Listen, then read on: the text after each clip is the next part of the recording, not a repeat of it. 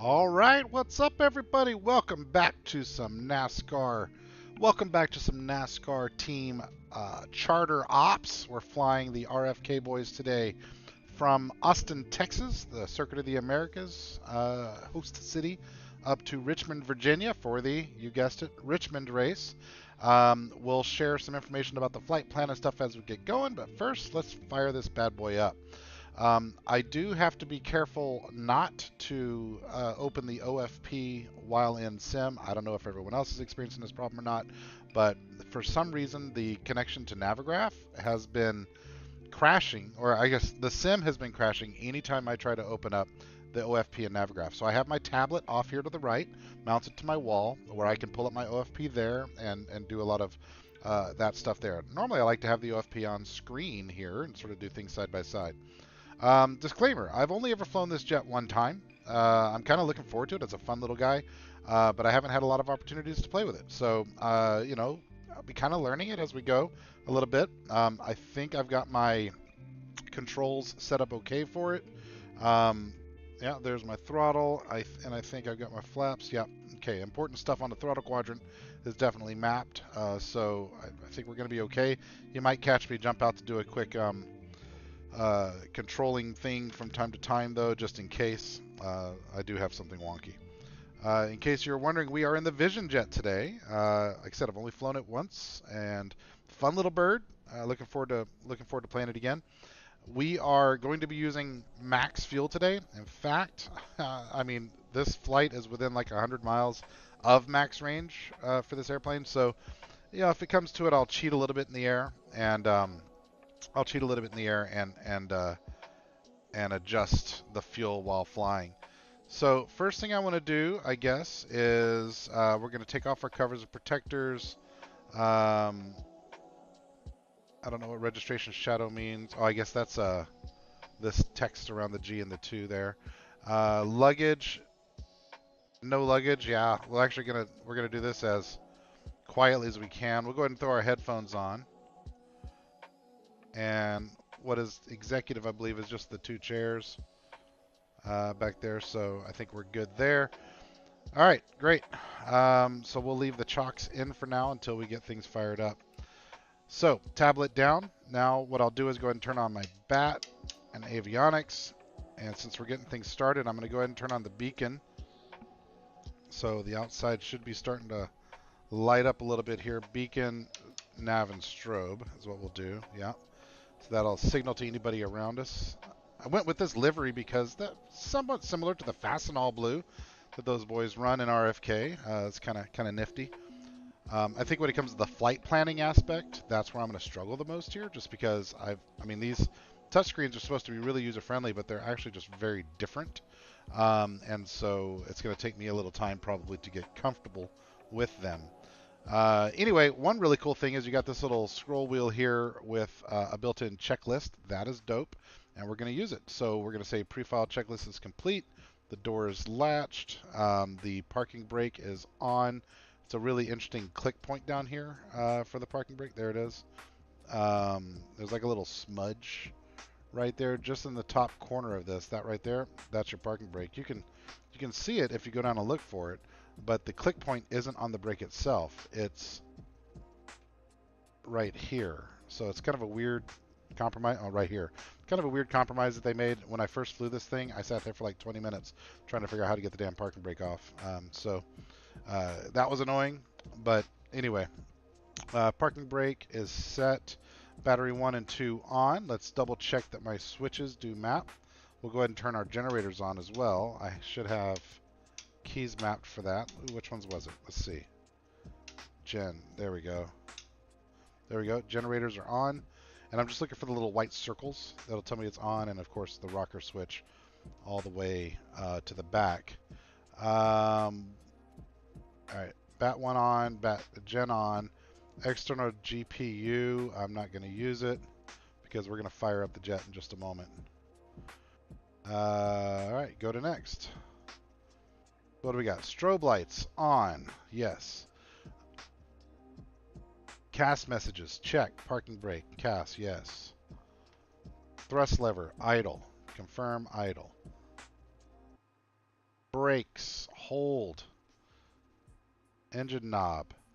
This thing's so easy. I'm going to turn that to run. Fuel pump. Check. Where am I looking at over here? Fuel gallons. Fuel. I guess I'm looking for some sort of fuel indicator. I definitely hear the fuel pump, but I'm not otherwise totally sure what I'm looking for there. So, boink. Oh, I guess verify fuel pump on advisory cast displayed. Ah, okay. Got it. Okay. Audibly confirm pump is on. Got it. Bat temp, engine start, volt cast. Engine start, bat temp, or engine start, volts cast. So I guess I don't know what bat temp I'm looking for, but that's up there looking all right. So we're just going to roll with it, baby. Engine button press. Let's start it. Just like starting a BMW. While that's spooling up, I'm going to real quickly pull up my chat over here in case anyone's already joined us.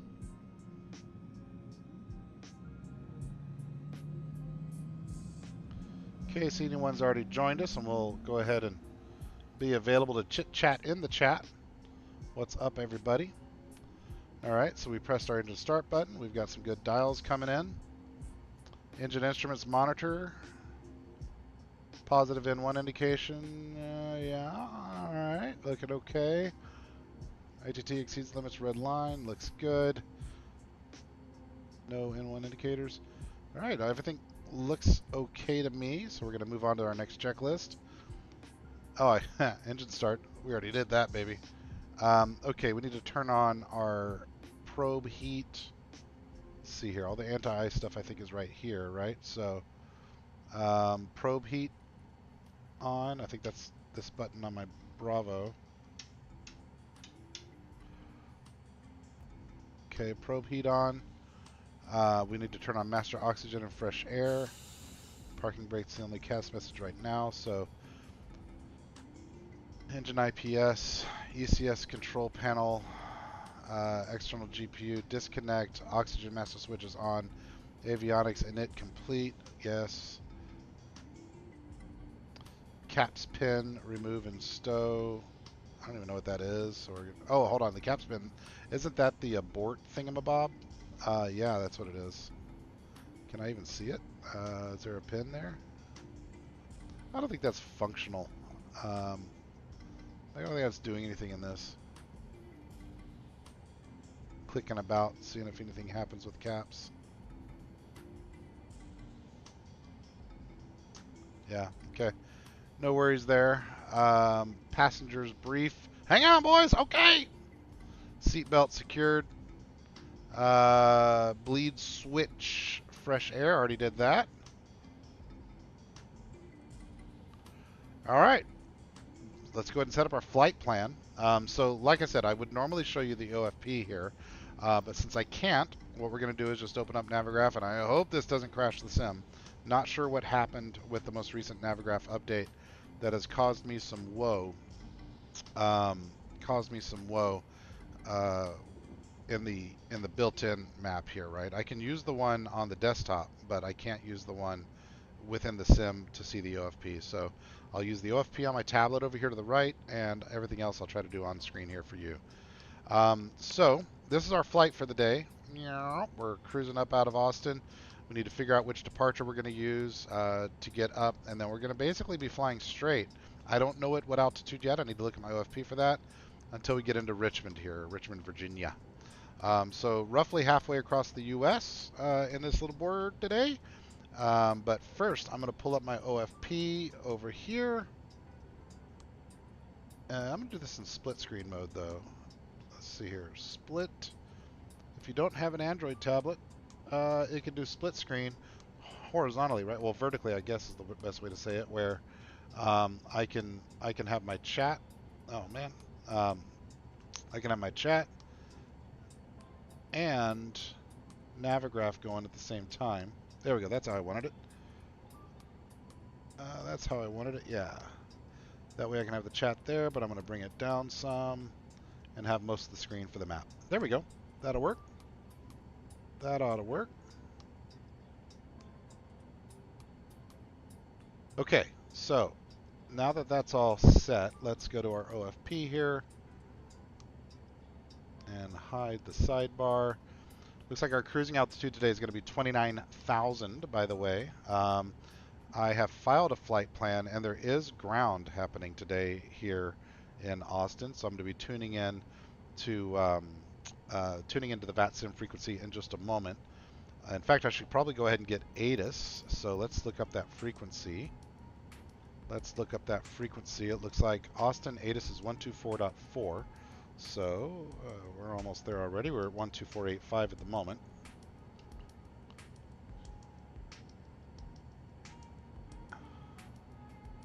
Okay, dialed in. Connected. Flight plan's already filed. Yeah, flight plan's already filed. I did not get a PDC, so I need to call ground here in a moment for clearance. Clarence. But let's go ahead and set up what we know. Weird that ATIS didn't start playing. So remind myself of how to get this going. Navcom 124.000 is correct. Okay, don't hear anything, so we can look up ATIS another way. I'm gonna go ahead and hit B for barometer. We're just gonna cheat on that. I ain't scared to cheat from time to time. Transponder, let's see, where's my transponder at? Where do I set my transponder here? Oh, here it is. Right now it's at 1200, so I'll get my transponder when I call. Okay, COM1 is enabled. I really just don't know how to use all this stuff very well, but I'm going to leave that up and available. Okay, mic 1, mic 2, that's interesting. Monitor 1 and 2, I guess, is what that means. We're going to leave COM2 set there at 1248. Okay, let's go ahead and dial in the 121.9 for Austin ground. 121.9. So let's try it this way. 121. Where's decimal 9? Okay, that's the way it works. All right, so now I'm listening to Austin ground. That's great. So over here, we're going to go ahead and go into our MFD and our PFD and look around. Yeah, okay. So MFD, what I want to do now is find my flight plan. There we go. Add origin, and we're going to start from K Alpha Uniform Sierra. Auschenberg, that's correct. And we're going to add our destination of KRIC. Enter. Okay, so that gives us the basic information. Now we're going to pop in some waypoints from our flight plan. And so it looks like first things first, we're going to go to Jayjo, Jayjo. I'm not including Hook here because I'm going to put in departure, and I think Hook will put itself in. So JA Yankee Juliet Oscar. Where's the backspace? Okay. Jayjo, right? Enter. Perfect. Yep, that's good. And then add another waypoint for Tango November Victor. Tango November Victor. Enter. South Central US. Yeah, not Madagascar. This thing's nice and easy, huh? So we're going to do a hard left there at Tango November Victor, and then Carper. C-A-R-P-R. Enter. We'll add another one. Larry. L-A-R-E. Yankee. Enter. Feeling good. MHZ, is that what that is? Mike Hotel Zulu. Got it. Got it. MHZ. Then we're cruising on up. Cruising on up. Cruising on up. Long way on MHZ. All right. Biscuit. Hopefully it's not a limp biscuit. You get it? B-I Zulu Kilo Tango. Enter. And then we're going up, little left turn there. We're still cruising. Views. We are going to look out the window at that point. EW Sierra, enter. Add en route waypoint. Ricky, R, Y, CKI, CK India, enter. And from there, we're going to go to FAC. Oh, hang on. What is this? Oh, yeah, okay. FAK, right? Yeah. FA Kilo, enter. Okay. So that's going to be that. Done with waypoints. Now we'll go back. Oh, we'll go process. There's a process button there. Let's find a departure that gets us out of here. So let's evaluate our departures over here. Looks like I'm supposed to be on departure Alexa Y4 using runway 18 left. Let's confirm real quickly with the ATIS as far as we have it here for Austin.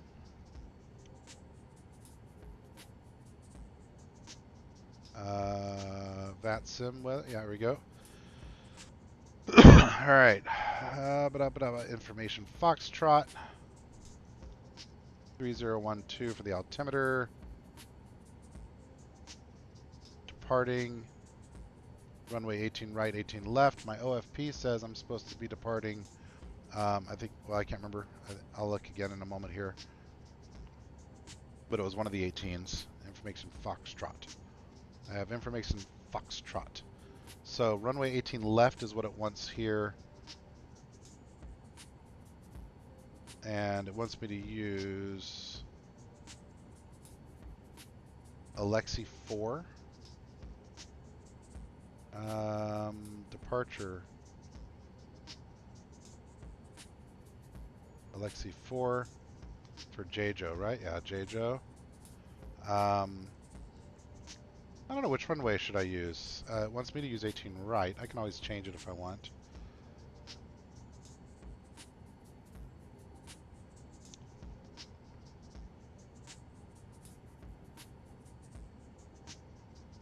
Let me make sure Homeboy's still online. Yeah, Austin ground is still on, 121.9. Austin ground, Roush 617 on the executive ramp. Request IFR clearance to Richmond as filed. I have information Foxtrot.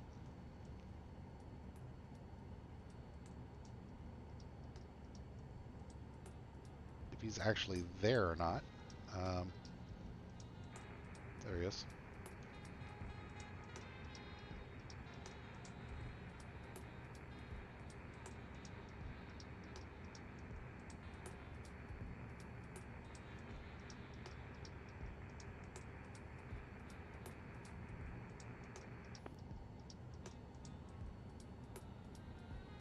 Austin ground, do not copy. Just hearing a static. Roush 617. 21.9, right? Yeah.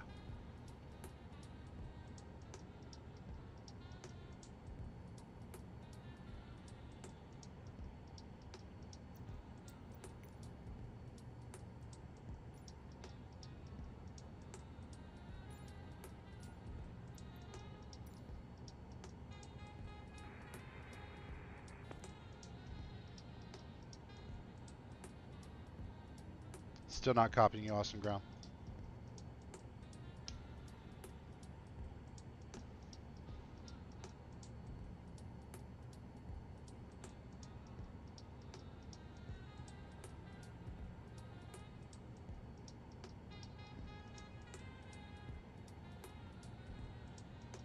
Two 1900, yeah.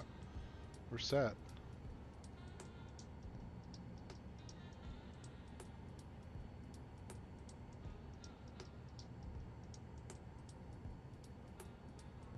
Well, this is unfortunate. Not my problem this time, but problem.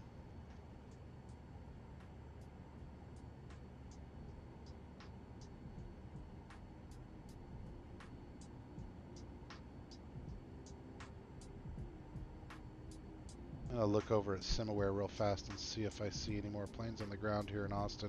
I don't think I do. It does look like there's a boy landing. Alright, we got a standby from Austin ground.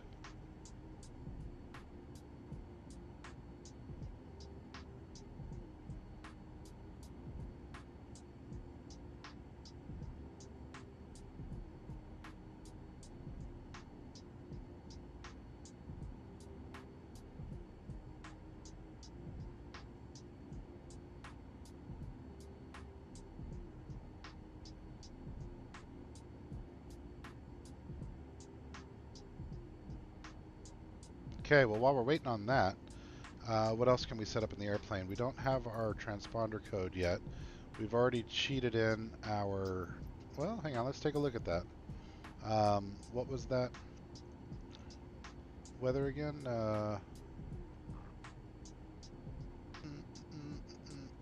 Batsim 3012, right?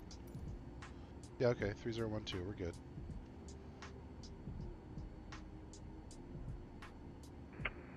Rush 617, Austin Ground. Hey, Austin Ground, I can hear you now. 617. All right, great. All right, you are clear to the Richmond Airport. Alexi 4 departure. JJO transitions in as filed. Maintain 4000. Expect flight level 290. 10 minutes after departure. Departure is offline. Squawk 7202.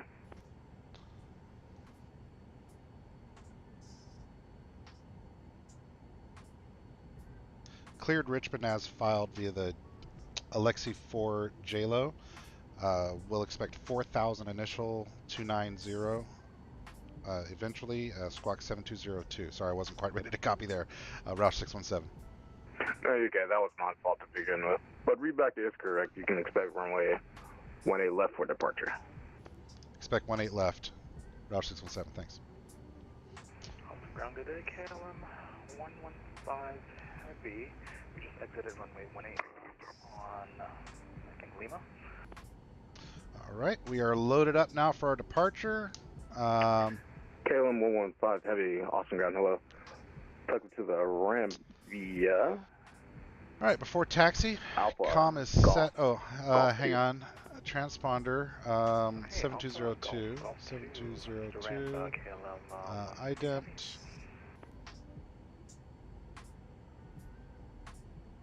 Go home there. All right, transponder is set. What's cool about this is it automatically manages it from there.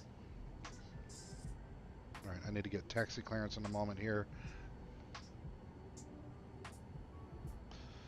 Okay, ATIS and clearance, altimeter is set, transponder is set.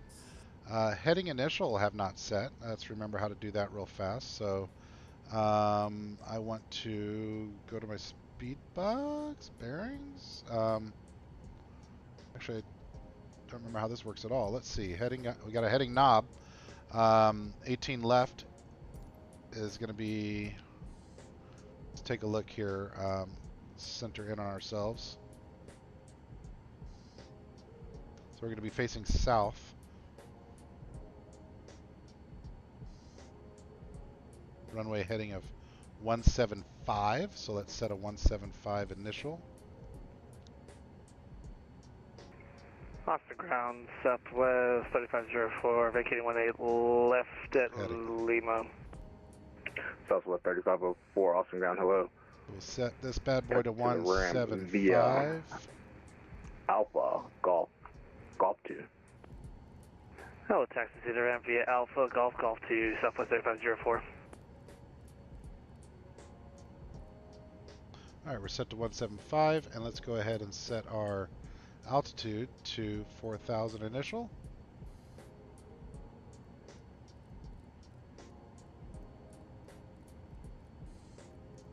Let's take a moment and study our departure plate and pop in ENI.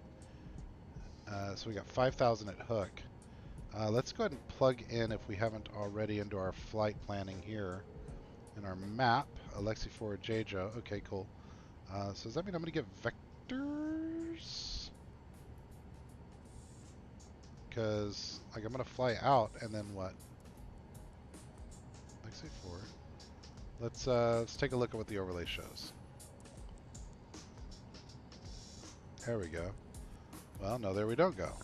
So, yeah, I guess I'm just going to go out and take a hard left to get to, well, where the hell is JJO at here?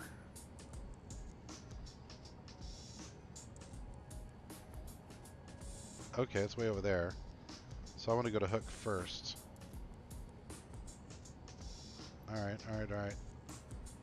So we're going to go out, we're going to get to 4000 and then do a hard left to hook. Okay, so anyway, those are set. Let's do a quick flight controls check.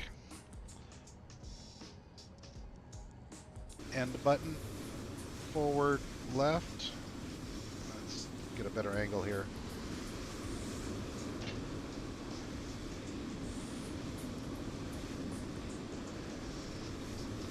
Cool looking airplane. Cool looking little plane. All right, flight controls are free and clear. Trim at 6 degrees. You get to learn how to do trim in this. Let's see down here somewhere probably. I guess I've got trim there as well. Where does my trim read out though? Let's see.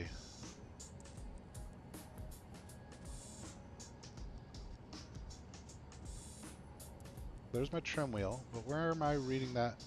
Where am I seeing my trim set? Flaps are up. I'm going to go ahead and put flaps down to 50. Looking for a trim indicator here, kids. Oh, Boston ground KLM 115. Is it okay if we take Golf 1 pitch trim, I see it. side of the terminal? There we go. Yeah, sure, KLM. 2, 3, 4, 5, 6. See that right here next to the map. All right, trim set to 6. Nailed it. Flaps at 50. Electric roll trim set. I don't know where that's at.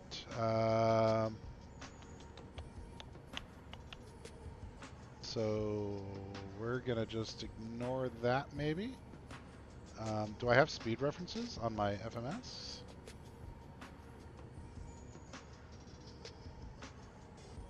Electric roll trim, roll trim, roll trim. Looking for roll trim.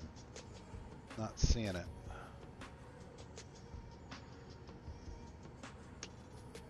Okay. Oh, there's our barrow. Okay, that's good to see. It's good to find real quickly. Oh, roll trim right there. Okay. Okay, good. Toga button. Cast messages, check. Just parking brake, good. And seats must be in normal upright position. Parking brake release, brakes check. Alright, next checklist is before takeoff. Let's get ready to copy taxi here.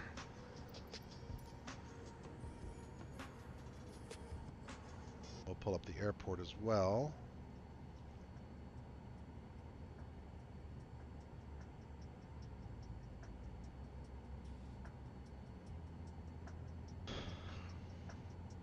Austin ground, Roush 617, ready for taxi.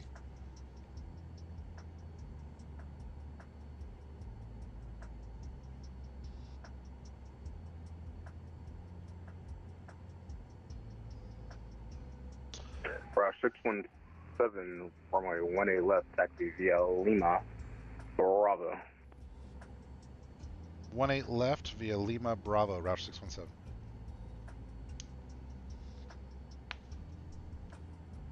All right, let's. All right, what we're gonna do real fast is just cheat the fuel back up again.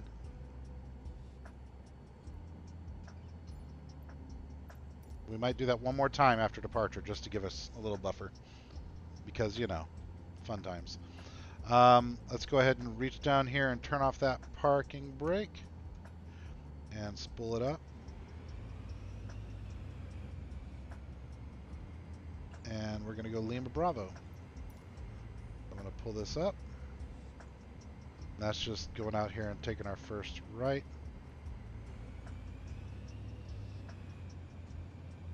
Oh, are chocks still on? Chocks are not still engaged. Why are we not moving here? Let's look at our tablet again, just to be sure that I don't need to. Maybe the chocks are invisible.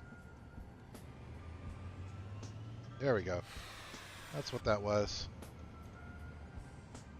Got a lot of rolling resistance actually. Got to get a little momentum built up here.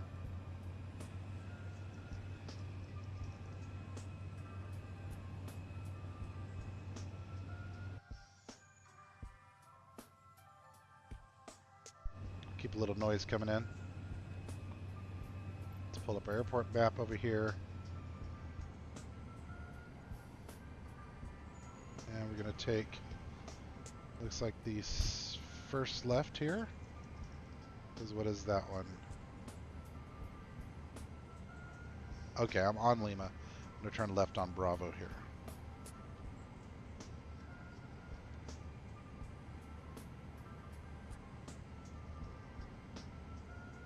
take a look to the right, make sure we're not impeding anything. Take a look to the left.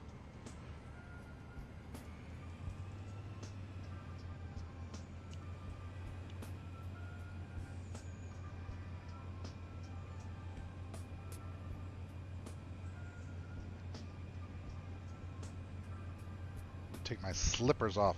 My feet are getting sweaty. Okay, that's 18 left all the way down.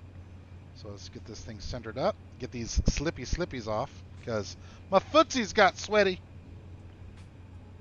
Put it right here. Ah! And they feel kind of funky on the pedals too for steering.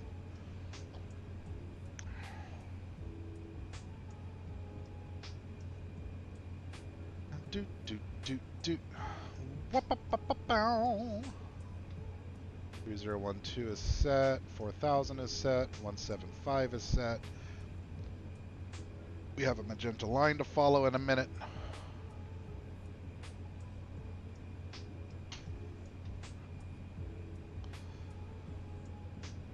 So I'm using a, honeycomb alpha and bravo for this stuff, and sorry, one second. Open this up in a different way now that we've done all that stuff. I don't need the OFP up all the time like I did.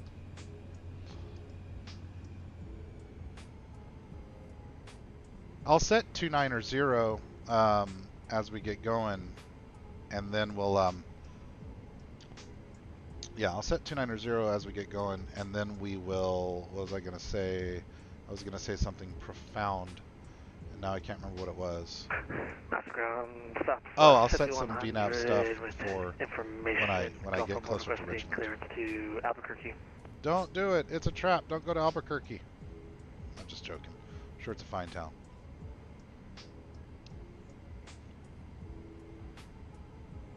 I've been to Austin a few times, but I think every time I've ever been there, I've driven there. I don't think I've ever flown into Austin. So this is one of those airports I've never been to. Ground, hello. You are clear to the Albuquerque airport. Air 2 departure. San Angelo transition then south. Maintain 4000. Expect flight level 320, 10 minutes after departure. Departure frequency is offline. Squawk 4020. Okay, before takeoff, briefing complete. Landing lights. San Angelo transition to we'll climb and maintain 4000. Initially, we'll expect flight level 320, 10 minutes after departure. Departure frequency offline, and we'll squawk 4020, Southwest 5100.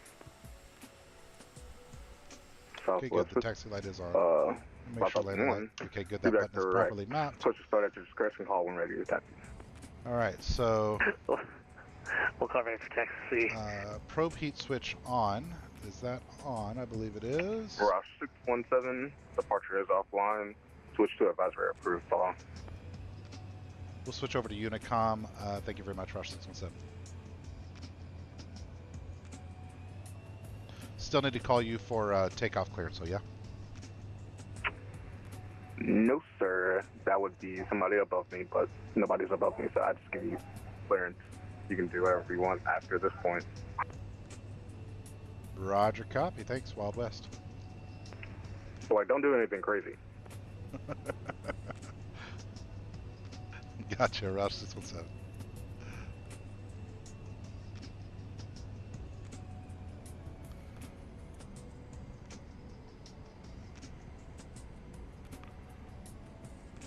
All right, we are about to enter the old runway here. Probe heat switch is on.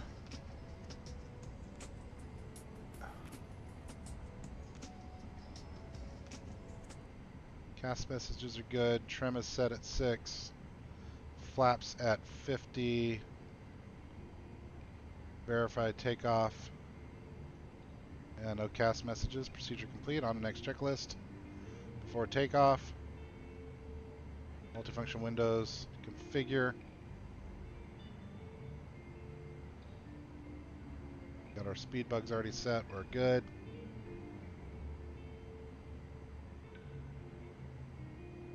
All right, let's go ahead and flip over to Unicom.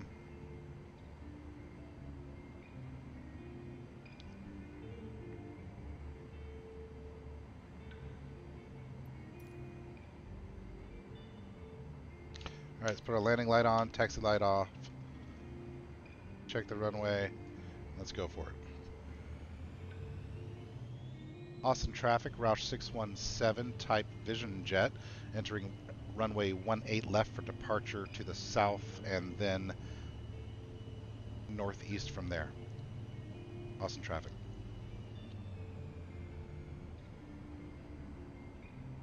Alright, let's get up and out of here, baby. Before takeoff, Windows, configure, normal takeoff, brakes hold, thrust lever to take off. It's going to be basically all the way up. Engine instruments, check normal, brakes, release,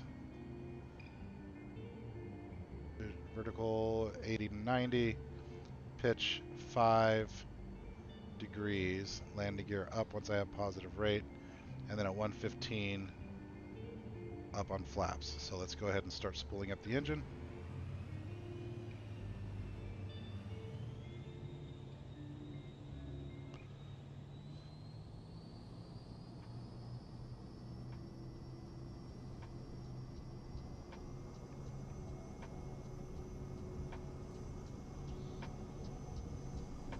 Alright, looking for 90 for us to rotate.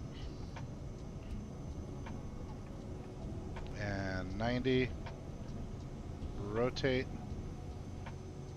crosswind there, positive rate, gears coming up. We are up. What's up, Ferda? Man, I was still doing business stuff. I couldn't watch your stream earlier, but I did see that you were coming online. I'm just now getting in the air. You're way ahead of me. Flaps coming up at 115. Give it a little backwards goose there. Yeah, man. Hope you had a good flight. What were you flying? The 737 again?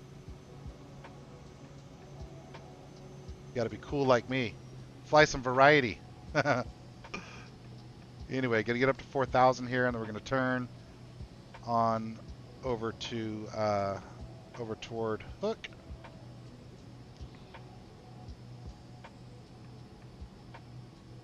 Yeah, good to see you though, Ferda.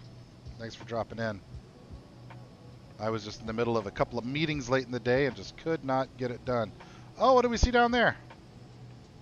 This is where Brad Keselowski did very, very poorly. Where Buescher did okay. Buescher's just a better road racer than Brad, man. I'm sorry to say it. Brad, he's a champ. Buescher's not. But lately, it seems like Buescher's had the edge in RFK. And old COTA is a challenging racetrack. I know it well from iRacing. It's a challenging racetrack, really difficult lines, really difficult to find a rhythm there. A lot of corners. When I first learned COTA, I hated it, man.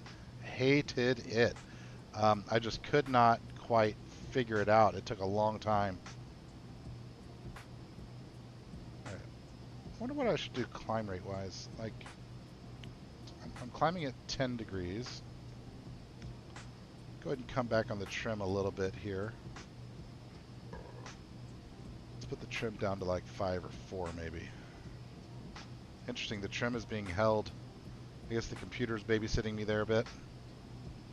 Anyway, how's this bad boy look? Woo! I haven't flown the 737 in a minute, man.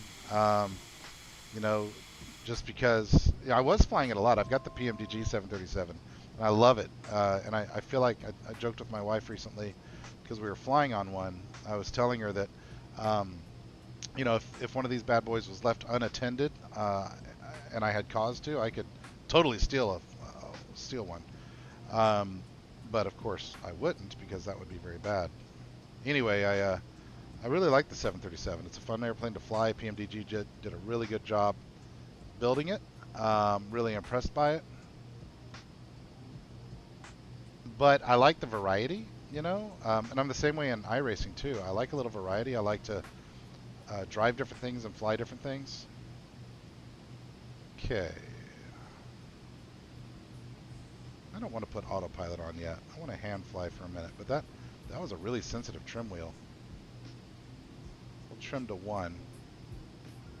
We're climbing at 32, 3,000. Okay, let's put that back at 2 then. How does that feel? What are you going to do, vertical speed?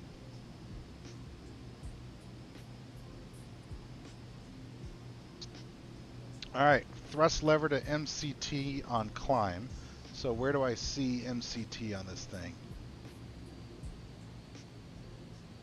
Like, I know where to look now on the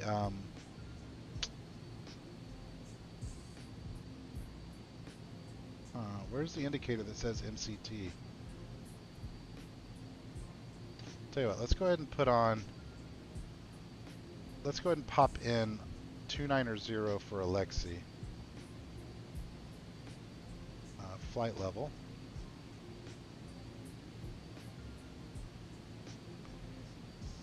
And let's see what happens with the level change. So I'm going to turn on flight director. Okay, that's helpful. Still want to hand fly it for just a minute here. I'm going to go back one more click on trim. Coming online real fast here. Woo! Steep bank. Bank angle. Bank angle. It's one of those COTA turns. That was turn 19 right there.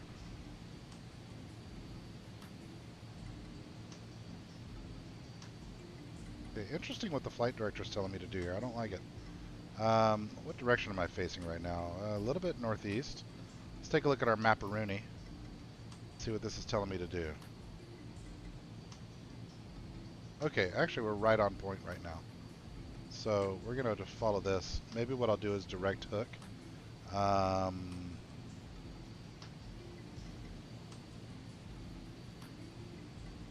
So we're going to go enable the autopilot. And let's see what she does.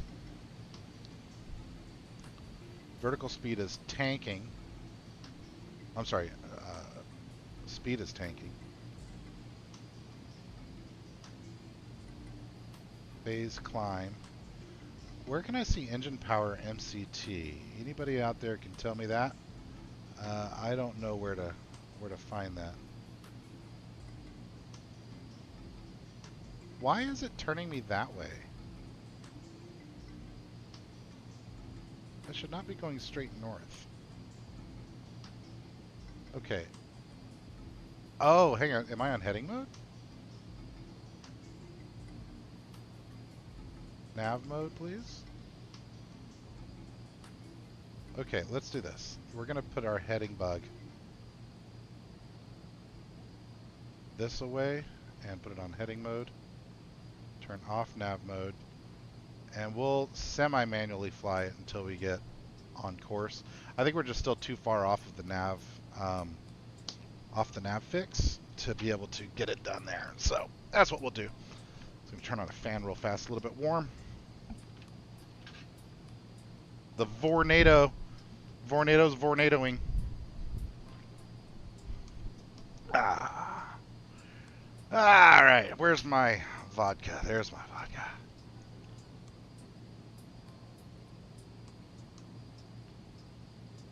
Bearing. Need to learn this stuff. Traffic map, interesting. Hey, kind of nifty. Yeah, I like that view. That's cool. PFD map settings, MSI map. Nifty. No, I don't want that though. Inset map. Traffic inset. Okay. Traffic enabled.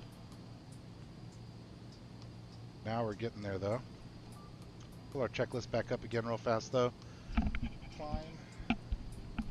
Thrust set to takeoff thrust is limited to 5 minutes maximum. If practical, reduce to MCT within 2 minutes of selecting takeoff thrust.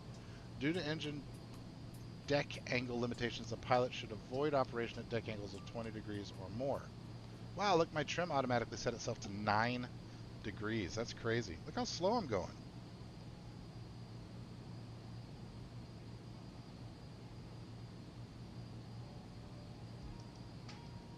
Okay, I'm going to give it a little more beans.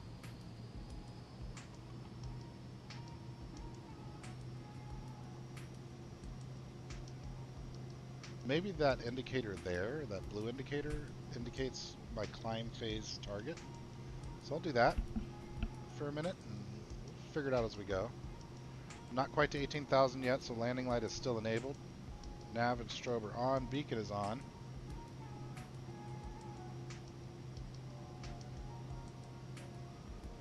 Anyway, feeling okay about the thrust lever now. Picked up a little bit of speed. Engine parameters monitor. Hey, I'm monitoring. We're checking. Cabin pressure's okay.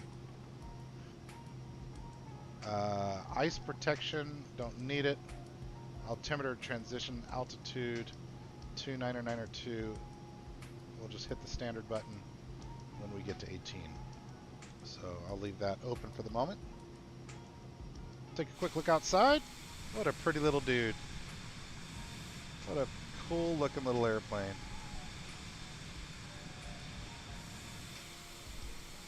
Man, it'd be so cool to own one of those. Alright. We need to go ahead and turn our heading a bit left of Rooney here so that we can get intercepted. Might have overcorrected a bit there.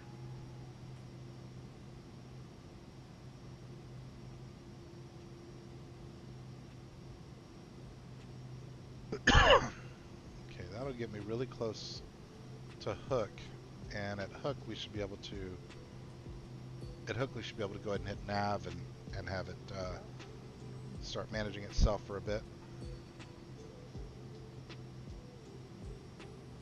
After I get to cruise, we'll walk through our mission here, what we're getting done. Tell you a little bit about FERDA Simulations over there doing something similar. I don't know which one of us had the idea first, but we both had a similar idea for a series, and I think both of us are having a good time trying to keep up with it. I will point out that next Friday, I fly out for a week or two in India, and so I'll be out of the country, out of town for a while, which means I'll either have to pre-record the next flight and, you know, guess. Well, let me think. What's the order of operations here? Today's Friday, so the Richmond race is going to happen. I'm going to know what I need to fly from Richmond to whatever track's next, but then I'll be out of the country for the next one. So I might need to pre-record something and unintentionally cheat my system, my mission here. Oh, I guess I haven't explained what I'm doing. For any first-time viewers, I haven't explained what I'm doing yet. So in a minute here, I'm going to be a complete nerd and I'm going to pull up a spreadsheet. But right now I'm just monitoring speeds first. So give me a few minutes here and then we're gonna do that stuff. How do I adjust the range over here? Home, map. Okay, I don't want two maps. How does that work? Oh, hang on, I remember something about there. I need to turn, yeah, okay, now I'm controlling that. Home, I want to turn off the split. I remember how to turn off the split.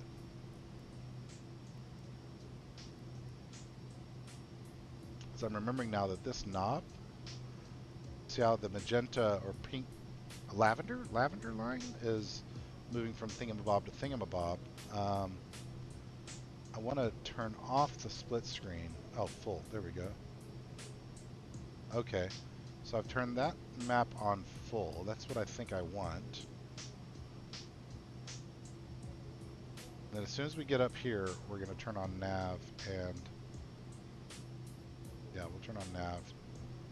Oh, auto throttle, check that out. I didn't know this little guy had auto throttle. Nice. Aren't you just impressive? Feels like a pretty sophisticated feature for a little boy like this.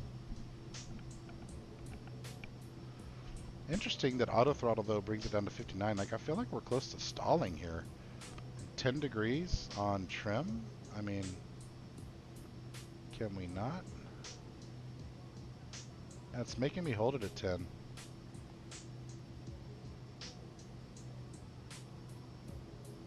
Okay, well, it's fine, I guess. It'll be alright once I get up there. 18,000 feet, we're going to hit standard on the barrow. jump over, take a quick look at SimAware and see what ATC looks like. I might get a little ATC going through parts of Texas and Louisiana here, but otherwise it looks like it's going to be an uncovered flight, so a bit of a bummer there, but it's all good. Okay, that is done. Checklist complete. All right, we are not yet at cruise altitude, so not ready for that yet. But thrust, ice protection, and EIS. What would that be? Engine instrument systems? Maybe?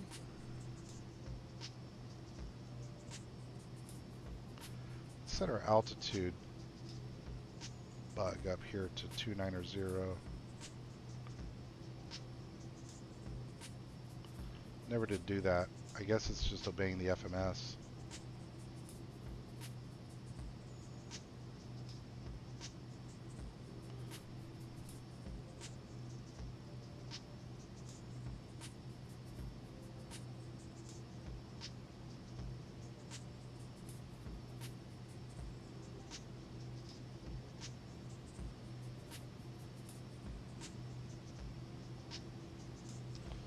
Alright, we leveled off momentarily there, but I'm about to hit VNAV.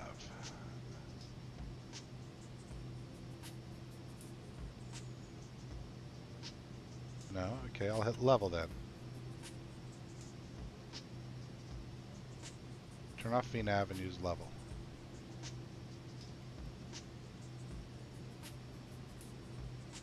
Okay, I think that's doing it. I think that's doing what I want.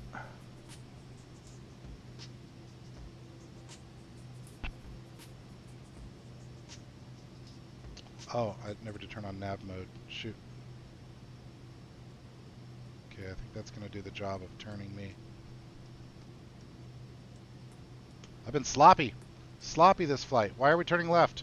No. Heading.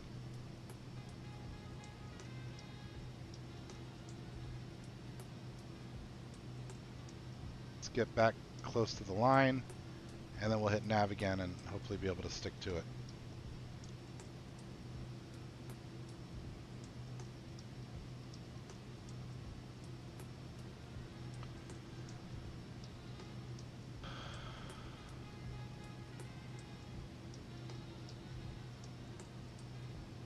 That didn't stay in. 29000. Flight level, enter. Oh, there we go. Okay. Enter. Why are you turning that way? Turn off nav mode. Airplane.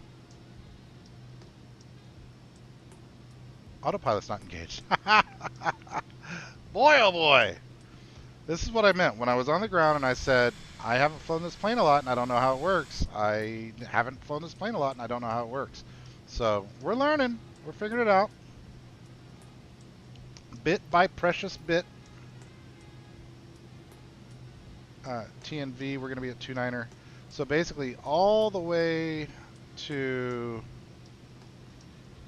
I'm going to say Ricky, we're going to be at 2.9er. So I'm going to go ahead and pop that in.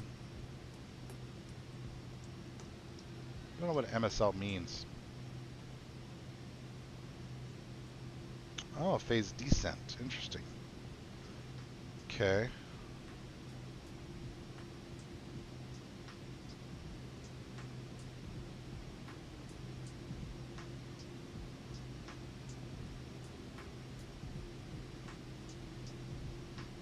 Okay, now I know how to do that.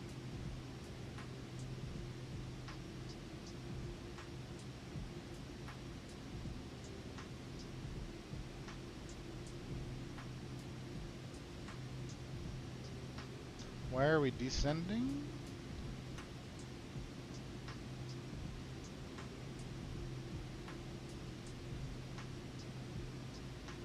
Tell you what, we're going to go vertical speed mode. I can trust vertical speed. I'll put it at about 1500.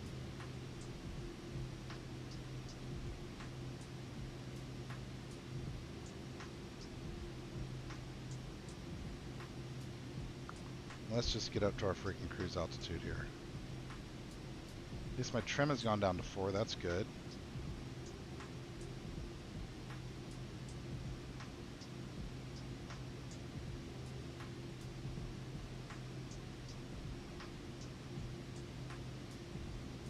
Alright, direct J Joe.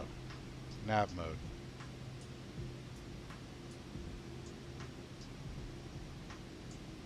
And I think that's going to get me on track here. Finally. Hey, we haven't slammed into the ground. So, you know, successful flight. Successful flight. Anyone you walk away from, right? As per the hero of Canton, James Cobb. Learning an airplane is always fun. Interesting watching this vertical speed bounce all over the place, though. At least I've got some good airspeed now, though. You know, right at 200. Once we level off, we'll be aight. We'll be aight. That's what the kids say. Aight. I don't think that's what the kids say.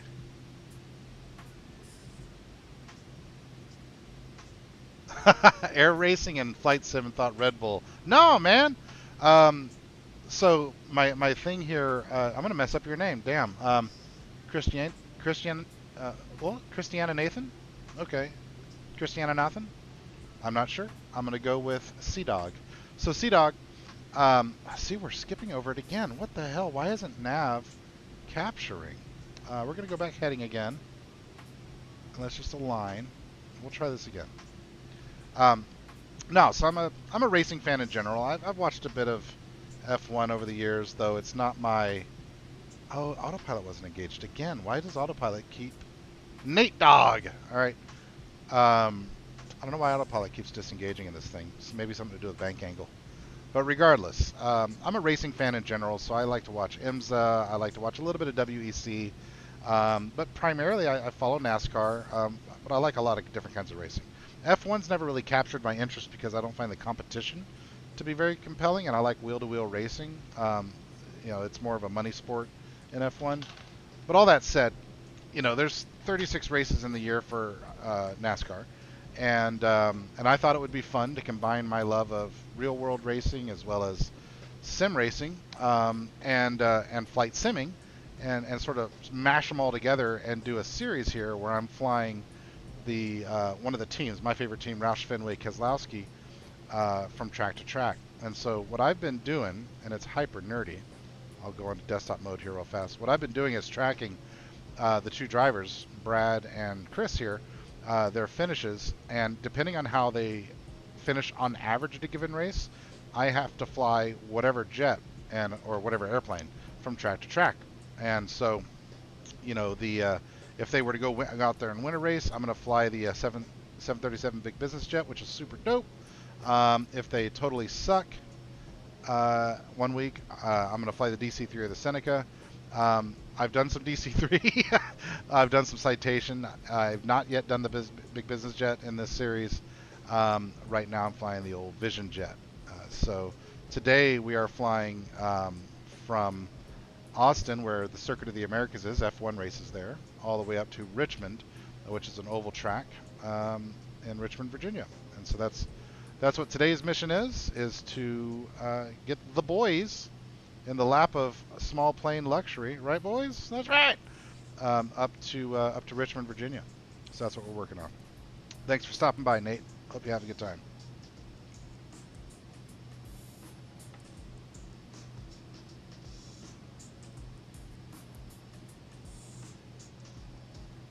Okay, starting to get close. I think we've managed to wrangle control of the airplane some.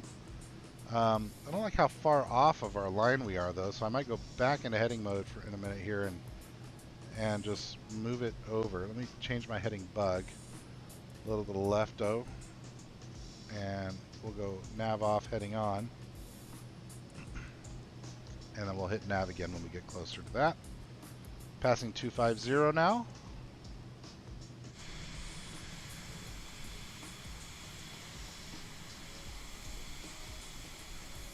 Sure I have live weather and stuff on. Yeah, live weather in real time. I guess this will be a nighttime landing because I am flying against the grain where the sunset is concerned.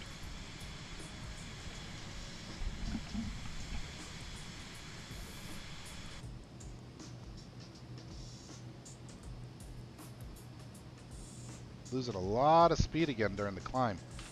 But that's what the auto throttle has it set at. Let's double check the auto throttle is engaged. It wasn't engaged. Damn it. But then it brought it down even further. What's up with that? Alright, I'm going to override that auto throttle. I want a little more juice, please.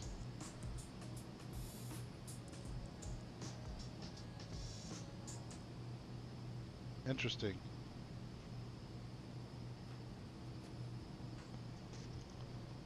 Yeah, I'll tell you, the immersion, Nate, is really enhanced when guys are on playing the role of air traffic controller.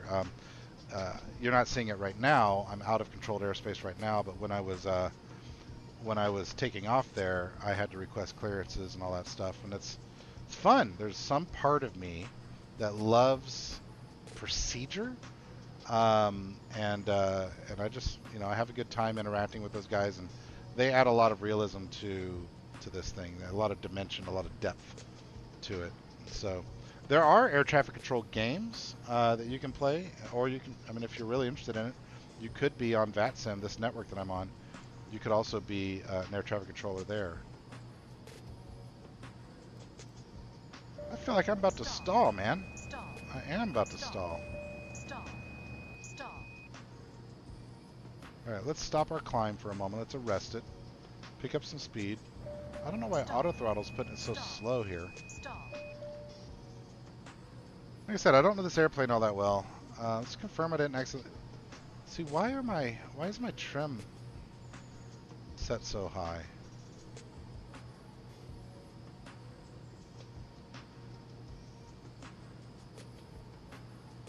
I mean, it's good that the computer does things. It kind of sucks how much the computer does things sometimes. So let's.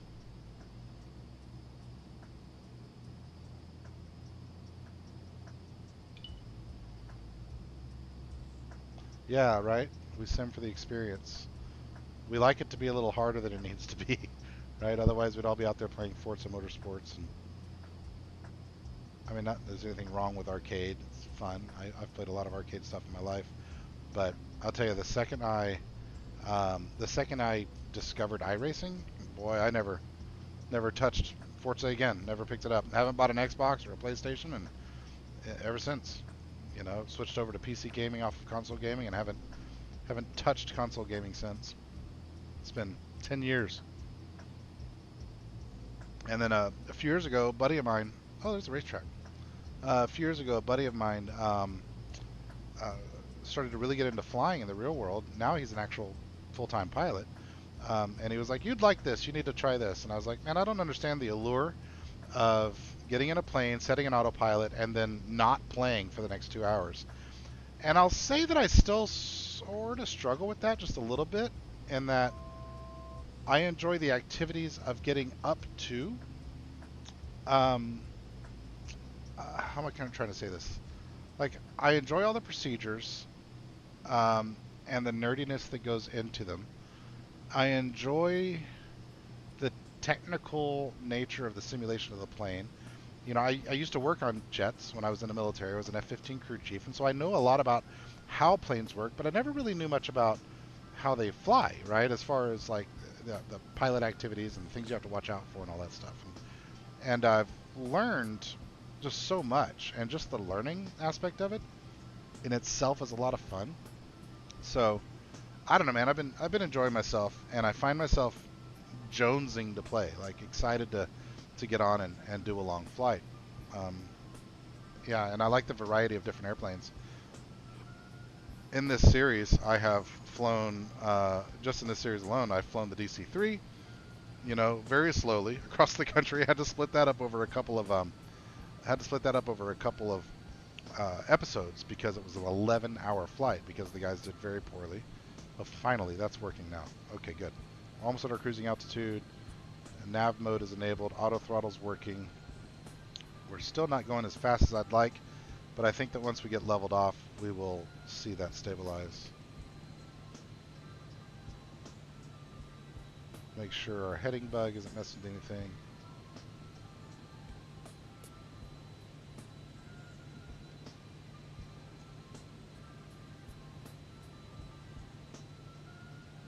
I think we're in good shape over here.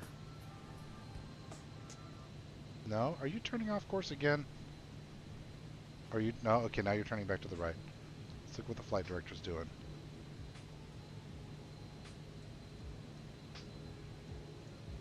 Okay, good. Alright, good. I've had trouble just getting it to, you know, get on the magenta line and go. But I think we're good now. Alright, so let's take a look at SimAware real fast and see if we're about to be in controlled airspace. I don't think we are. No, we'll get... Oh, hey, guess what? With desktop mode here. So the big bubbly things are controlled airspace. I know this is ugly, not exactly a nice crisp out here, learning how the airplane works, but we're going to be in Fort Worth Center soon, so I'm going to tune for that. And then after that, Memphis Center. So we're going to have coverage for a significant amount of our trip as it stands right now. Yeah. You tried MSFS and the trigger activated wheel brakes. It's a button mapping, man. Yeah, it takes time to get your mappings all sorted and figured out. And of course, you can have different profiles for different types of planes. I bought the F-15, and I'll tell you, it's a terrible model. I've spent a lot of hours in the in that aircraft, on that aircraft, in that aircraft. You know, in the real world, I used to work on them, and I know my way around an F-15 really, really damn well. And the modeling is pretty terrible on it. But I don't know, man. I allow it to pass because I get it up in the sky and I hit the afterburner and I get up to 50,000 feet and I just act like a hooligan for a while. I don't do it on VATSIM, obviously, but yeah, there is something really fun about getting in a fighter and just pretending for a bit. I like it. Hold on. Back. Where am I at here? We've done all that. On our way to Kepper. 29er 00 flight level enter, but not descent. That's going to be... Oh, really? It's cruise. It's neither of those.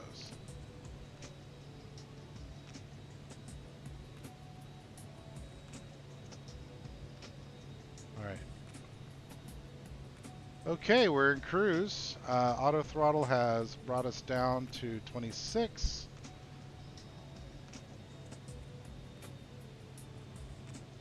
We're on course. All right, let's go to our checklist here. Find the little knob. There it is. Thrust lever to as required. Ice protection as required. We've been monitoring gauges as we've been going, so we're good. And we are not ready for descent, so let's turn off our... Oops. How do I turn off the checklist? How do I turn off the checklist? I'm gonna go full. Yeah, there we go, full. That works. Okay.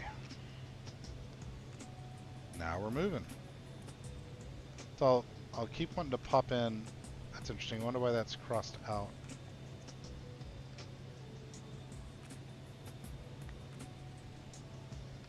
At or above, at or below. I want at 290. What's MSL then?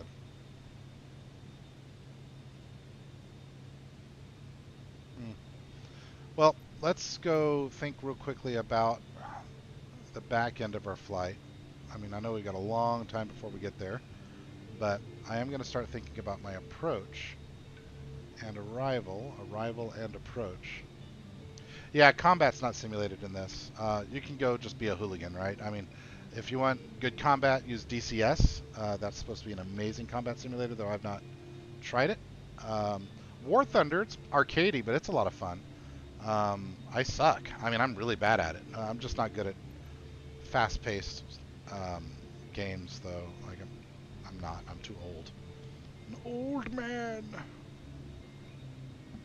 Looks like runway 34. No, it's way too early for me to start thinking about approaching arrival. I'm just gonna see if we can't get some speed going here.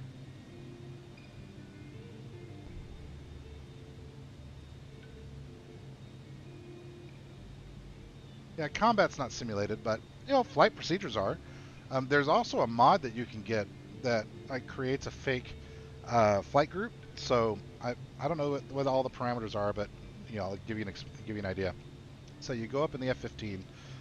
This might only be for the F-14 because that's an amazing DLC. But the F-15 I think works with this mod as well, where once you're flying, it will render in sort of clones of you that will follow your movements and stuff, so it feels and looks like you're flying in synchronized formation in a flight group. But that's pretty cool. But it's not the same, right? It's not what we're talking about, where I want to get into a dogfight or a long-range missile engagement or whatever. Like I know that's what you and I are kind of going for. All right, altitude hold is enabled. Why am I still showing 2 degrees of trim? I feel like that's going to slow me down.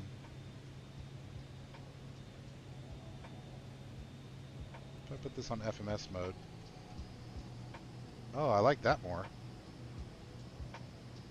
Yes, please. More throttle, please. Learning airplanes is challenging but fun. Yes, I should watch tutorials more. I know.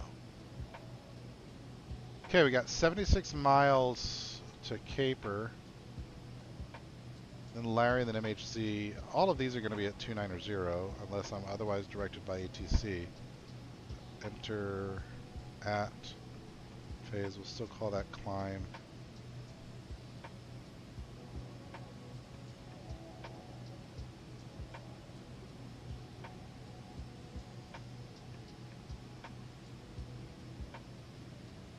Speed constraint.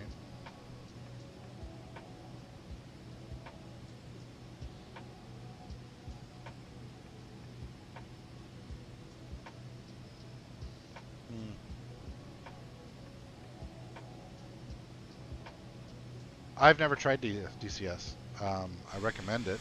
Based on what I've seen online, it looks really fantastic. Looks like a lot of fun. Ooh, landing lights. Looks like a lot of fun, but I've just not. I'm a pretty busy dude. I travel a lot for work, and my window for entertainment of this sort is often pretty constrained. And so when I get in a racing mood, you know, I do iRacing for hours and hours, days on days. When I get into a flying mood, I do that. You know, what I find difficult is mixing them, and doing a bit of both. So anyway, it's better than watching TV. It really is. Like, it's just so much more intellectually satisfying and engaging. I really prefer doing this sort of stuff. All right, 135175 is our frequency for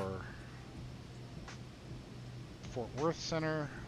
175. Oh, actually, you know what? This is one of those things where I guess I've already got it from my panel over here. I've got one of those separate, you know, radio control panels over here from, is it Logitech? I think it's Logitech. And for most airplanes, it's a fantastic thing. In this airplane, it's kind of easier to just use the little touch screens around here. Anyway, hey, what happened to my transponder? My transponder stopped working. What's it supposed to be? 72 something. 7202. 7202. Ident.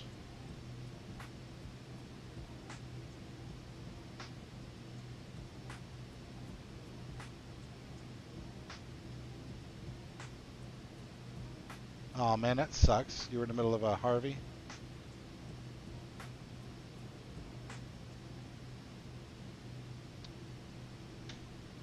DCS, I mean, listen, it's on the to-do list. It's just a matter of doing, you know.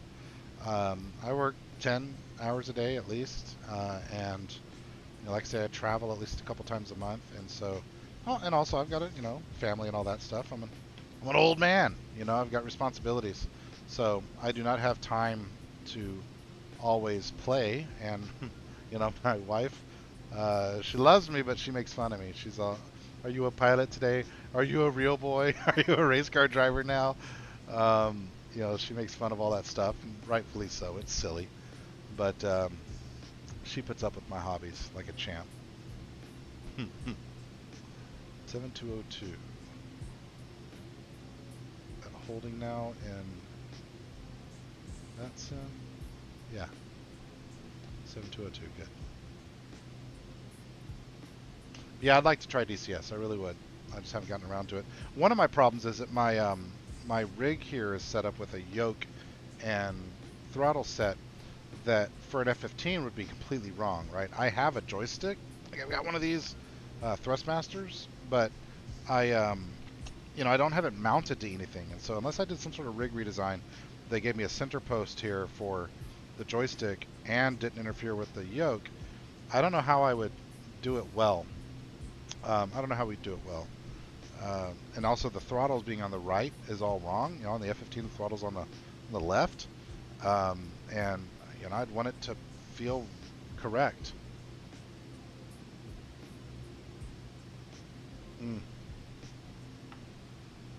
Dude, that sucks. I'm sorry to hear about your stuff. It takes time to acquire. Hopefully, I don't know, is your rentals insurance or whatever taking care of that stuff? And I'm hoping you're getting taken care of on the back end. You're not just out.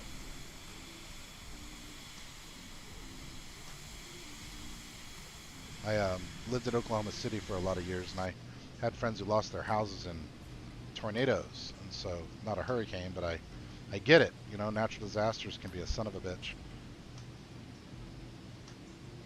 Ruin people's lives.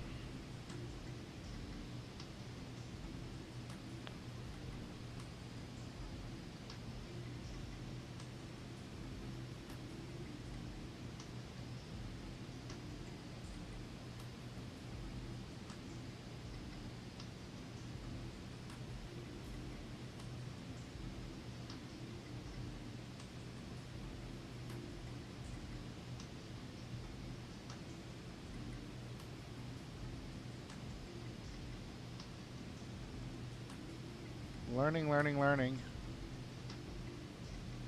FMS speed 0.52. Okay. It's right there at the barber pole. P38. Which one do I have? I think I bought the P40 in here, and I've played with it.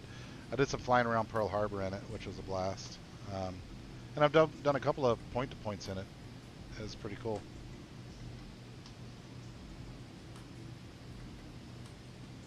Man, I'm sorry to hear it. Sorry to hear it. That is a terrible story. Terrible story.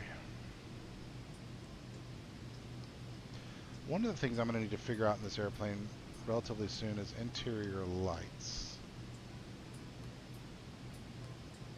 This is? Aha! There we go. Because we're going to be getting into the darkness for a while here. Because right now, let's see, East Coast, it's 7 o'clock. Another hour or so, and the sun's going to be, setting and stuff. Kitty Hawk. Yeah, well, Kitty Hawk as a location is available. And then the Wright Brothers Flyer is also available. And I think that's a free, I think it's a free piece. So I've actually gotten in it before, just sort of look around at the machine. I haven't really tried to fly it, but it's pretty cool. What do you mean getting some traps?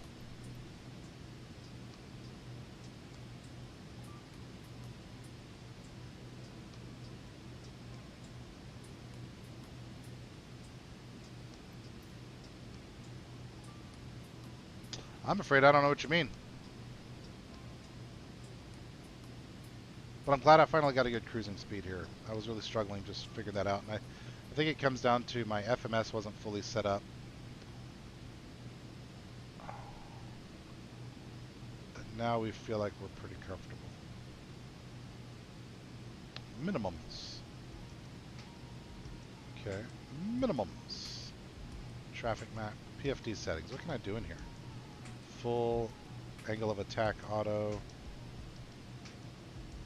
Ooh, neato.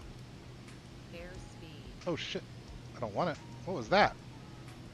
What was that? Airspeed.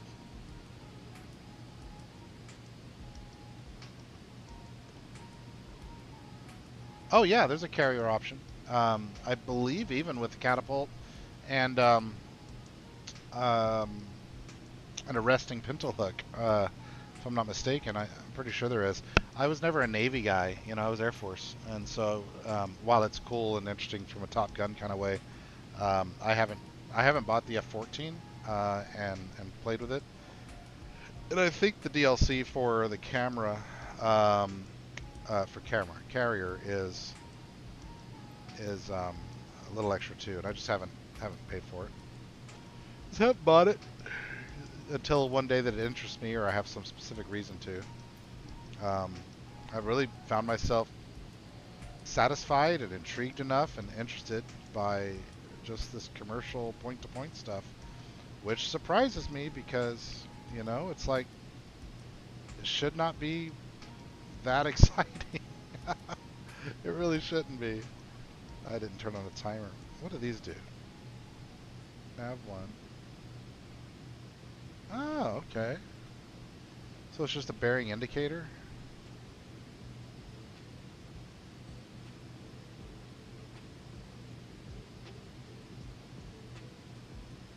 Okay, I like that little display. What's bearing 2 do?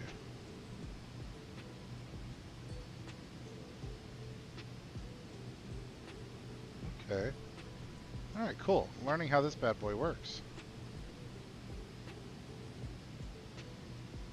Learning how this thing works. I don't know what OBS means.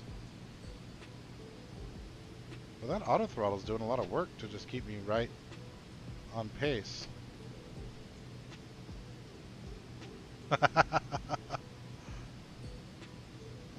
I'm a relatively fortunate dude, Nate. I done okay in my career. I can afford some stuff to fart around with in my free time. Worked hard to get there, but now I've got a, you know, racing rig over here to the left. That's where I do my sim racing, and you know, there's the gaming rig itself, and then obviously this wooden rig that I use from Derek Spears Design for the flying. But I love me some simulators. It's the good times. You know what I haven't done? What I haven't done is a wristwatch check, because I haven't been wearing a watch all day, which is super weird for me. Let's see. We're flying today. We're flying a jet, so it's pretty modern. Yeah, we'll go with the Hamilton Khaki Crosswind Aviator's chronograph. That's what we're going to rock today. Boink. There's watch of the day. Hamilton Crosswind. Silver complication subdials. It's so cool. Love this watch. My second nice watch. What's today? The 28th. Let's get this thing set. Friday at 19:08.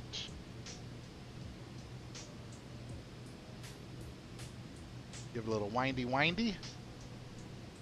Little windy. Oh, Red Baron, way back in the day. Bro, you and I might be about the same age. Yeah, I think I played Red Baron back then. You know, one of my first, it was back in the either Commodore 64 or 128 days.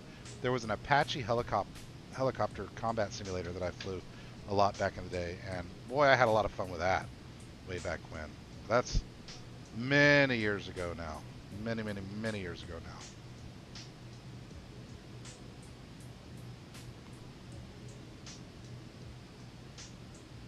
Why is that showing all over the place? RFK, that's me.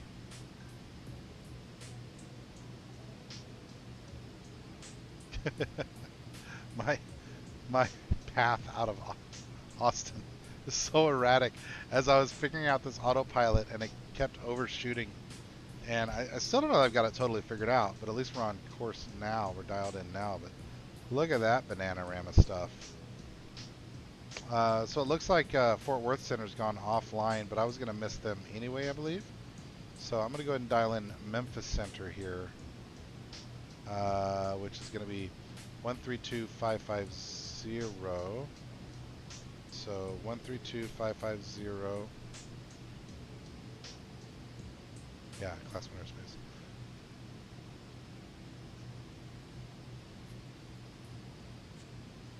So we're going to go down here. 132550. Enter, but we're not going to go up yet because we're not there yet. Yeah, I'm 47 too. Same age. Same age.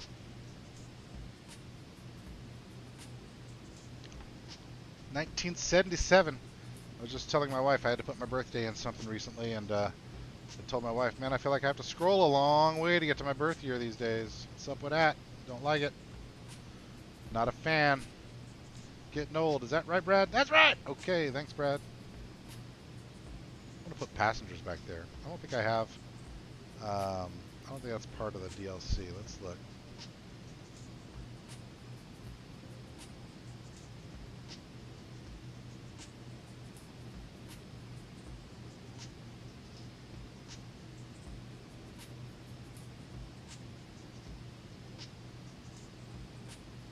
No, I guess not. Yes, not.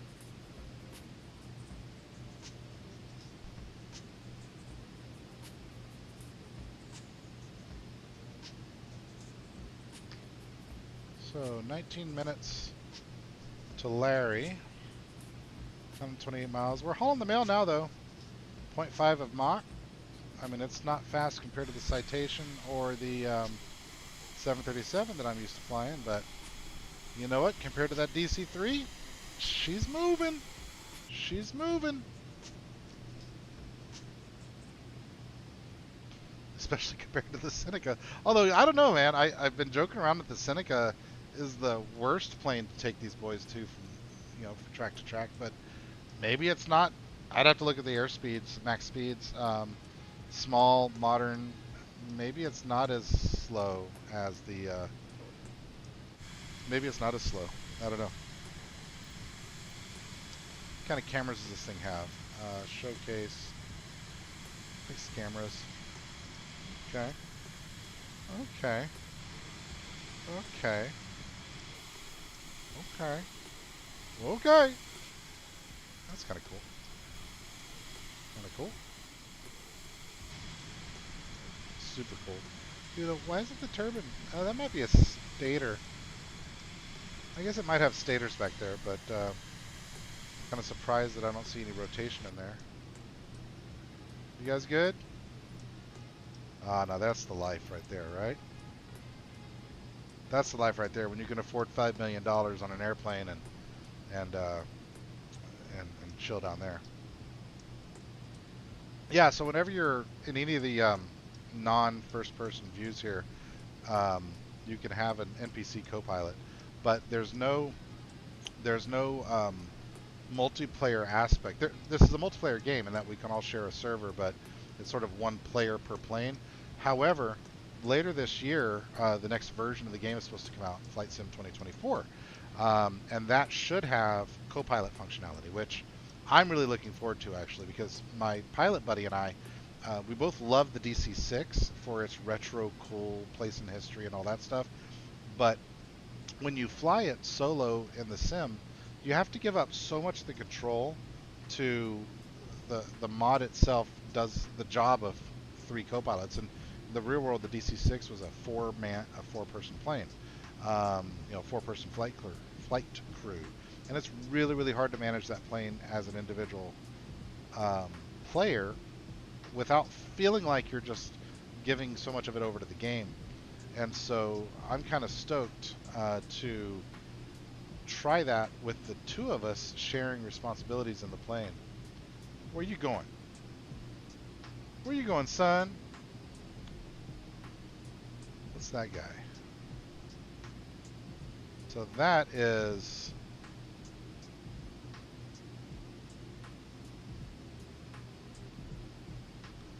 That's Delta 1285. It's an Airbus A21 at 36,200 feet going 374 knots. He's going slower than I am, or at least his indicated airspeed is going slower than I am.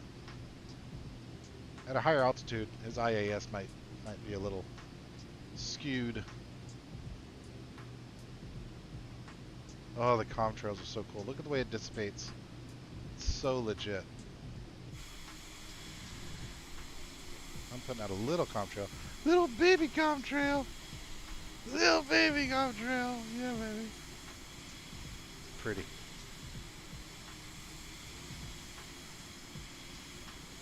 Ha.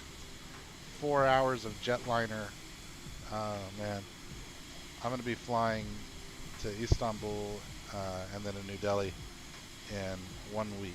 And that is enough airline sound for me. And again, like I said, I fly all the time. And I actually kind of struggle to sleep on planes. I'm not great at it. I feel like there's an ambient sleep channel, white noise channel for just about every obsession out there. All right, let's see if I need to cheat on fuel at all. 77%, 115 gallons. What I want to do, I can't look at my OFP in here, so I have to do it over here. I won't be able to see the chat for a minute. I want to look at my fuel as it's expected to be at Larry, and see if I'm on track for fuel. Here we go. J. Joe, Magnolia, MHC, Larry. Here we go. 1289 is what I'm expecting, and I've got 1500. So what was that? 1,530 pounds combined. I am okay, I think. So the thing is, according to SimBrief, when I filed my flight plan, it said that the block fuel required for this flight was more than the aircraft can hold, and so I've had it tell me that before, and it was a lie. It said that about the DC-3, but I ended up being able to make it on fuel. So maybe that's the case here as well. We're going to find out. What does my flight number have? RFK. Why does that say RFK 617RF? Where do I set that at?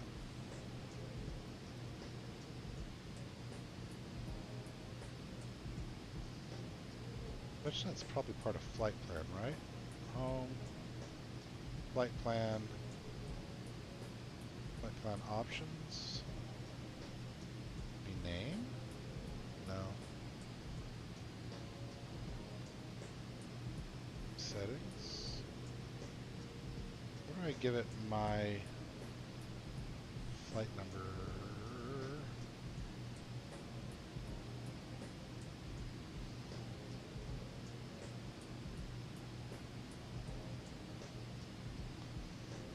See, in the 737, there's a place where you type in your flight number, and I didn't do that while setting this up.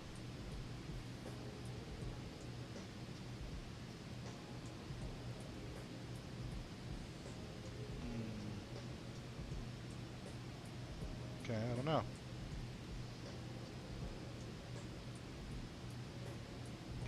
I don't know.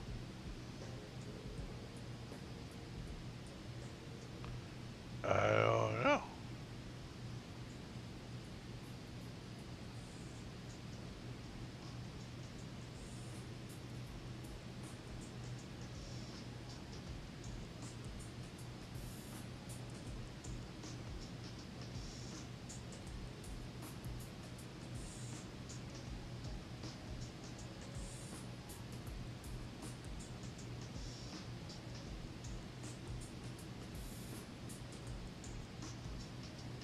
Neat.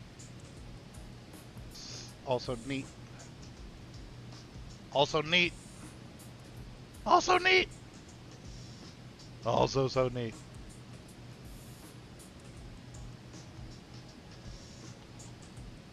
That coach seating reminded me of her channel. It's a thing if you record your flights, could be another outlet For yous. Yeah, maybe. I'd like that. Yeah, I mean, I know that Block Fuel wants you to have more, but like SimBrief makes it look like I will literally run out of fuel in the air. Um, but I don't know. Maybe it's just a bit too conservative.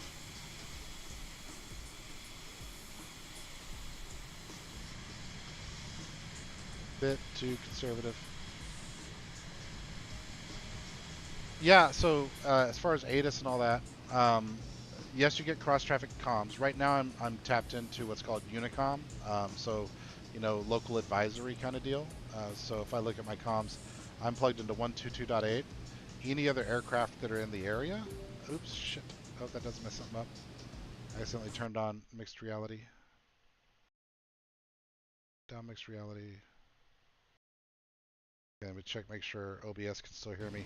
Sometimes mixed reality has a way of absolutely screwing things up. Okay, we're good. What was I saying? Oh yeah, Unicom. So all the planes around me, within shouting distance, can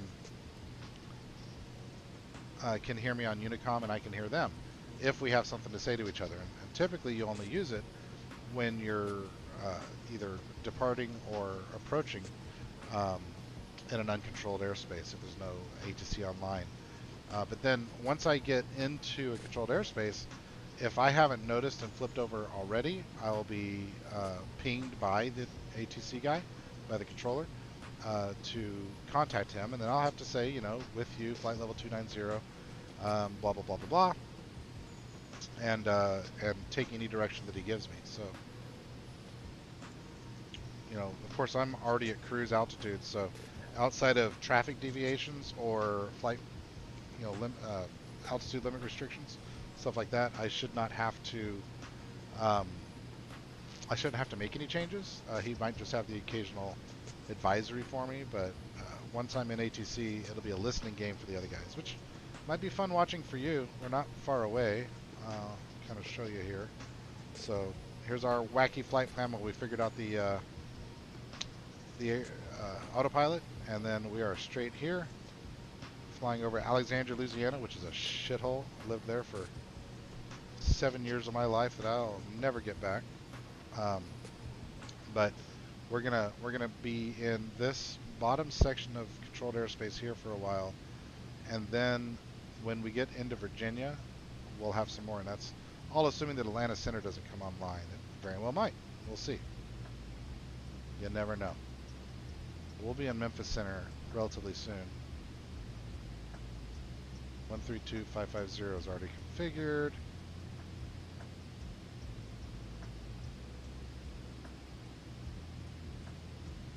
You didn't see that, did you? What I was saying was, we're going to be in controlled airspace pretty soon here. Sorry, I think I hit a button there and put it back over on the sim without showing you the desktop stuff I was talking about. See if we can see Alexandria from over here.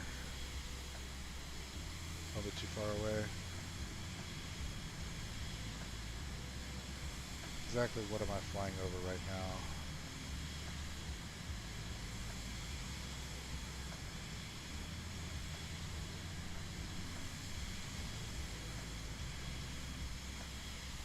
Over there is Alexandria roundabout somewhere.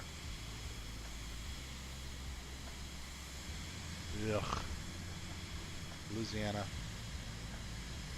Hurricane Katrina was a great start. If that's a state that just fell off the country and sunk into the Gulf, I would not mind.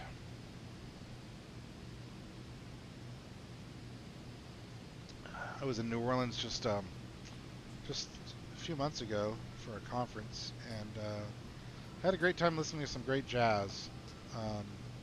Other than that, it's like Vegas. Nah, not my thing.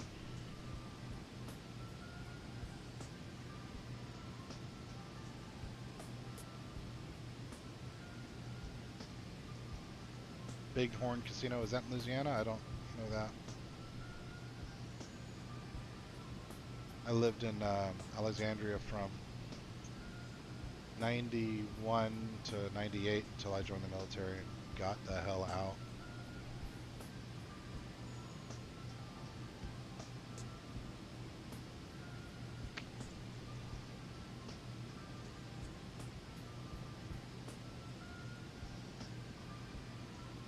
wonder why I don't have a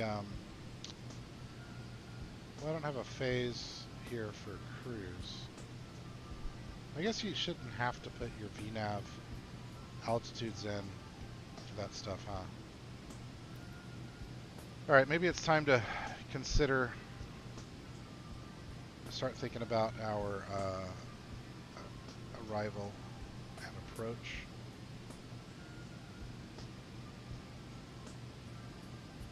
So let's look at the ATIS.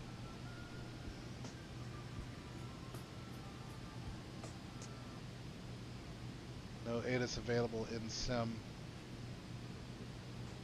Look at METAR.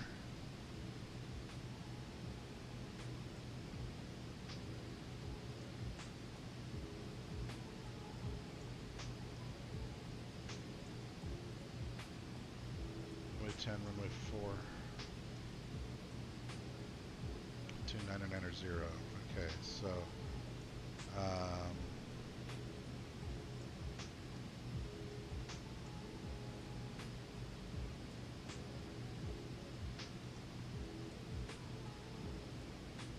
almost misread that. Anyway, it looks like for approach, we're going to either runway 34 or runway 2. So let's go look at this airport real fast.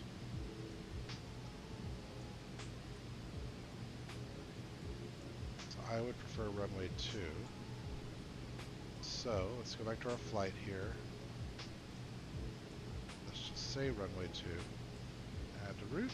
We might change this later, we'll see. And we'll think about what our arrival options are.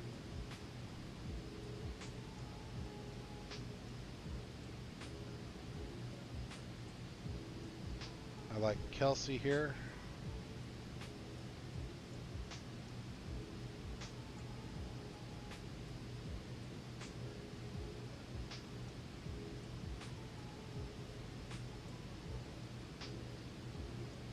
That means we'll remove FAC from the flight plan entirely.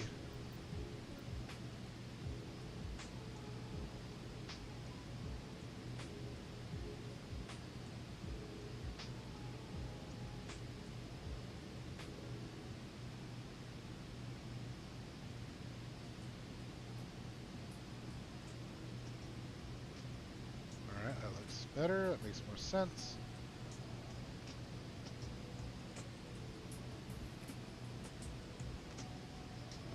No, that'll put us to ducks where we have vectors coming in.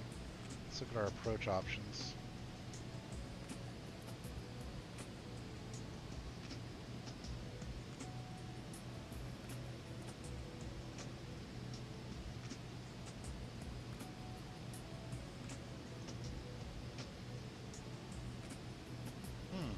There's no ILS?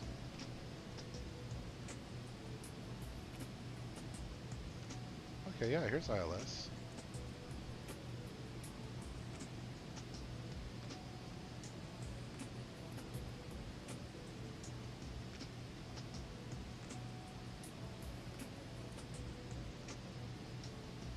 That's what we're looking for.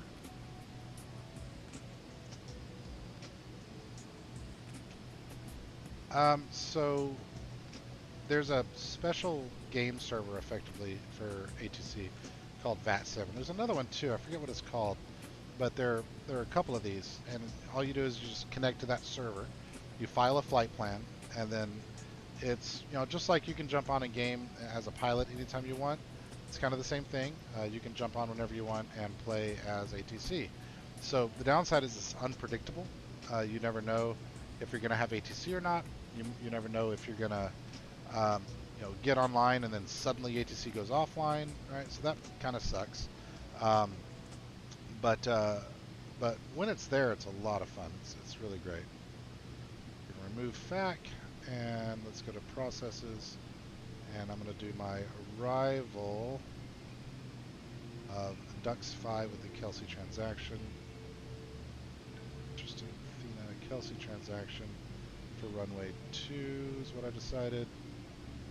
I'll load that, and then go ahead and go to our approach. And Now with the ILS-02, I guess we'll just say HPW is the one I chose, right? We'll just do vectors. Load, we won't activate it yet. Okay, but that should give us some VNAV profiles. We'll be at 290 all the way through Ricky. And then at Kelsey we'll be at 11. Okay, that all makes sense to me. Let's ensure that VNAV is enabled. Turn off altitude. Hey, why are you slowing down, sucker?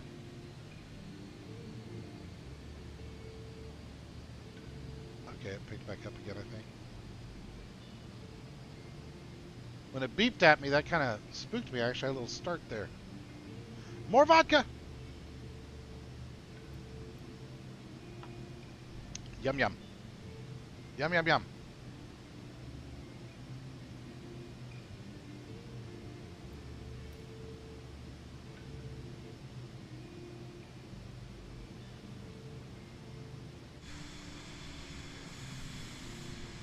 Guess that's the Red River, most likely. Cruising over.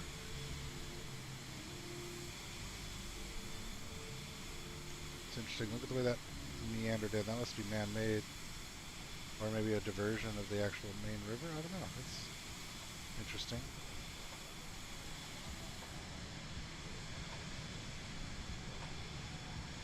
Another one. These little inlets.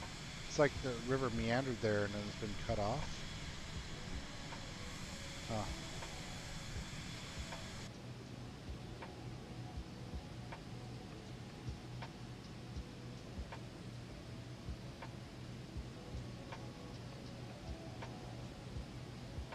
New desired track in 5, 4, 3, 2, 1. Whoa!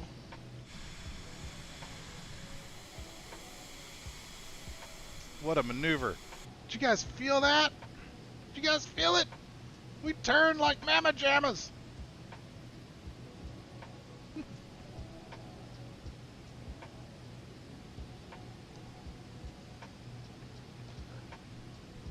Alright, passing Larry. Let's zoom out here. Get on there.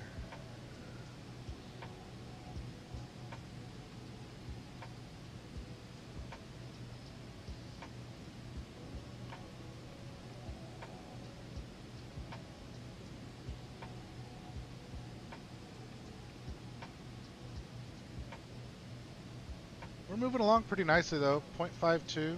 Like we're making our way from spot to spot pretty quickly here. See, I think this whole time I did not need to be setting those. I think what it wanted was for me to, like, it wants to hold the cruise itself, is maybe what it was expecting there.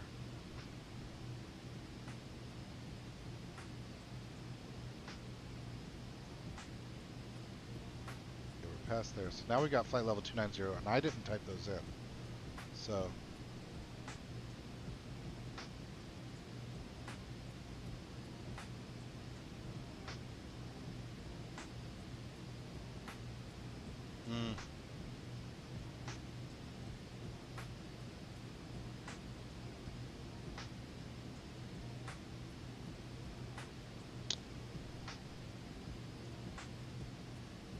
yeah, I'll tell you, you know, it's funny. The ATC sometimes, I don't know how the guys do it. Like you hear guys that have thick accents and stuff, pilots that have thick accents, and they'll do a readback, and then you hear them say, you know, readback correct, etc. Blah blah blah blah blah, and I'm like, bro, was it correct? Did you understand any of those words? Or they come through kind of garbled, you know, and it's like, you know,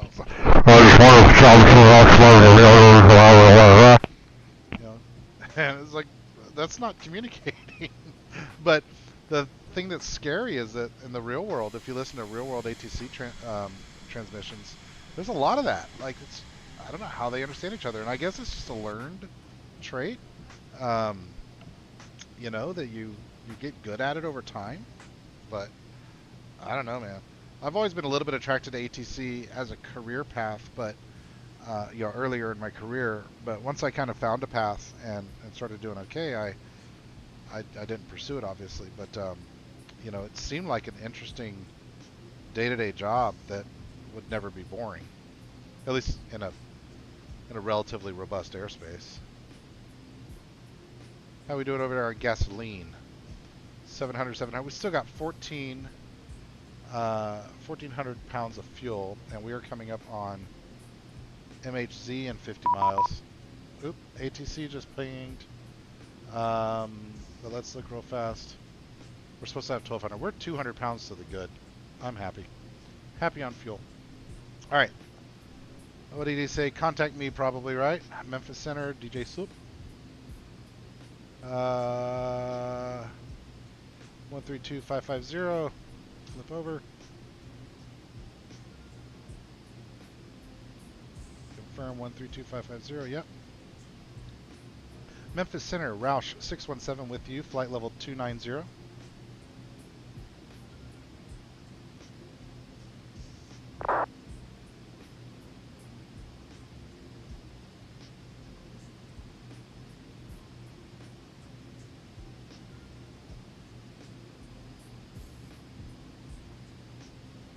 Check my mic real fast.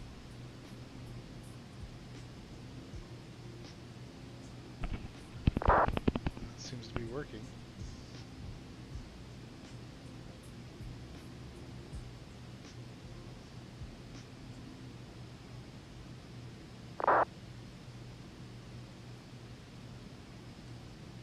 Memphis Center, Roush 617, how do you read?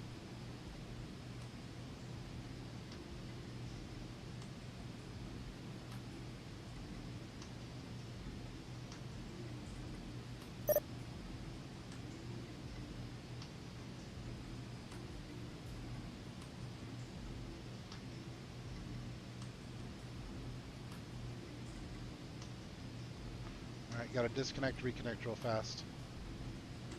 This happened the other day.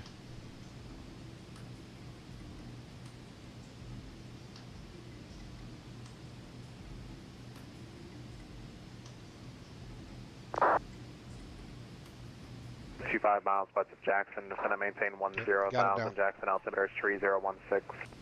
Roger, 5 by 5. 10,000, 3016, Jet Airways 4501.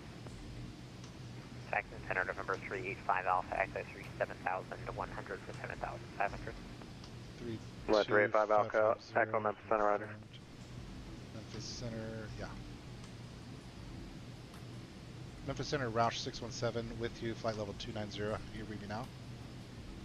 Roush 617, Memphis Center, IDM, please.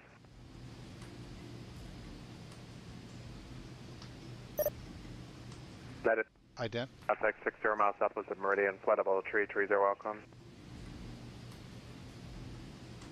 Ident, Roush 617. Roush 617, radar contact 70 miles west of Meridian, flight level 290, welcome aboard. Thank you for the ATC, Roush 617. Anyway, so we're going to get to hear him direct people around the airspace quite a bit here. I doubt we're going to get any direction, just because we're in cruise here. But hopefully we'll get lucky later, and Memphis Center, good evening. we will American have 1425 level 350. American 1420, Memphis Center, right now please. Virginia is not controlled.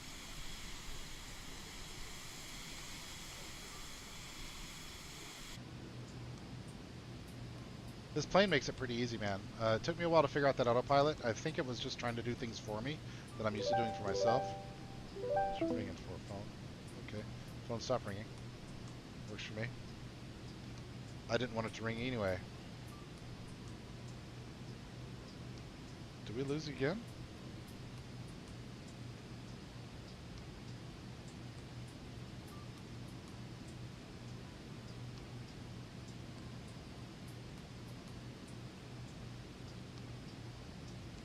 Reconnecting again real fast just to make sure.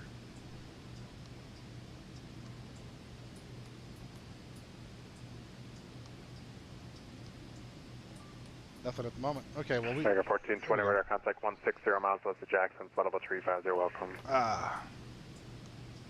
So I like listening to the ATC. I learn. you know, just by exposure. Um, I used to be so nervous about being on that sim. Like, I had to really build up courage to do it. And over time, I've learned that it's not as big a deal. You know, that if I mess up, I mess up. We're all playing a game and having fun.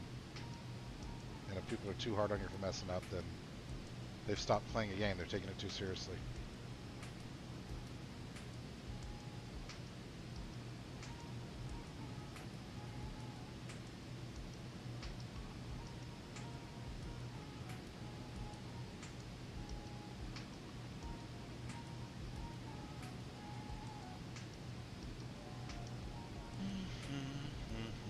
I should have gone to pee. Now I'm in controlled airspace and shouldn't step out of the cockpit. So I'll wait for a bit until we're out of controlled airspace again. But if I run out of vodka, we're stepping out of the cockpit anyway.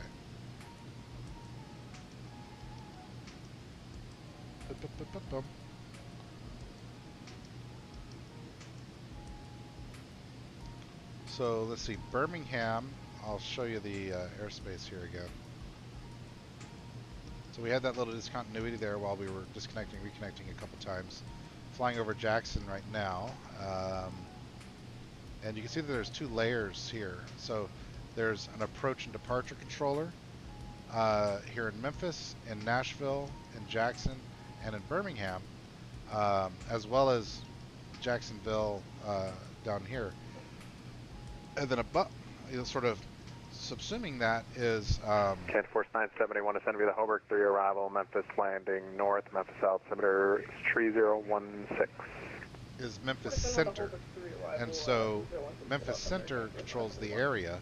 Approach and departure, of course, control approach and departure. And then if they're online, which looks like there are, there's even ground controllers as well, right? So you have all the different levels of ATC are available, and on a really busy day, when a lot of people are on, you'll have handoffs from, ground to tower, tower to departure, departure to center, center to center, center to center. 1420 to center, maintain level Center 240. approach to tower, tower to ground. And I've only had that a couple of times where all the different levels are on. Good afternoon, Pacific for the whole flight. 1385, flight level. But that's so cool. Pacific 1385, Memphis Center, roger.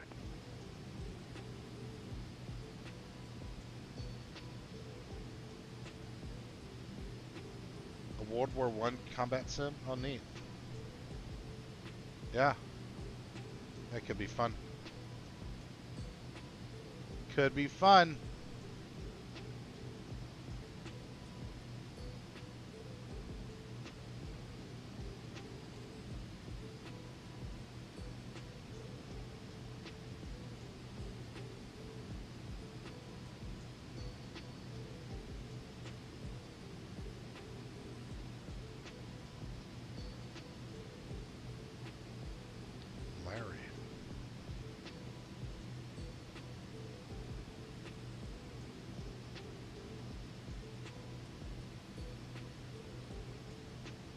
Memphis Center, Malicious 1, flight level 210, descending flight level 1990 over the Macomb View vortex. Malicious 1, Memphis Center, radar contact. Descend and maintain 10,000, Jackson altimeter is 3016. 3016 and 10,000, Malicious 1. Memphis Center, United 1398 at 10,000, direct Rico. Delta 1398, Memphis Center, climb and maintain flight level 370. 370, United 1398, or sorry, United 1398.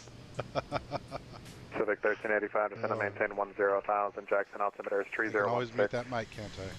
We don't want to have a naked gun moment, do we?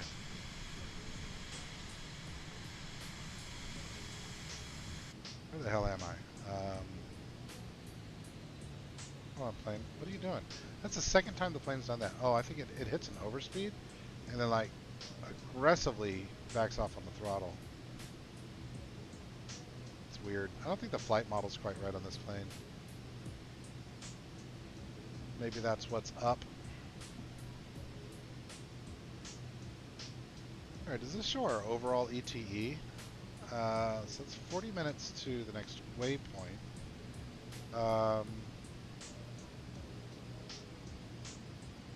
Do I get to see...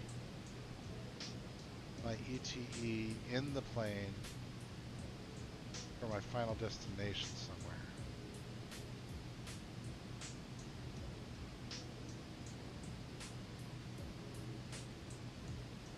"31 minutes to views." But I want to see... Memphis Center, Midwest 2114, flight level 290, about 65 miles southwest of the Portsmouth VOI. Midwest 2114, Memphis Center, radar contact, flight level 390, welcome.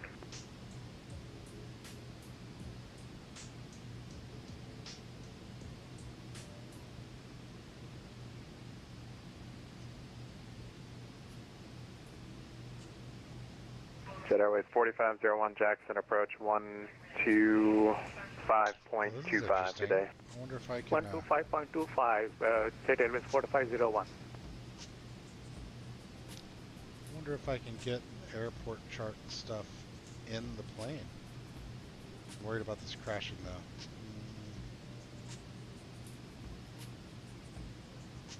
Yeah, we're gonna try it. Hopefully this doesn't crash the damn sim.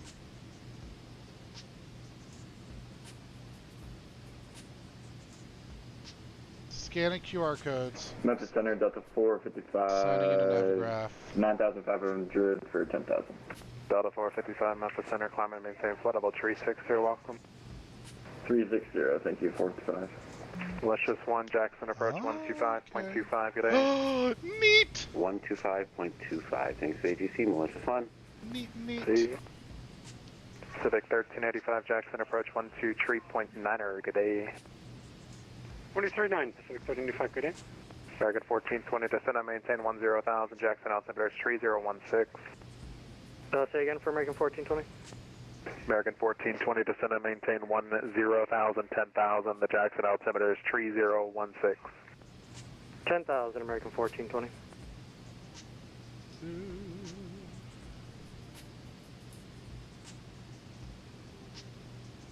Can I not put the map up over here? Because I want the checklist gone.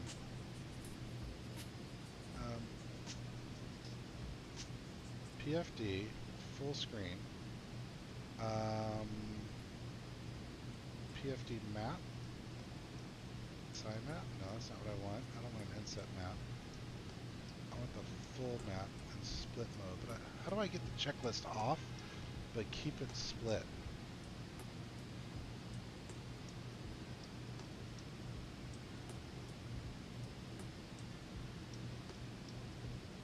Okay, I got a traffic map. I kind of wanted a terrain map.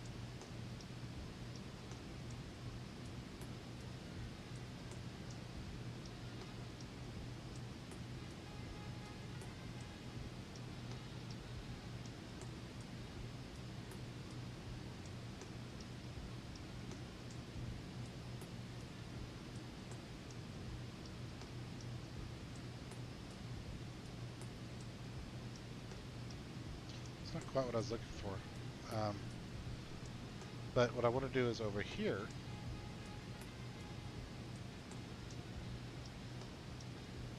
make that full screen. And then can I zoom into it? American 2331, Fort Worth Center is offline, frequency change approved, good flight. Okay,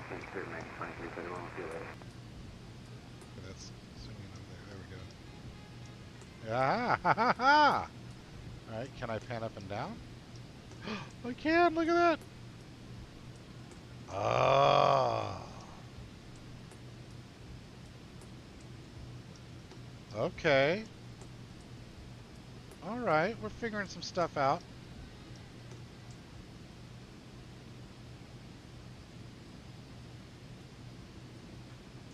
Starting to figure some stuff out in this little aeroplane. So, zoom back out again here. Look at the top. That's a Dux 3 RNAV arrival, so that's not the arrival plate that we want. So let's go back. And let's look at our arrival for... What did we choose?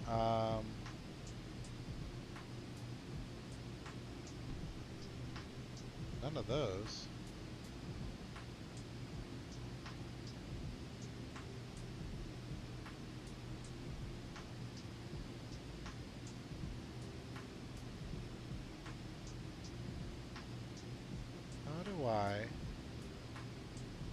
get it to pull the one that I want. KRIC. Yeah. Center, good evening. Papa Romeo Whiskey Foxtrot Sierra 10,000 with you. Papa Romeo Whiskey Fox Sierra, Memphis Center, Roger. Interesting. Why do I only see those? My arrival is... Papa Romeo Whiskey Fox Sierra, climb and maintain 15,000, meridian altimeter is 3014. 3014, climb maintain 15,000 Whiskey Foxtrot. Oh, it is Dux 5. Oh, okay. So go to charts again. Oh, look at that. Now it's over here. That's what I wanted. I don't know how I did it. That's what I wanted. Back over here, I'm going to have it go back to the map. November 5 Alpha Echo, the Memphis altimeter is 3016. Okay, 3016, 5 Alpha Echo. That's not quite what I wanted. United 1398, Atlanta's offline, frequency change approved, good flight. Okay, I think Unicom, because thank you. United 1398, see you. now that one's active, so... Alaska 9250, descend via the Harbor There we 3 go. That's the arrival, view that I Memphis want. landing north, Now. Memphis altimeter is 3016. Memphis landing north, we're going to descend via the Holberg 3, Alaska 9250. Alaska 9250.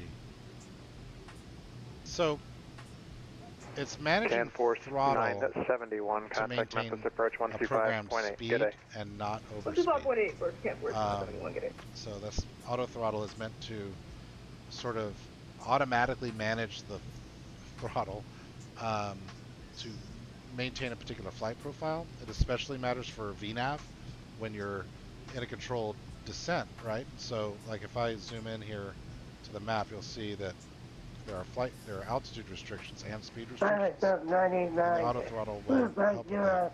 Interesting. I can't zoom on this side? Huh. Oh, hang on. I'm on that side still. So let me flip over, get that highlighted over here. Memphis Center, good evening. Southwest 120 at flight level 330. Okay, now why isn't that happening? Oh, I see. Okay, now, shoot. Now I should be able to zoom in. There we go. Okay, so figuring out how this stuff works. But when I get into this arrival here, Club 989 Memphis Center. I need to be... Again, when I get to this Dean waypoint, I need to be at flight level 210. And so what will happen is when I get to my, Southwest 120 Memphis Center. top of descent, which is programmed into the flight plan, when I get to my top of descent, it will begin to it'll begin to automatically unthrottle me. All I've got to do is set my next desired altitude. So I'm going to, at the preceding waypoint, change it from 290 to 210, and it'll begin to automatically manage the throttle and the trim 120 radar contact 190 miles west of Jackson, to make sure that I'm at 210 when I get to D. Thanks. And then when I get to my next waypoint, which is drone, I want to be at 11,000. Notice the lines above and below. American 1420 Jackson approach 12525. Good day. Or below. 2525, thanks for the service, American 1420.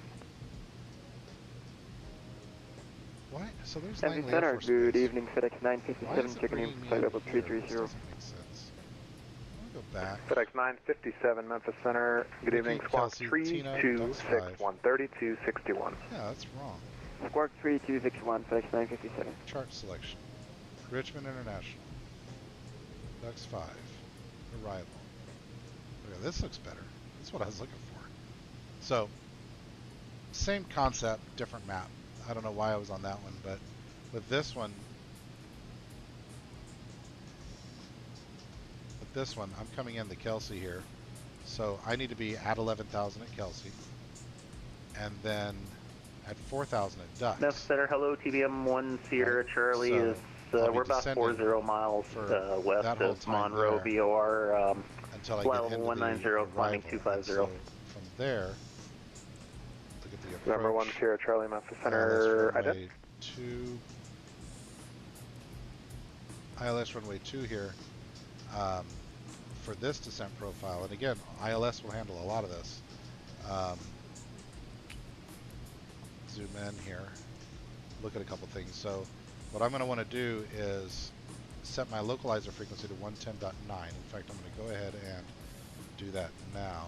Navcom, audio radios. Oh, 110.9. So I think the plane just does that automatically for me. That's nice.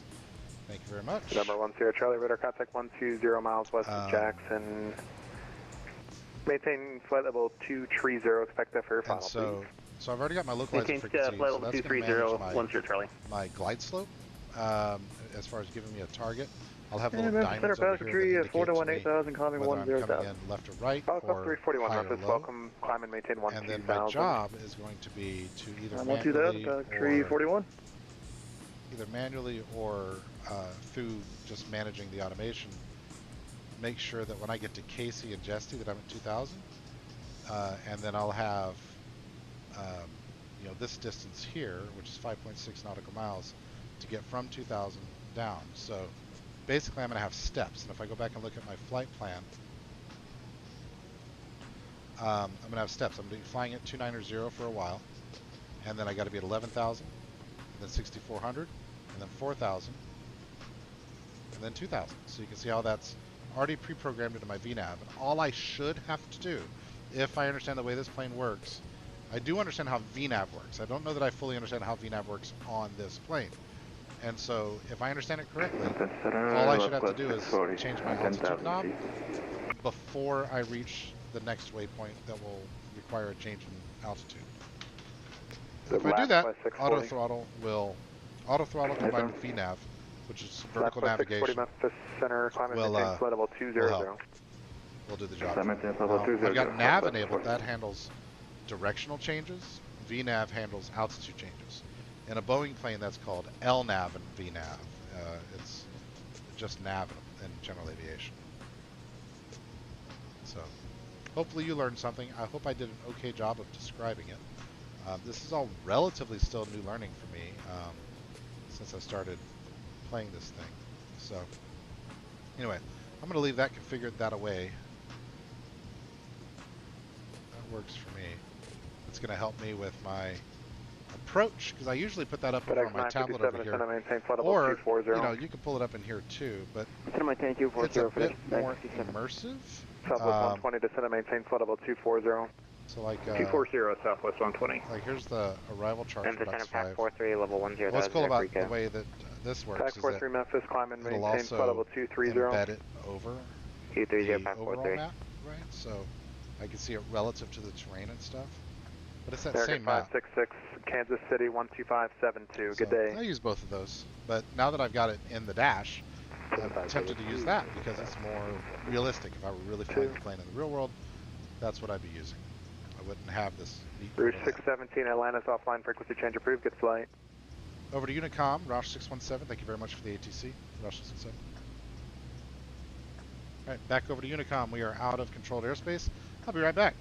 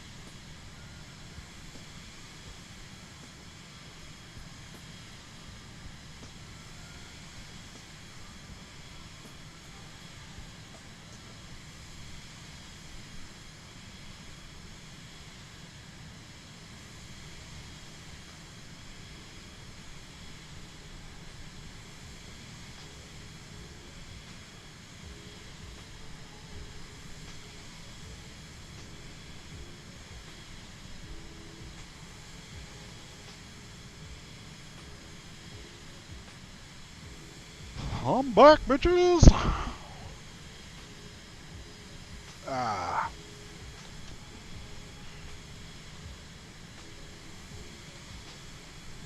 Got me I topped off my vodka. Took a little whizzy whiz. Hey, we got some sunset action.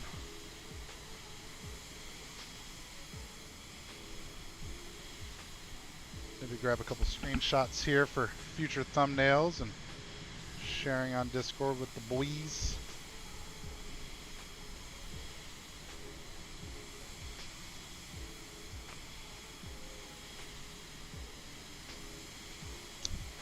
That'll work. Take a screenshot. Shazam. Yeah, that's pretty good. Throw that on the old Discord.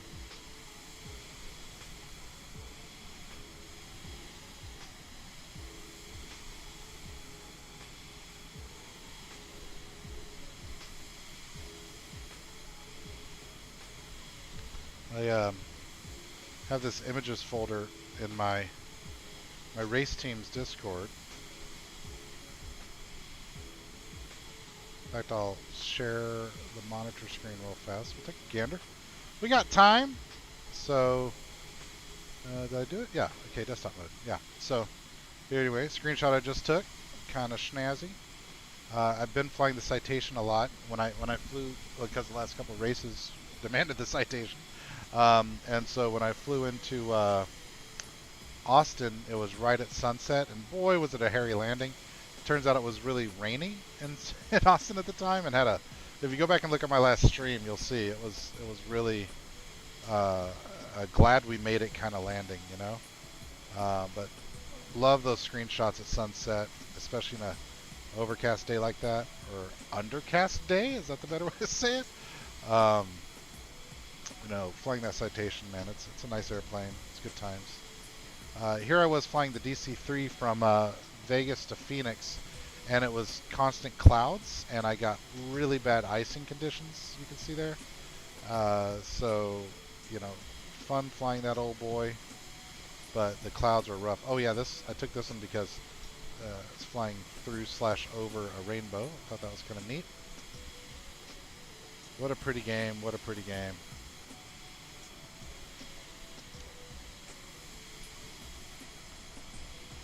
The last time I flew the Vision Jet, and here's me flying a 737-800, I think that is. I believe that was when I was flying from Iceland to Ireland. Here's the Cadillac GTP that we ran for the 24 Hours of Daytona. You know, always doing that stuff. Yeah.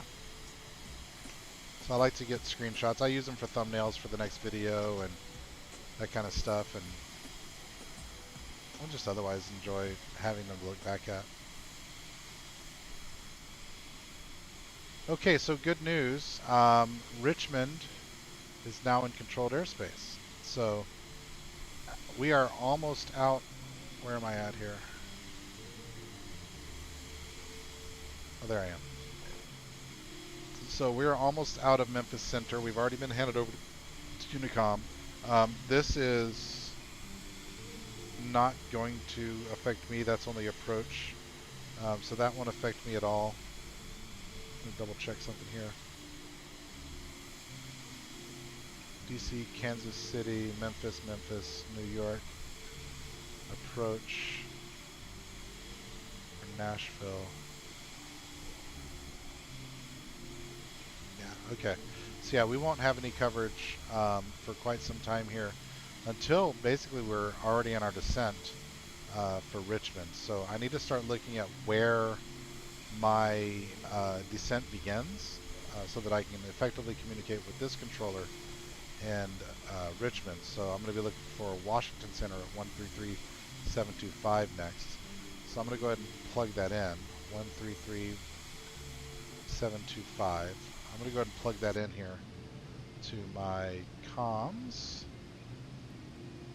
133725, and I'm just going to have that on the ready for me to flip over when I get contacted by homeboy.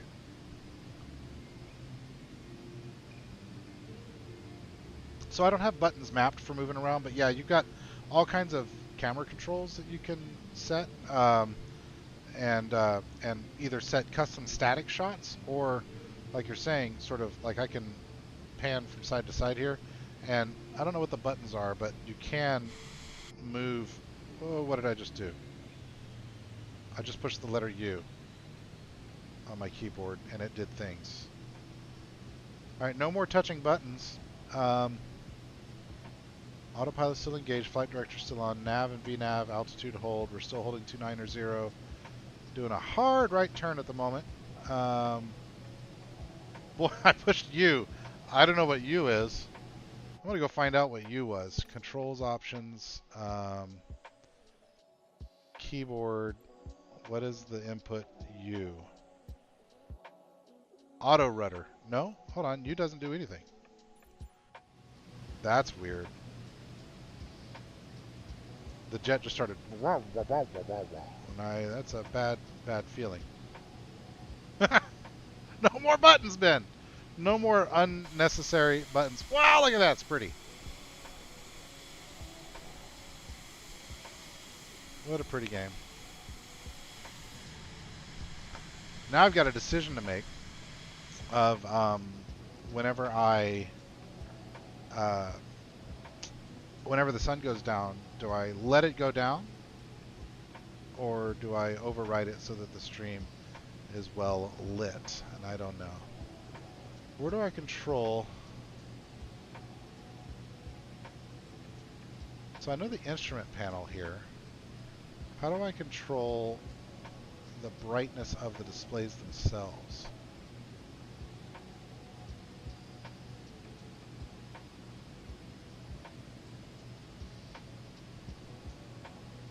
How do I control the brightness of the displays?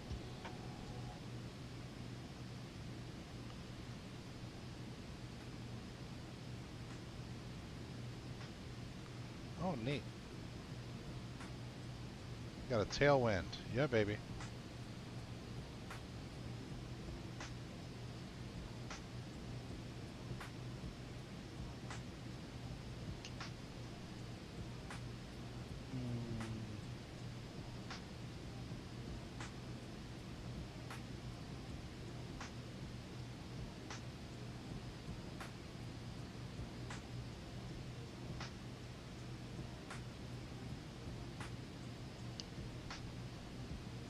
In most aircraft, there's usually a set of brightness control buttons. The only one I see is this instrument panel one, which we turned earlier to bring up the backlighting.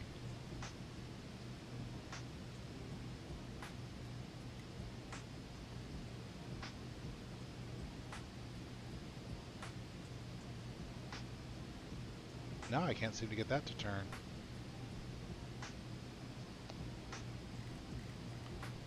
Okay, but that's not affecting the monitors, and I guess what I'm trying to do is affect the displays. What happens if I turn U? Nothing?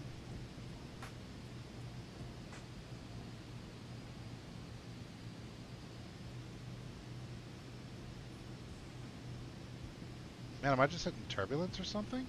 Maybe that was just turbulence that happened at a bad time.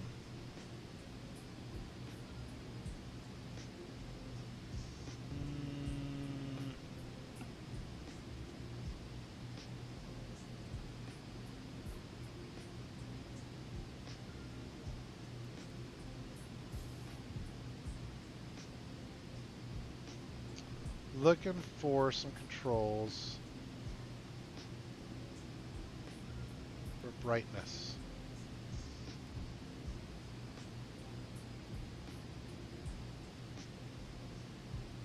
Screen brightness.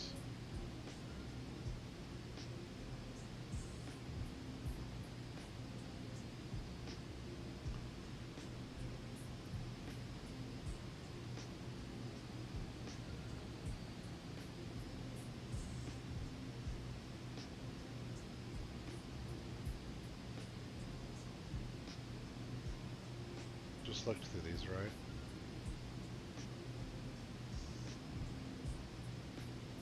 I don't know.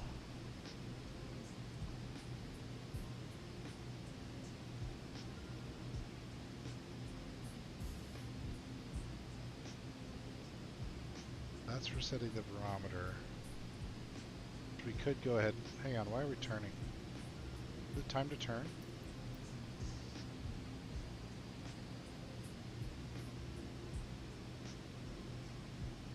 Nav is enabled, VNav is enabled, autopilot's enabled. Plane do weird things. Still holding a good speed though.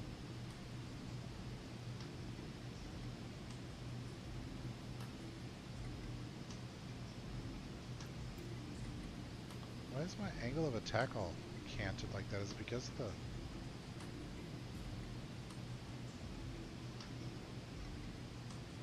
Okay, where's the rudder trim?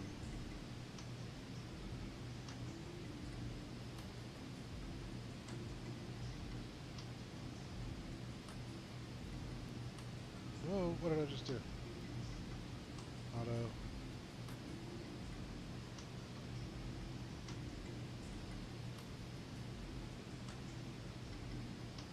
I think that's my rudder trim. Let's find out.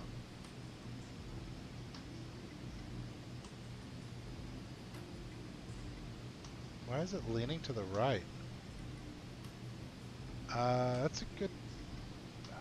So, I believe that's auto crossfeed. Let's go take a look at the fuel. You might be right. I don't know. Aircraft systems, engine and fuel.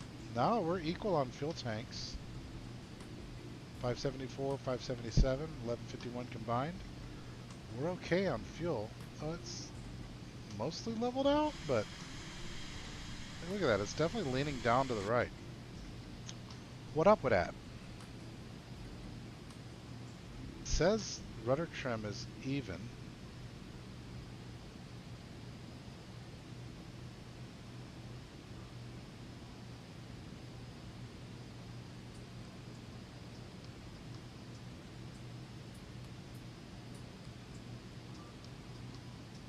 That's affecting speed, not rudder. Where's rudder trim at in here, kids?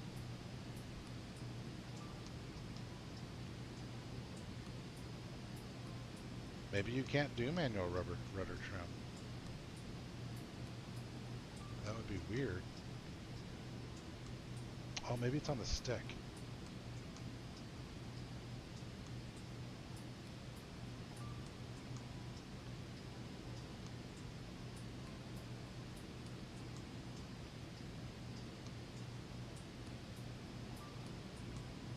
It's on the stick, it's not operative.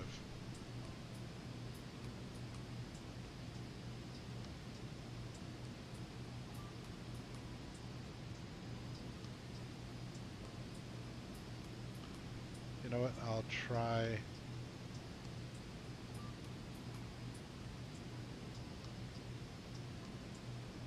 No, it's not doing anything. I think it's just compensating for this crosswind. It's a 76 knot crosswind. It's either that or it's Skynet.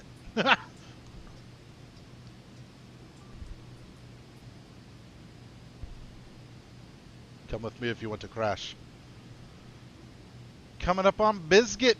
Biscuit, baby! Let's go back and we'll take this thing.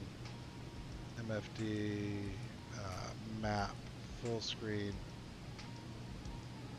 There's Florida down there. About to fly over me, sort of, kind of. Coming up north of Atlanta, I believe. ATL.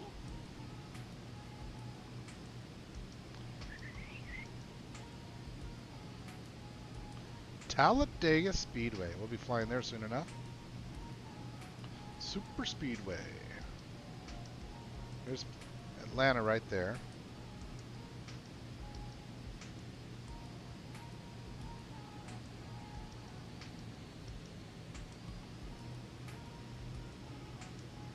Showing about an hour and a half till we get there.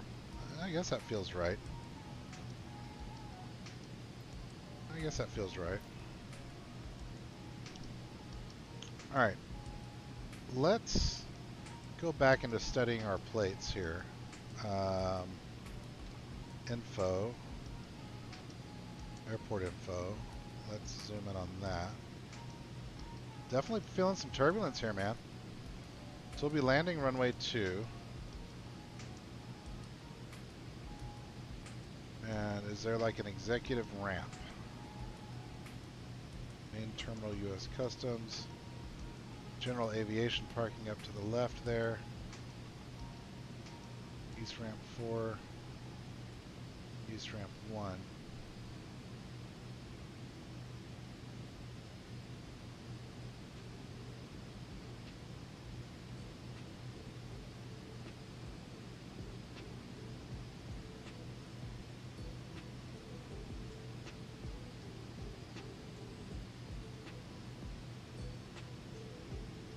Alright, so when I land, air freight will be right to the left, and then the terminals. Main terminals. De-icing area there. Okay, so I'm going to taxi. I'll land, and then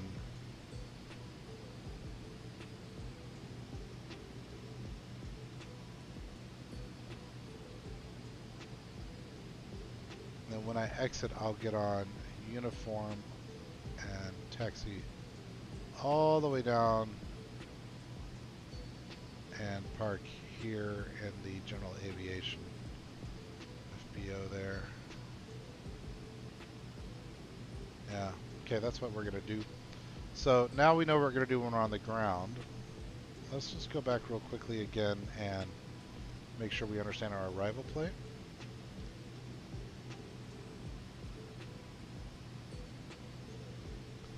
So we're going to need to get to 11,000 at Kelsey at 250 knots. No problem on the speed. And then we're going to do a hard left here. We'll have a total of 15 plus 8, 23 nautical miles to get from 11 down to 4. So that's not a big deal. 11 minus 4 is going to be 7? 7. 7. So we'll need to lose 7,000 feet over whatever that time frame is going to be. So we'll just pay attention to the time. The ETE to the next waypoint. And then from 4,000 to 2,000, after ducks here, we'll need to get to 2,000 for our next, for our actual final approach. So that's what we got to do. Now that we know what we got to do, all we got to do is go do it. Yeah, I should be able to. I think it's a controls thing. You know, I can just go ahead and probably set that up real fast. Controls options. We're in our alpha, and I'm going to go look at all, and I'm going to look for trim. TR. Oop, no, wrong button. TRIM. Quitter trim right. Okay, that's what I thought. I thought I had buttons set for this. Those two buttons. Okay. Let's go try it. So we're watching this little dial here.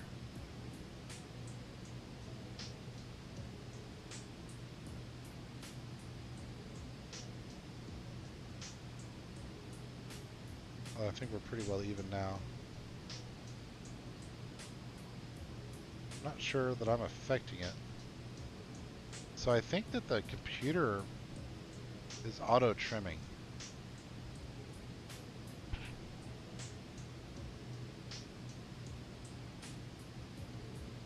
Oh, it's a very light aircraft. Super duper light. I think it weighs about 6 ounces. Unless it's full of beer.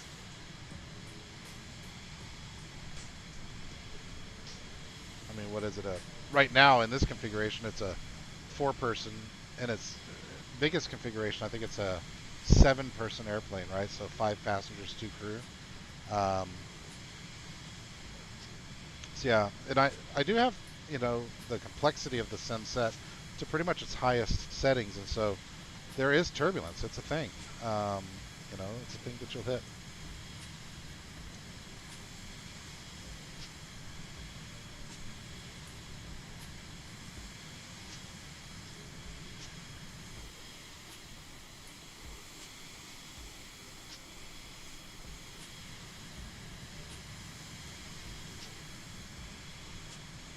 one of the cool things that I like is how real everything is. Like you can see, like the exterior model still has in real-time rendering the interior model. So if I were to hard bank right now, just hit the yoke, you would see the artificial horizon here shift. You can see the map there, the chart that I had up. You know, the map up on the screen. The lighting, to whatever degree I've got the lighting on, is being rendered. I just think that stuff's so cool. That stuff is so cool. Hyper dope. Hyper dope. I'd like to turn down these things though. I'm going to do a little Googling and see if I can figure out how to turn down the brightness of the displays. Let's see here. MSFS, Vision, Jet, display, MFD, or PFD. We'll do the PFD brightness. Blah blah. I can see this being my most used aircraft. I have a couple questions. Is there a control for screen brightness? Here we go. Someone asked the same question I have.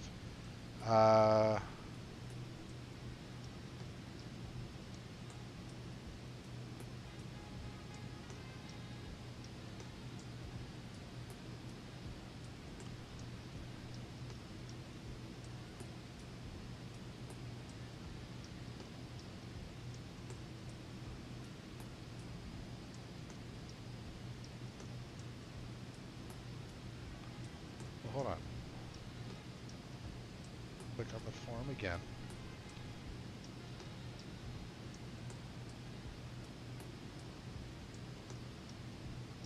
Damn form isn't showing me what I wanna see. Because like I can barely see outside with the brightness of these things. Let's try a different thing here.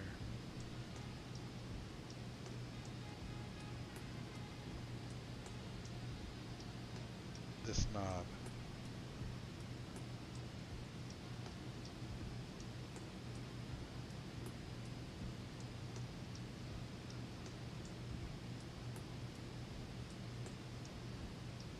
I don't have 3 knobs there.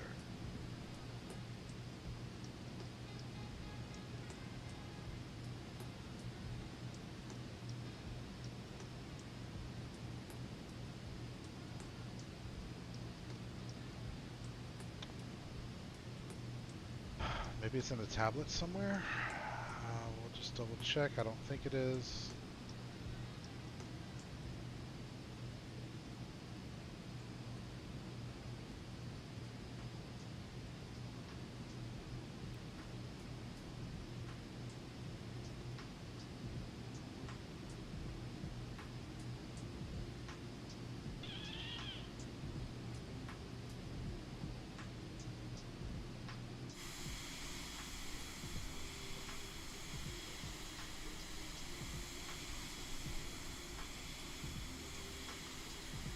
Give you the plane to look at and the ground to look at, the city lights to look at while I'm trying to figure this out.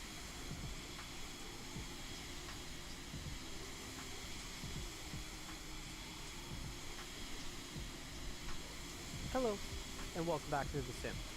In this one, we're jumping back in again with the all-new version 2 and Sim. There are these jumps into the wood you can have. You can roll knobs as well, which I do have, but for a lot of people, they have buttons or other controls. Click on the button, it will bring up the checklist. Really quickly, while we're here, let's go ahead and jump into SPAD.next and show how we can map these buttons on the GTC hardware to a Stream Deck. So jumping in here to SPAD.next, you're going to see that I've set up buttons to mimic the knobs. Obviously, we can map these to actual knobs as well, which I do have, but for a lot of people, they have buttons or other controls that show up as buttons. So let's just go ahead and come up with them. Here, because we're using the online library, I was able to go and download some knobs.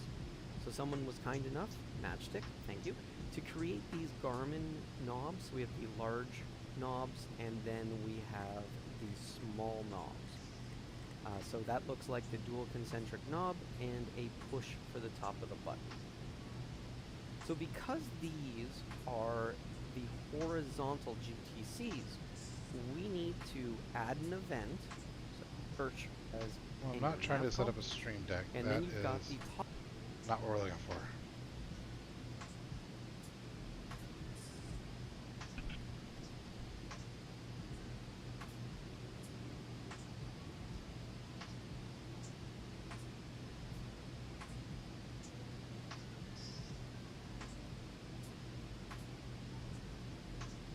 Shift F7. We'll see what it does. Ah! Damn it. No, we don't want the flaps to go down.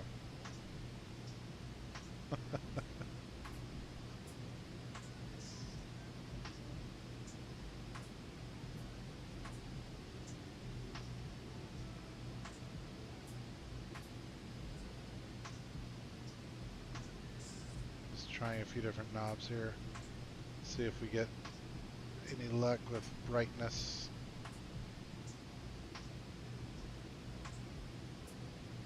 Pans and all that.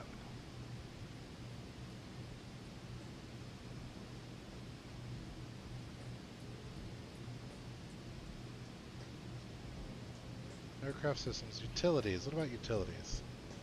Setup. Avionics settings. Hey, hold on. This might be what we're looking for.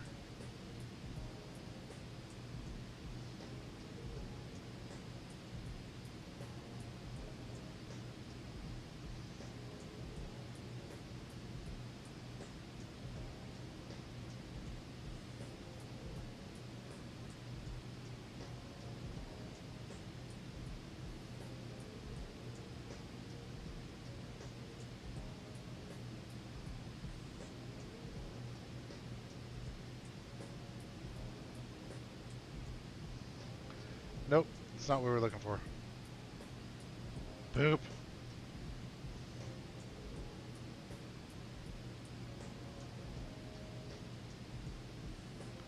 Can't you tell I'm looking for something? Computer. I want brightness controls.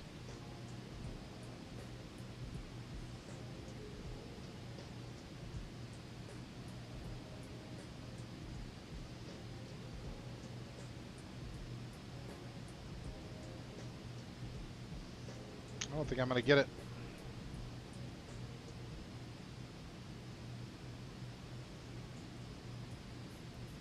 I don't think I'm going to get brightness controls. So... Oh, what'd you confirm about rudder trim? That it's automated? I appreciate you looking. Maybe you can find something on how to control the damn PFD and MFD brightness, because I'm striking out.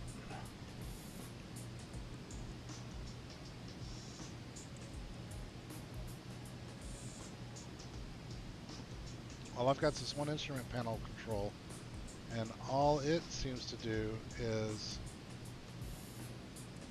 just the one knob, and all it does is turn on the backlighting for the buttons. It doesn't handle the screens at all. Is there a hard button around the screen?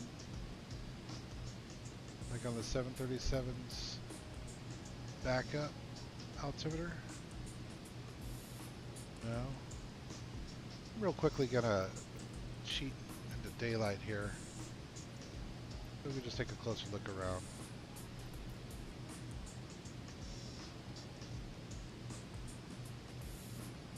Those are SD cards.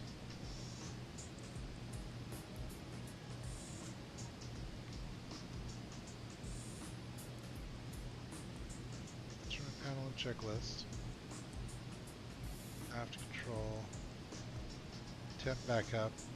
ECS disable. Yeah, none of that stuff.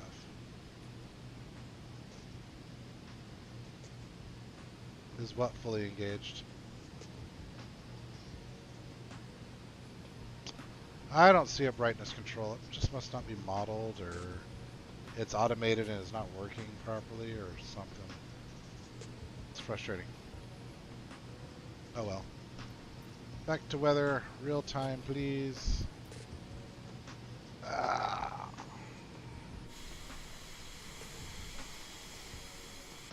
Since we're doing that, we'll turn this off. We don't want any more ambient light than we absolutely have to have.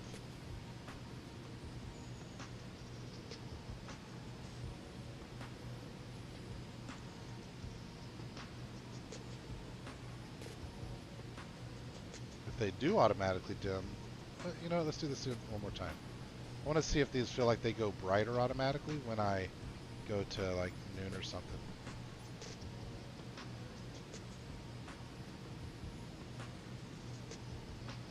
Yeah, maybe they are auto dimming, but they're just brighter than I would like.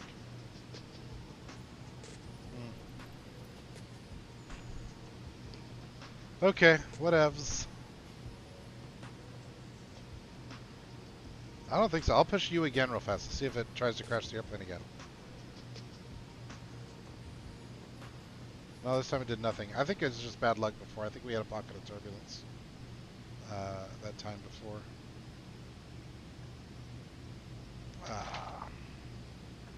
Free look is... no, it's not. That's a showcase.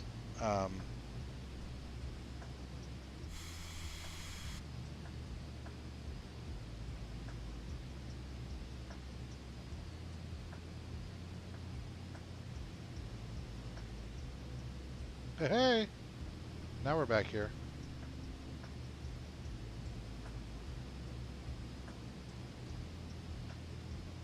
Ain't no pilot in this thing. Oh my god. Oh my god. What do we got over here? Is that Atlanta off in the distance, maybe? If so, then I'm right down there somewhere.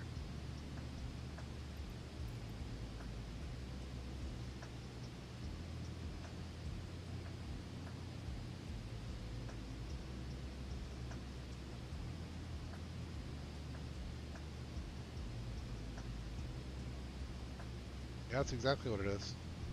It's ATL.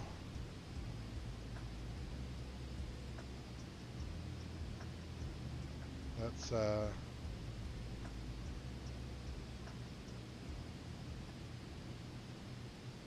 Cobb International.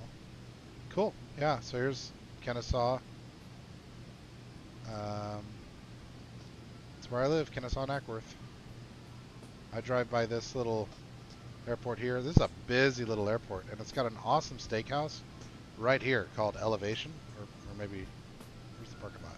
Right here, called Elevation. And when you're eating, you're on the second floor, and you're overlooking, you know, private jets and other GA aircraft, and then across the way, there's Air National Guard planes. So they have some alert craft over here that are cool. But busy little airport.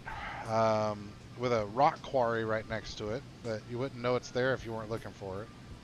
Shopping mall and Barrett Jackson, little Irish pub I go to a lot right there, and you know, a really great shooting range if you're into shooting. Where's it at? The Governor's Club. This should be it. That's a shooting range. It's huge and really cool. Yeah, man. I'm fully updated, so if there's lightning, then I've got it. I don't know that I've seen lightning in the sim, though. Look at how expansive ATL is. It's a big damn city.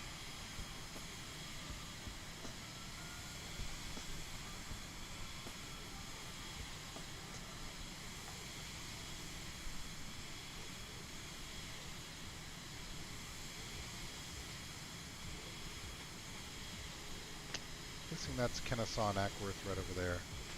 And that's probably Cartersville, or, yeah, Cartersville.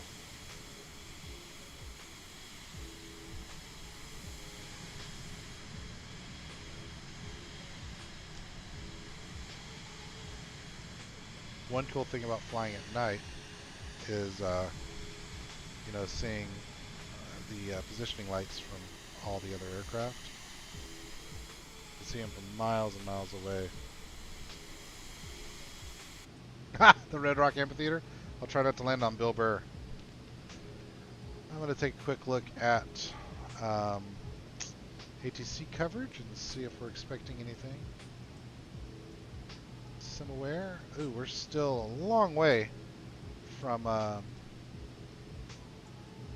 still a long way from where we need to be for next ATC. I'll show you here. Here be us. We be needing to be there. That's where we're heading, Richmond. Our flight plan will have us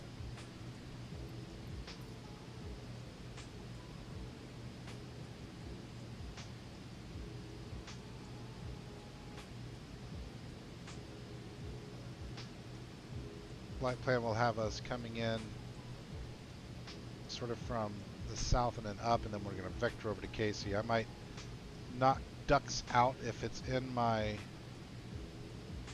Well, actually, I guess I'll be under ATC control at that point, so I'll do whatever I'm told to do. But if I'm not in controlled airspace at that point, or for whatever reason not being directed, then I will go straight from Athena to Casey. No reason to go north and then have to do 2 sharp turns.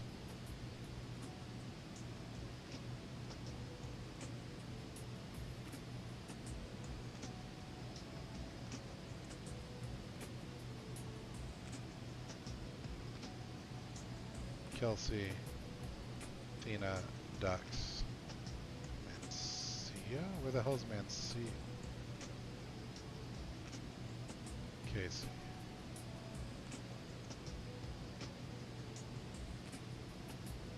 Where's Mancia?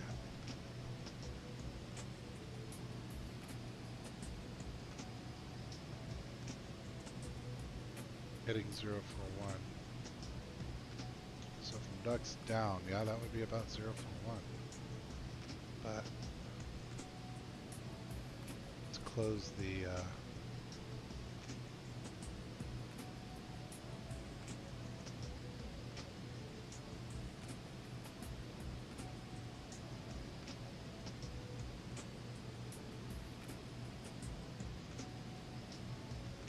okay, we're gonna remove Mancia.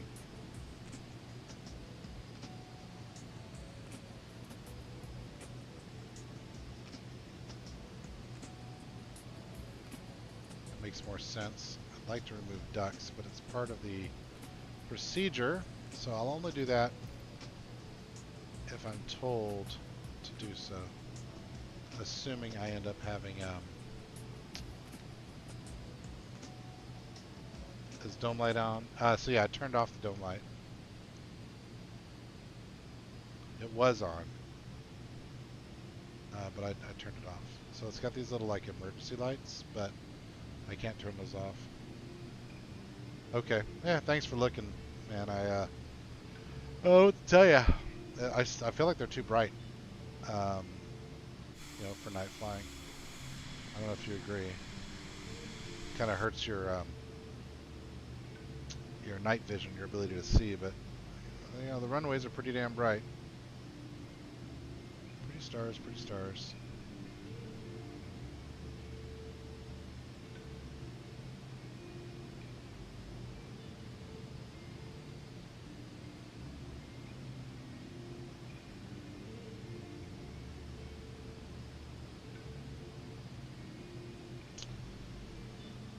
Alright, views, 104 nautical miles, 18 minutes, and then 109 nautical miles, another 20 minutes to Ricky. We are getting there though, we're getting close.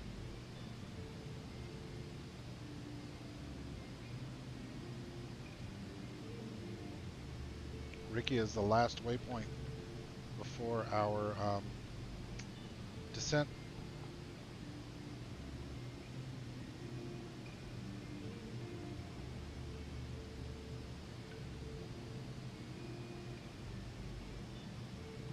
I'm going to go ahead and set my altitude for 11,000 in anticipation of that. I'm doing it way early, but if VNAV works as I expect it to work in this airplane, which is not a guarantee that I understand it properly, then when it's time to do the descent, that it will see the 11,000 and the throttle will back off and the airplane will descend itself to 11,000. If it doesn't do it within 30 seconds or so of me crossing, well, I guess actually what I probably should know is top of descent called out on the map? Let's find that out.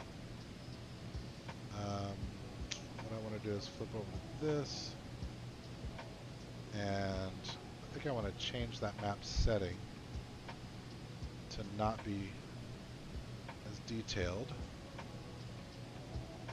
Terrain off. There we go. Now I want to zoom the map and see if top of descent is called out.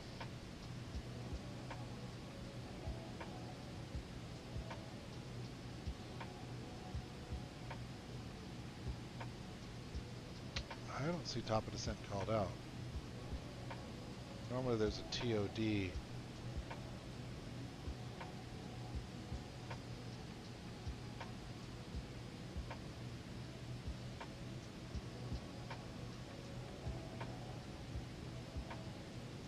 Oh, there it is, TOD. After Ricky. Cool. Excellent. That's what I wanted to know.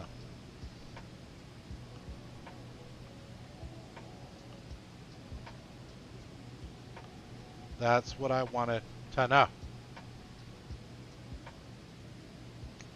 Map flashlight to middle mouse button. I've got a button for flashlight on here somewhere. I don't use it often, but I've got a button for it. Not worried about that. The thing is, I don't need more light, I need less.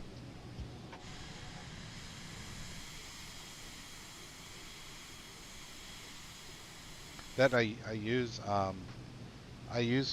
the middle button to recenter myself. Like, so I'm looking over here, doing stuff, you know, maybe I, go in the back, all that stuff. Maybe I'm down here in a cup holder, sitting down, hanging in this chair. If I just touch the middle mouse button, straight back in the pilot's chair, the left-hand chair.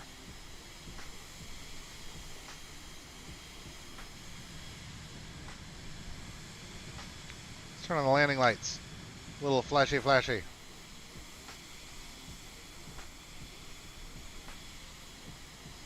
Oh, they don't do jack directly up front, do they?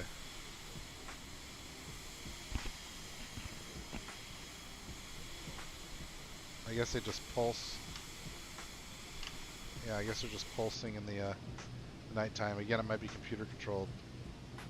Automated. What do we got here? Tuscaloosa? Or Chattanooga? Chattanooga.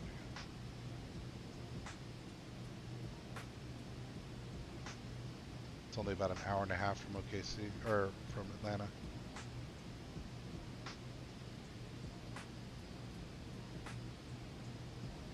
Yeah, I'd turn on the landing lights for a minute just to see what they look like at night. Because everything's so dark. Hey, check this out. Camera.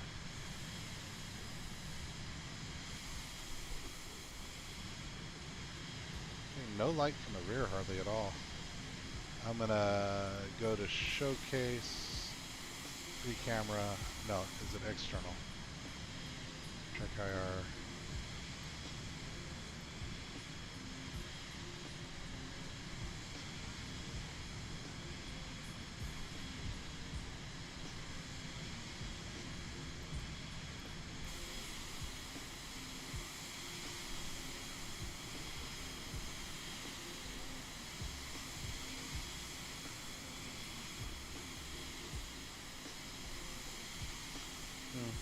Can't turn off follow mode. Like, the plane just sort of scoots off, runs away.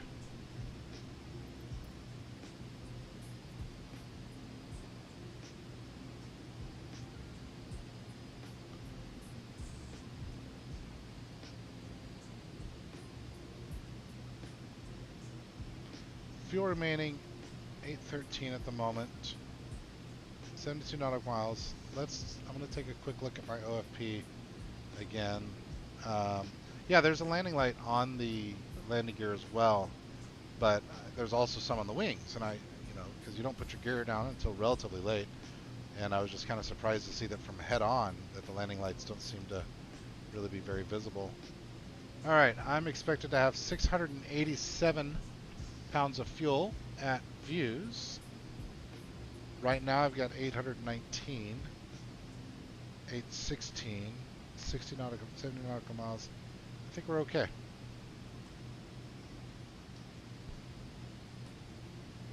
Yeah, I think we're okay. I still haven't found an overall ETE in this plane. Oh, this is interesting though. Time to top a descent. Let's go down and look real fast at these. And I want to just see if I can learn a little bit about controlling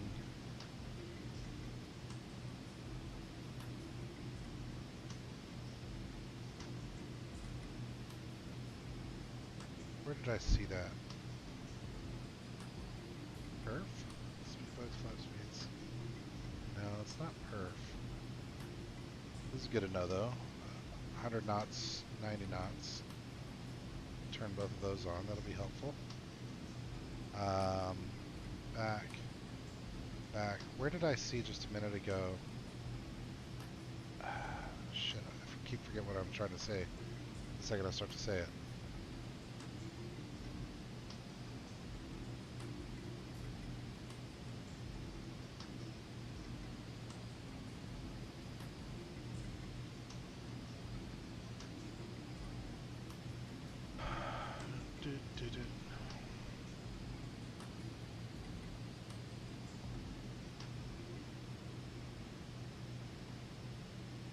Lighting config.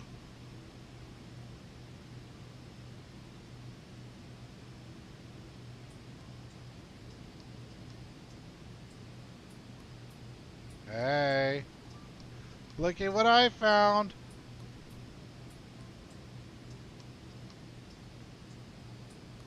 Winner. Ha ha ha. Lighting config, baby.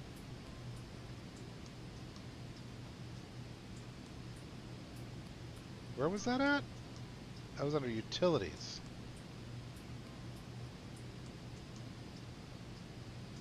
Nice.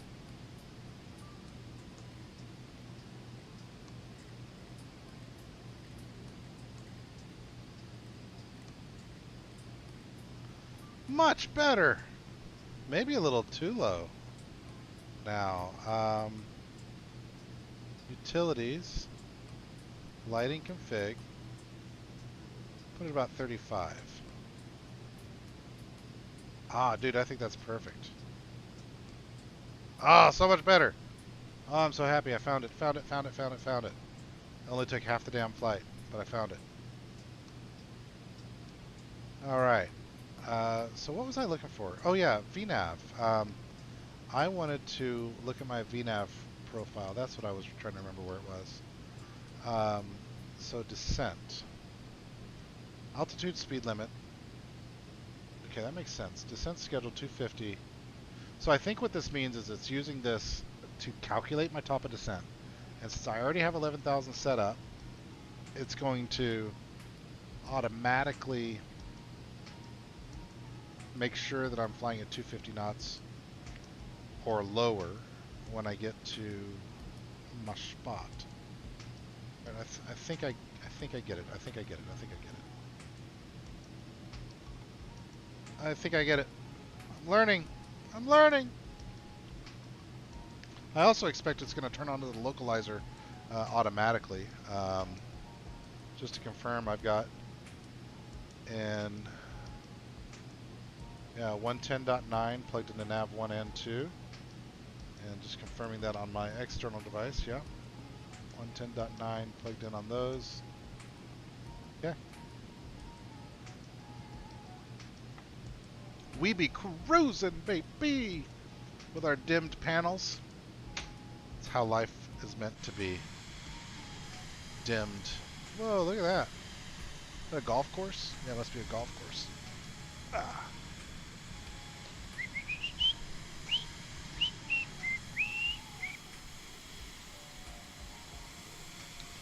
Landing lights on again. A little flishy flashy.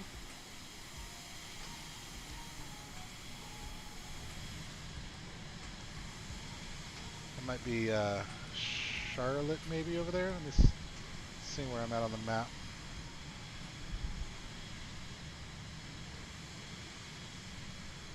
That's Greenville. I'm coming up on Asheville. Yeah, Charlotte's way further.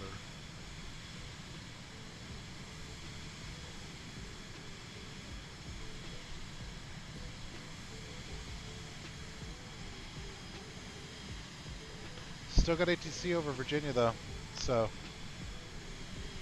I do expect to have some ATC in a while. Can't be that long either, right? I mean, we're talking about 55 minutes till we land, according to Navigraph. So that feels pretty damn ambitious. I'm still far away.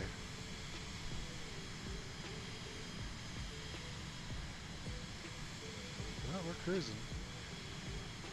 Wonder why I feel like I'm going slow. Let's jump in. We're learning our way around these systems a bit better. Let's go back for the MFD.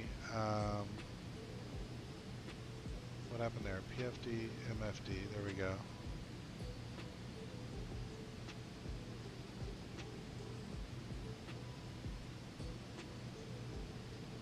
Cruise.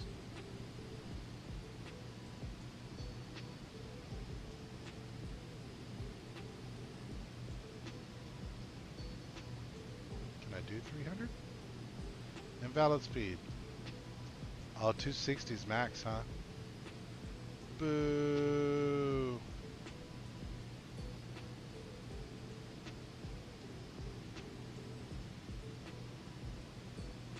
Well, let's speed up to 260 then. If we can do 260.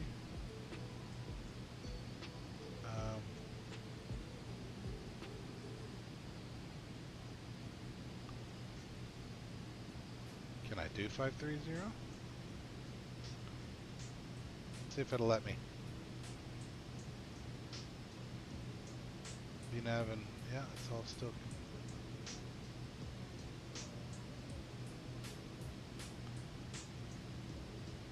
Oh, we gained a little bit there. Went up to 522.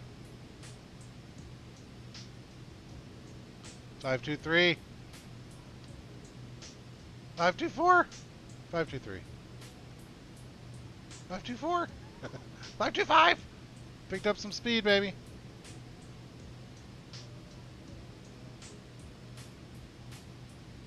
Huh? What, my watch? Or oh, the okay, sorry. The watch is called the Crosswind. I thought that's what you were referring to. But yeah, I've got crosswind. I've got a 51 knot crosswind, if I understand this correctly, from left to right, and a 24 knot tailwind. No, I've had a tailwind the whole time, brother. But I don't know. Again, I don't know this airplane very well, right? So this might be the appropriate cruising speed. Maybe the max cruising speed on this thing is, you know, 0.53 of Mach. And I guess indicated airspeed. Hey, look, overspeed.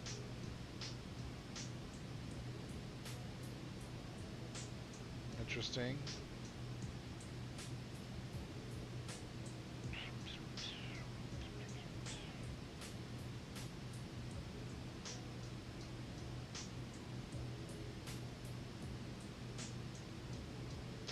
Well, I don't hear any alarms. I'm going to let that go. What's up, train? Good to see ya.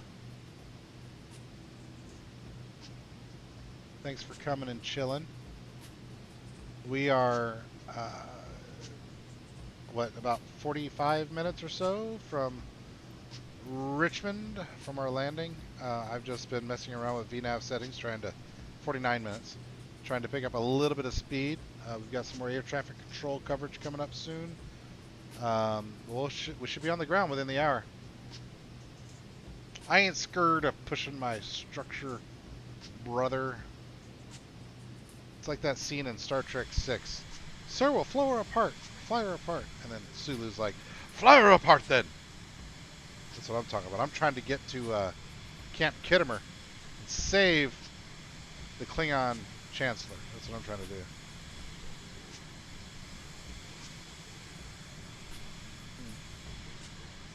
Or I'm trying to get a race team. To where we're going. Yeah, it's just barely in the barber pole. I'm not worried about it. I am happy that I've gained, 0.2 almost of Mach. I might bring this down to, just to be safe. We'll change this to 258 and 528 maybe?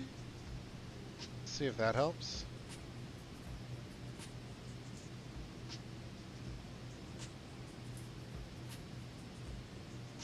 Auto throttle still engaged, yeah.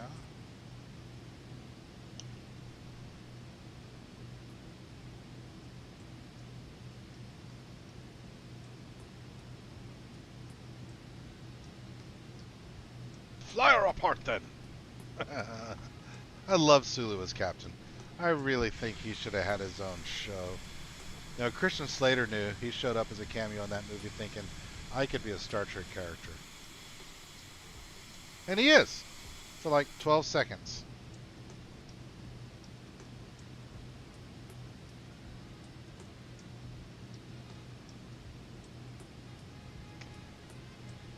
Alright, if we go back home here, look at our flight plan, and we're coming up on views. When did we say the top of descent was? It was after Ricky, right?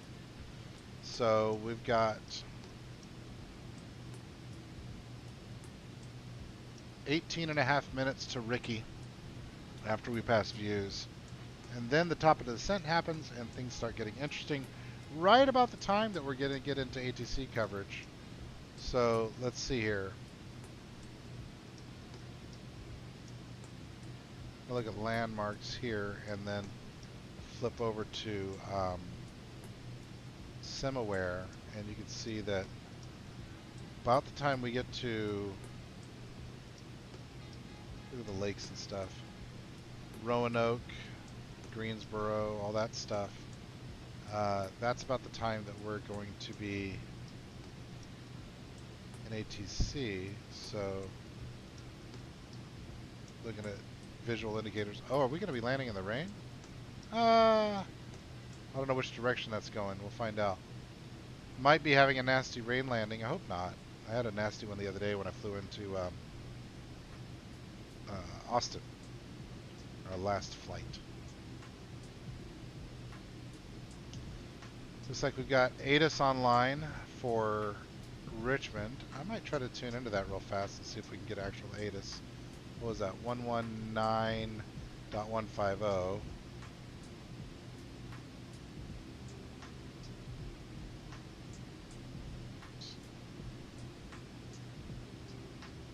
United 2187 to 75, the Gibbs 5 arrival landing north, the Tola.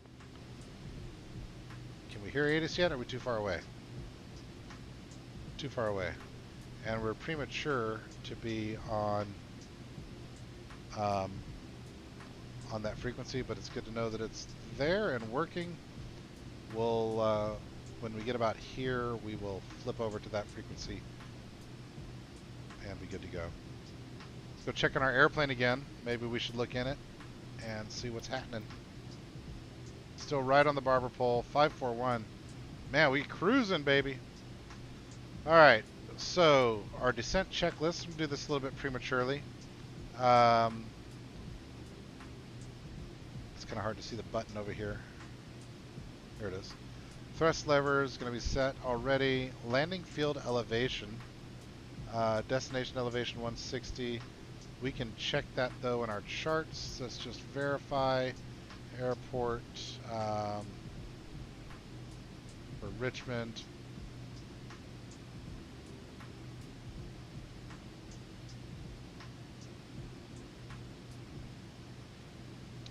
I thought the elevation was listed here, but I guess not. So what we're going to do is go to the taxi chart and booyah. And we should see airport info.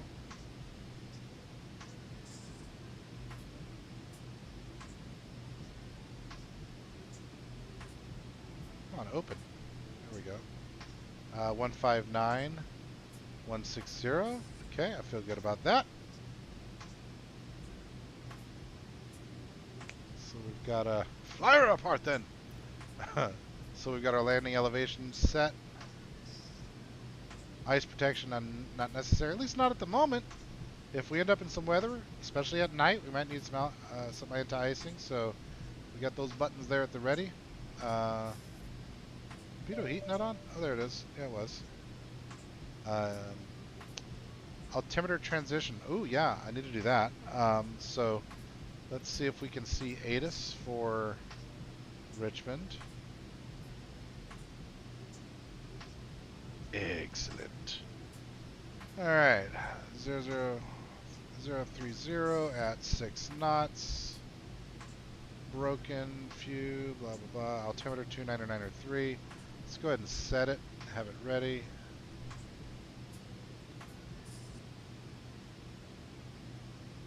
(29903) set. Expect 3, 4, or 2.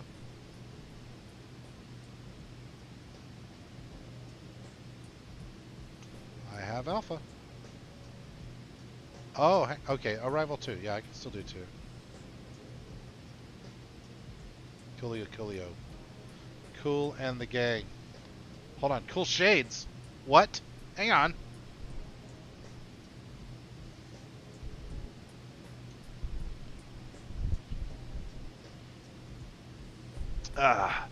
Roads. Where we're going, we don't need roads. We need a runway. We totally need a runway. But we don't need roads. Flyer apart then. See, these are polarized. I can't see my tablet for the chat. We might have to live with that. I don't know.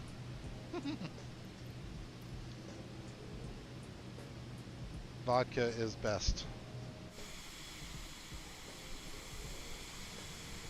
I can't see Jack. Never mind. One of the best investments I ever did was a pair of Ray-Bans, man. I always said, I'll never spend $300 on sunglasses, and then I did. And I'm like, holy shit, these are amazing sunglasses. Had them for years. Really good $300 investment. It all comes down to it. As opposed to buying lots of cheap sunglasses.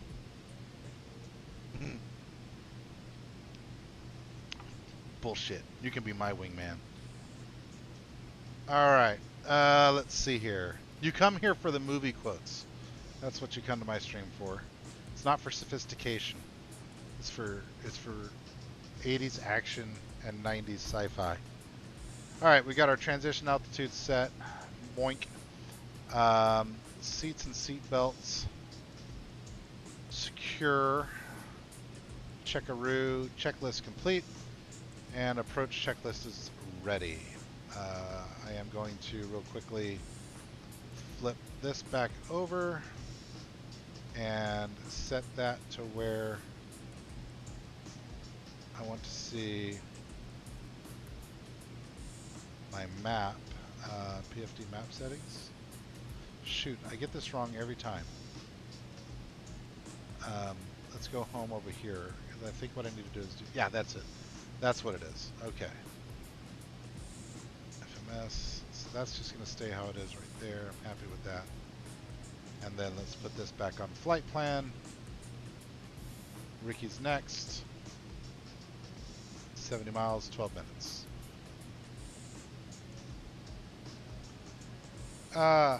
No, just straight and a Glencairn glass. I know you're supposed to use a Glencairn glass for whiskey or rum, but I find that vodka, good vodka, drinks a lot like rum. And I drink any liquor that I drink straight. And so I don't dilute it with ice. I don't dilute it with Coke or any other crap like that. It's just the drink. If you need to mix it, then you've bought a low quality liquor, is my thought. That's the way I think about it. And so I've been to Iceland a couple of times, and I've fallen in love with Icelandic water. First off, best water in the world. Like when you go there, you just drink tap water, and it's totally delicious and wonderful. But anyway, that water filtered with, to make vodka makes for fantastic vodka. So there's two of them. One called Mountain Icelandic, that is the best vodka. And if you can get it, get it. You can't get it in the U.S. Last time I ordered it, I ordered 5 bottles from Europe. I think I got it from Denmark, if I remember correctly, and had it shipped over. And the time before that, I was in Iceland and had it locally. Second to that, the one that's pretty popular here that you can get is Reyka, R-E-Y-K-A. I think it's spelled. It's kind of like the capital city, Reykjavik.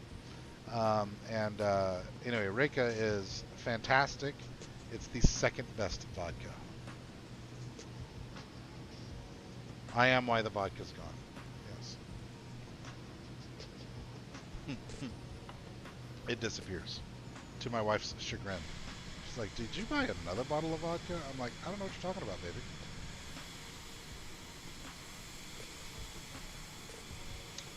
Yeah, Mountain Icelandic vodka. Good stuff. Solid stuff. I mean, hang on. Again, you won't be able to find it in the U.S. There's no distributor in the U.S. Believe you me, I've looked. Mountain Icelandic vodka. Yeah, oh. I have an empty bottle downstairs to remind me. I need to make another order. Either I need to take another trip to Iceland soon, see my family there, or I need to make an order for it. Yes, sir. That is the jam right there. Hafþór is the guy.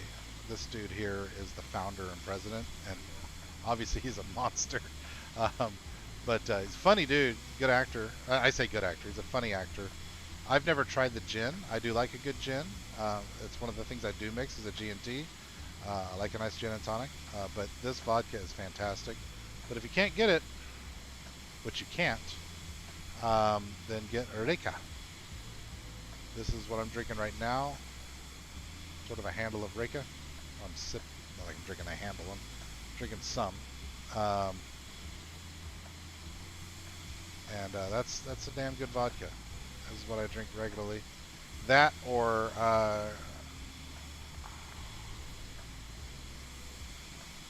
Kirk and Sweeney rum.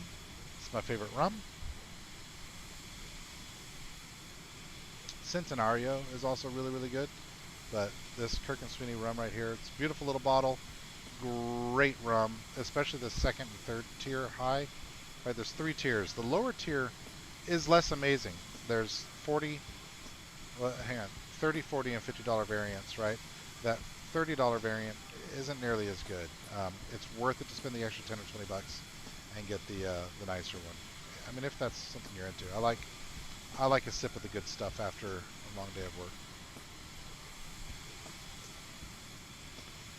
What am I doing here? Going back to the flight sim and maybe checking on this airplane we're flying. Hey, look, there it is. There's this airplane, and we're flying it. You can tell because that's us. 543. Man, we're freaking cruising now. I should have set that way earlier. That probably would have shaved like half hour off the flight.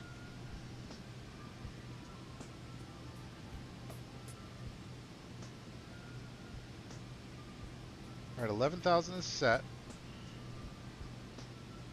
Don't see our top of descent yet. I'm going to zoom out on this map real fast. That's zooming out on that one. Can I change that to not show terrain? Yes. And let's boink, boink, boink, boink, boink. Where's my top of descent, please? Oh, I'm going the wrong way. Okay, top of descent roughly halfway between Ricky and Kelsey, and I'm just going to trust that. I've been bitten by trusting that sort of stuff in the past, but I'm gonna trust it for the moment, and we're gonna just see what happens.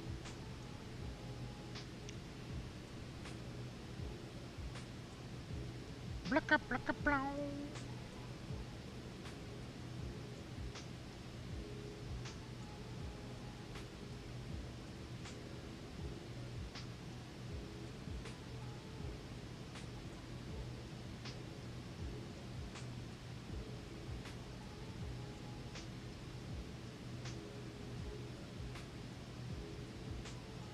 Hey, night mode, baby! Man, now I do kind of need to turn it back up a little bit. So, where do we find it at? We found it in PFD setting? No.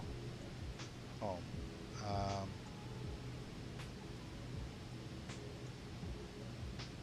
Oh shit, now I'm never going to find it again.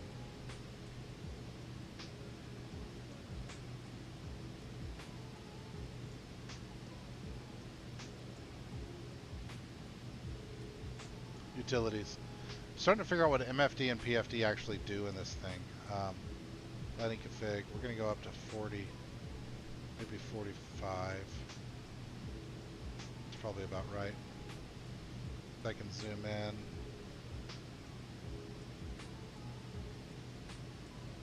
What I ought to do is set like a zoom axis control real fast. Camera, cockpit cameras.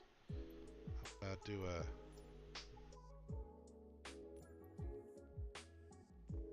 zoom cockpit view, but I want an axis.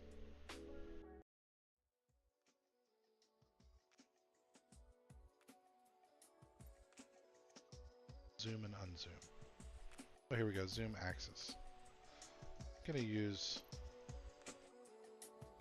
this, validate. Let's just try it. Enter.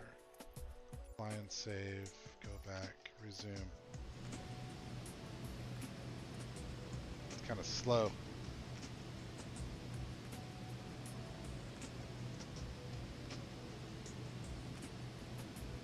So what I've done is taken one of my levers on the Bravo here and set that as an axis to where I can go back and forth. It's a little slow, but it seems to work. Can I adjust the speed of that?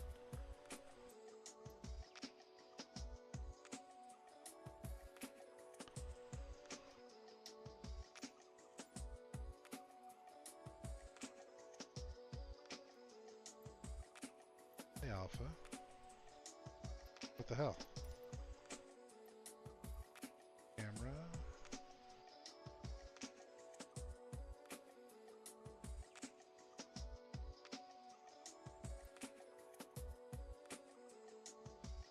Was I still on the keyboard from earlier?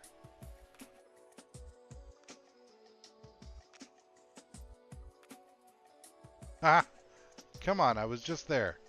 Alpha.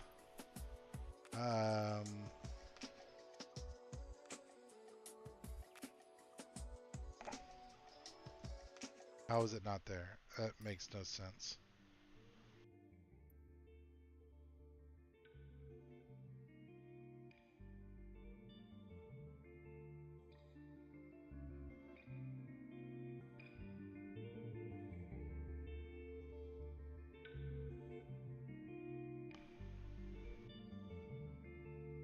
Zoom cockpit view. Cockpit lockable. Translate, blah blah blah blah blah. These are all buttons I don't have mapped. Cockpit. What the hell? I just set this. Is there a speed control? Validate. Apply. Go back. Resume.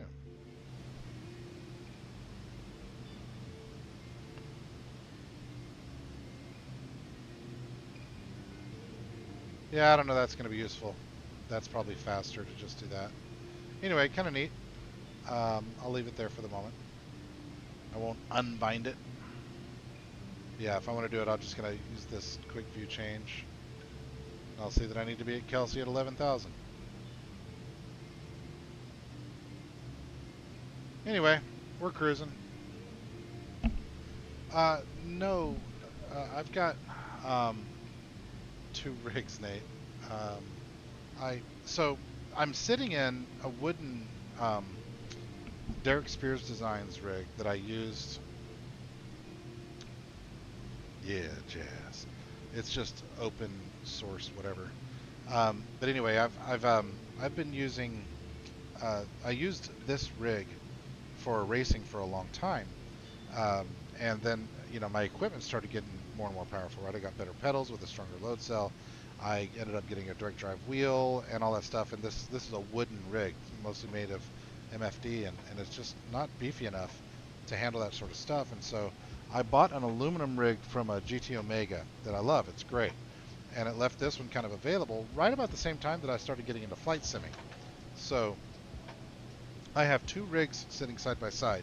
I've got, that's the aluminum one with the wheel and all that stuff, and the computer just sort of sits between the 2 rigs. And so I've got a set of flight pedals and a yoke and a throttle quadrant on the wooden rig, all plugged into the computer in the middle, and then the wheel, VR headset, shifter, pedals plugged in from that side. So they're just sitting side by side with a computer in the middle. And so I feel very privileged to have 2 rigs.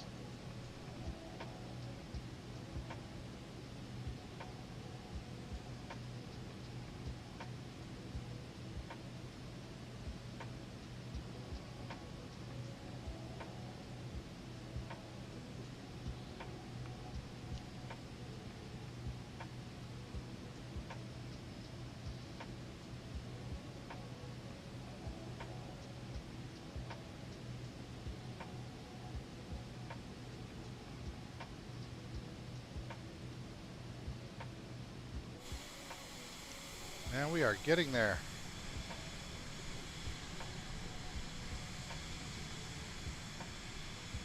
I've thought about doing a motion rig and stuff, but my goof off room here. So behind me, I've got the record player with the speakers and the subwoofer and stuff, and then I've got a working desk over there that I often work at. I've got a dedicated office downstairs, but I often work here because that other computer is way more powerful than my work laptop. But anyway, I've thought about doing a motion rig, but never thought that I really wanted to, because I primarily race in VR. I've been thinking about going back to monitors, but I race in VR, and I just don't feel like it would benefit me much.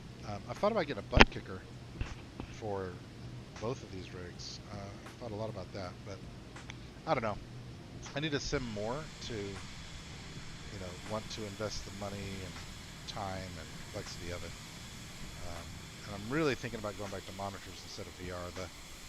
I ran the Sebring 12-hour with a buddy of mine this weekend, and the VR headset, man, it gave me some fits, and it just sort of randomly does. These things are finicky. It can be pretty annoying. So I found myself really wanting to start looking at monitor deals over this last week or so here. Speaking of racing, though, I'll show you this real fast. I don't know if you may have seen this on the channel already. I don't know, but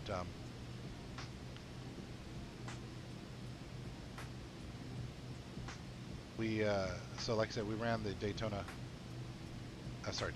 the Sebring 12, and it's the first time with rain, and dude, is the rain amazing. So I did some post commentary because I was having problems because of the VR. I was having troubles, and so I did this post commentary. But the rain is fantastic on iRacing. They've done such a good job. We're catching 9th and 8th. Catching that battle. It was so good. All right, when the P2s start coming, here we go. Can't see jack. And I don't mind a little bit of distance. Oh, it's crazy.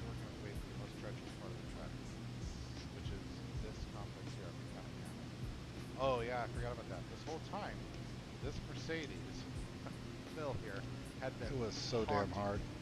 Like the spray coming off of cars. it just kills your visibility. And of course the grip levels change, and the way that iRacing did this, the puddling is truly dynamic. You'll hydroplane, and if a line of cars goes through, it'll disrupt the puddle. And so, you know, the puddle's different every time you go through. It's not static like it is in a traditional video game. And yeah, it's pretty crazy, dude. Pretty crazy. Pretty damn crazy.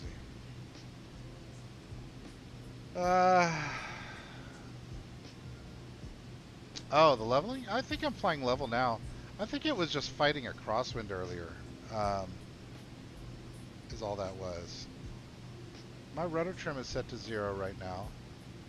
And it's been automatically adjusting pitch trim, so elevator trim, so I think we're okay.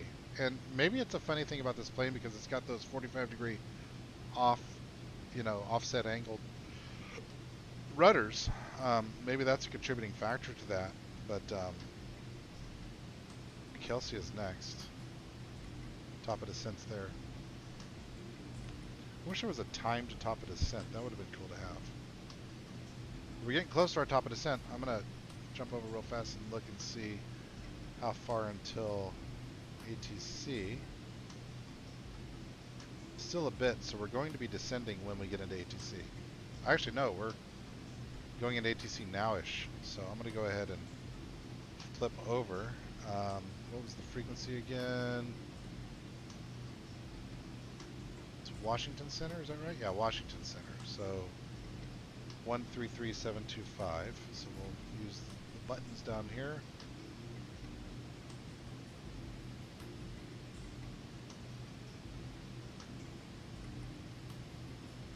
American 519, Charlotte approaches offline radar services terminated. Change your budget approved. Take care. Take care. Thanks for the ATC, American 519. Romeo Foxtrot Kilo 617, wash. Roush 617 with you. Washington Center, Roush 617 with you. Flight level 290 approaching top of descent. Correction, Roosh 617, Washington Center. Good evening. Descend at pilot's discretion. Maintain 1-2000, please. Will descend pilot's discretion. Maintain 1-2000. And Roosh 617, ident. Ident, Roush 617.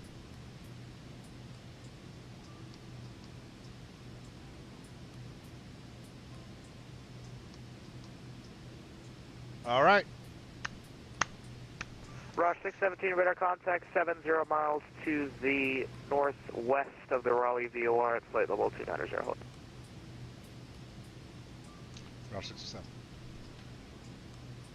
All right. Looks like we're going to have ATC COTA 1160 all the way into autos. Richmond, baby. So we've got clearance to descend at pilot's discretion. Direct autos 1160. And if I... And Delta 1160 at autos, report the field inside. We'll report once inside Delta 160. Triple 2283, descend at pilot's discretion, maintain 3000. Set my discretion and maintain 3000 for Triple 2283. Flip this over here. Why can't I get this flip over? American 519, leaving my airspace to the southwest. Atlanta Center's offline radar service terminated. Frequency change approved. Good day. That's what I want up there. Exit out of that. And then why can't I flip over?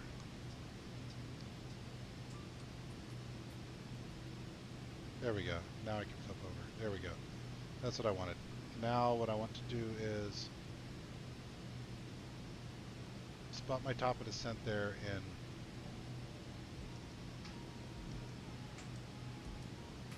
40 nautical miles, about 40 miles to top of descent.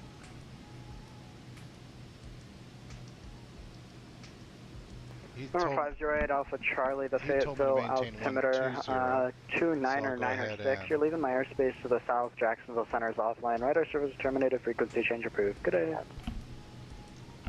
996, frequency change approved. Have a good night. Skylining Alpha Charlie. Okay. Yeah, I'm glad you've hung out. Can't believe you've been here for, what, 3 hours, Nate? Like, dude, I'm not that entertaining. Fly her apart then. Washington Center, JetBlue 2283, should I be expecting the 5 left approach? Yeah, right on. I'll have to look into that. Maybe when I get back from India in a couple of weeks. JetBlue 2283, you can expect 5 right or 5 left. It's up to you. Let me know if you'd like the ILS or the visual. Anyway, stop by the stream though from time to time. I stream iRacing. Can I get the ILS for 5 left? Relatively regularly. So Roger, you can expect that. Roger, thanks. Swing by anytime, man. What do the YouTubers always have to say? 1160, cleared visual approach, runway 5 left, runway 5 left, clear to land when called. I want to be a famous influencer. Clear visual approach, 5 left, clear to land, Delta 1160. 73, Papa Golf, right down, wind area 5 right, full stop. What do you want to be when you grow up, Ben? I'm 47. Number 748, Papa Golf, wind calm, runway 5 right, clear to land. Clear land, runway 5 right, 748, Papa Golf. Spirit Wings 2048, descend across 30 miles north of the Myrtle Beach Airport at 11,000. I'll get you in actually the Wilmington altimeter 29906. 35 nautical miles from top of descent at this point.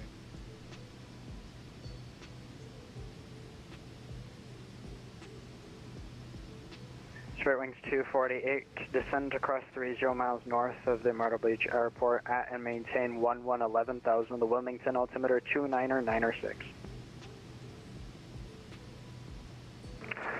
Washington Center, Southwest 735, we're passing flight level 300, sending to 12,000. Inbound Baltimore, push 3 arrival with Delta on board. Echo, correction. So easy to get crossed up when you're doing ATC. Southwest 735, Washington Center, item. Alaska 10, contact Potomac approach 109.85, have a good day. 11985, Alaska 10, see ya. Lived in Virginia too for a while. That's where I was stationed. 248, Washington Center, yep. 248, that was a 10 Spirit Wings 248 close. It's cross 30 miles north of the Myrtle Beach Airport at and maintain 11,000. The guy's voice was like, that's Alright, cross 30 miles. Okay, so 11,000 altitude. So he cleared me at pilot's discretion to begin my descent when I'm ready to 12,000. He told me 12,000. So I have 12,000 dialed in, even though I need to be at 11,000 for Kelsey. So I expect he'll continue to clear me down. Southwest 146, leaving airspace to the north, New York Center's offline radar service terminated. Frequency change approved. Good day. I'm just going to follow the... Have a great day. Thanks for being on Southwest 146, pushing over to come. Thanks for flying.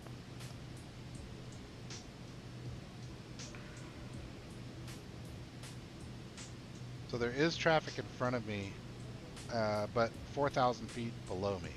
He might be climbing. Southwest 735. Your radar contact 35 miles north of the DuPont VOR flight level 262.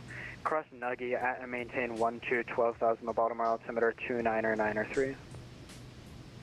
Cross Nadia at 12,000. I bought my first real mountain bike in Newport News. When I was stationed at Langley Air Force Base. 2988 for Southwest 735. You know, Newport News is sort of a neighboring town, and when I got into mountain biking, that's where I bought my first one at a Contes, sort of regional bike chain.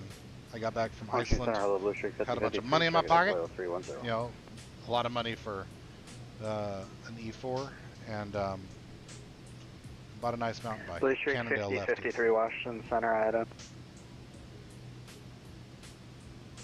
I like Virginia. It's very pretty. Very pretty. Atlanta's a lot like it though. Or northern Georgia, I should say, is a lot. Blue Streak 53 radar contact 25 miles south west of the Ronet VOR flight level 310. Clear Bammy. Dark Bay, Blue Streak 5053. Alright, let's see if this auto descent 74, Papa Golf, Alpha 30, tested by Kira.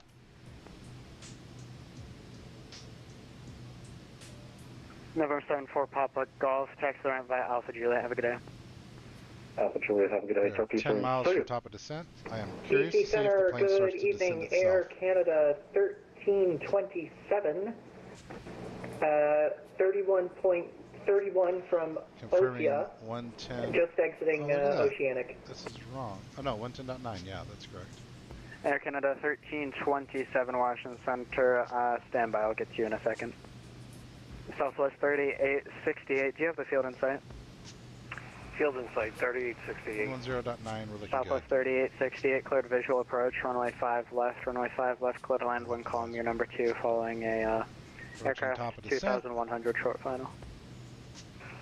5 left, clear to Yeah, land. Can do we get a, 5 right? I don't know, like do a YouTube search for VATSIM, Southwest V-A-T-S-I-M, 3868, cleared visual approach, runway 5 right, runway 5 right, clear to land. of what these guys 5 are right, looking at. clear to land, Southwest 3868. It's pretty compelling as far as I know. JetBlue 2283, turn right, heading 310. It's pretty accurate to what real ATCCs. Real ATC. Washington, hello, Jazz 788, flight level 210, approaching Shibo. Jazz 788, Washington Center item. There's that traffic I was just talking about right here off my nose, but below.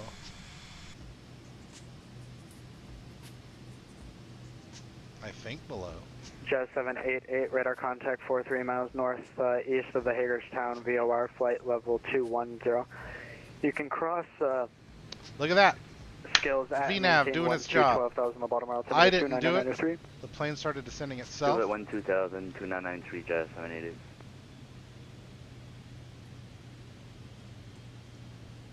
Nice. I love it when my understanding of things actually work. Center Air Canada 1327 has 2657 in the box.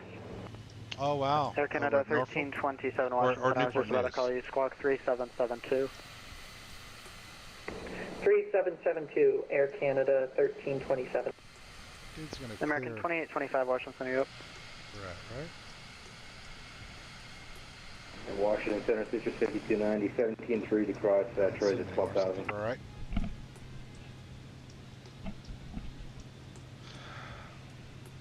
Tango Romeo Sierra 5290, contact Potomac approach 109.85. No, I've just played enough on VATSIM as a pilot to 959 Washington Center, know what to say.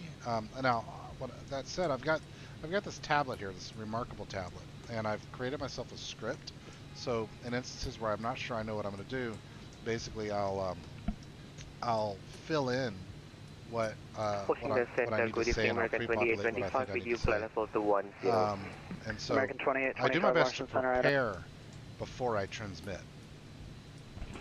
But I couldn't do the ATC American job. 2825 radar contact 21 miles south, or correction, west of the Raleigh VOR, flight level 210, welcome. I figured out I'm a smart dude, but I haven't spent any time learning how that works. Nor am I really that interested in it. Like, I'm more interested in the flying than I am in the controlling, but I totally see the allure.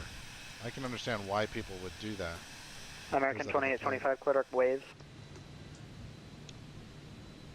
Clear direct waves, American 2825. Southwest 735, contact Potomac approach 109.85, get air. Hi, the frequency against both Southwest 735. 119.85, 1985 to Potomac approach. Yep, Potomac approach, 1980 Southwest 735.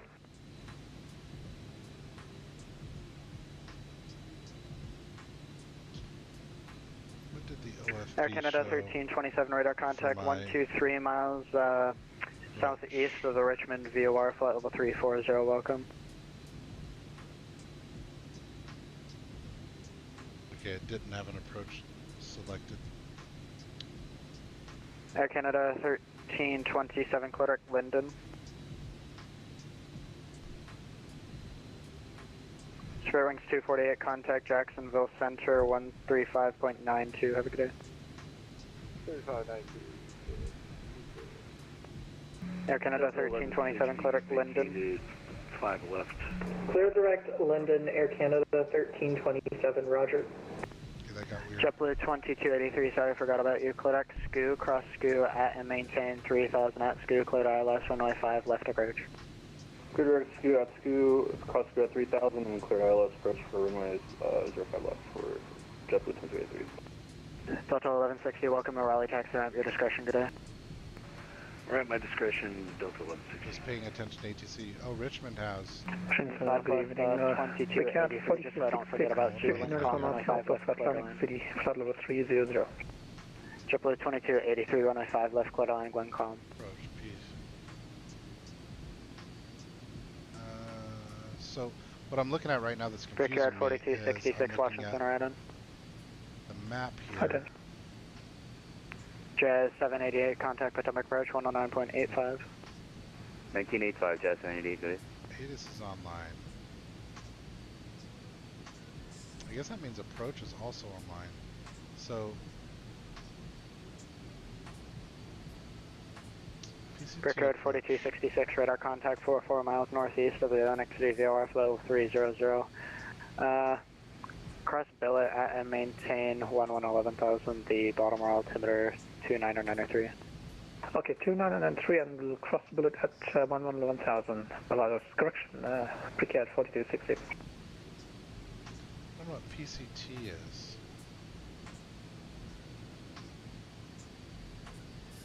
Well, he'll hand me off if he needs to hand me off.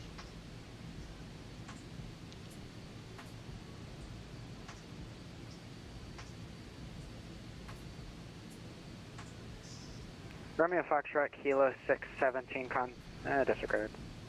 Yeah, disregard, And how do you say your call sign, sir? I forgot.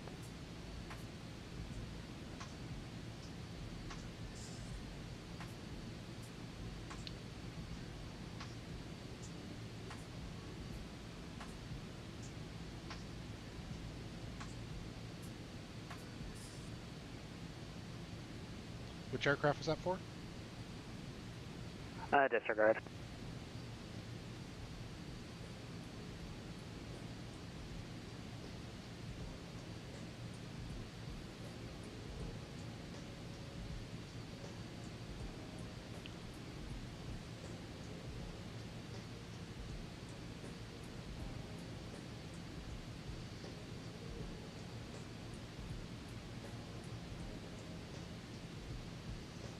Washington Center, Southwest 2306. Excuse me, 2603, climbing 11,000. Alright, let's go ahead and click over to the local altimeter. Southwest 2603, Washington Center. Good afternoon. Landing lights are already on, that's good. Lynchburg. Okay, climbing flight level 360, direct to Lynchburg. 360, direct to Lynchburg, baby. Yeah. That guy sounds like he parties. He's partying, man. Brickyard 4266, clear dark deal. Or correction, clear dark billet. Direct billet, Brickyard 4266. Locker 4280, descend at pilot's discretion, maintain 3000. Descend at pilot's discretion and maintain 3000, Locker 4280.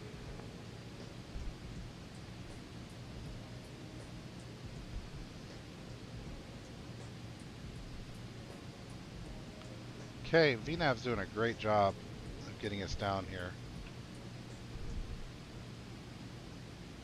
Looking really good. Should level off at 12.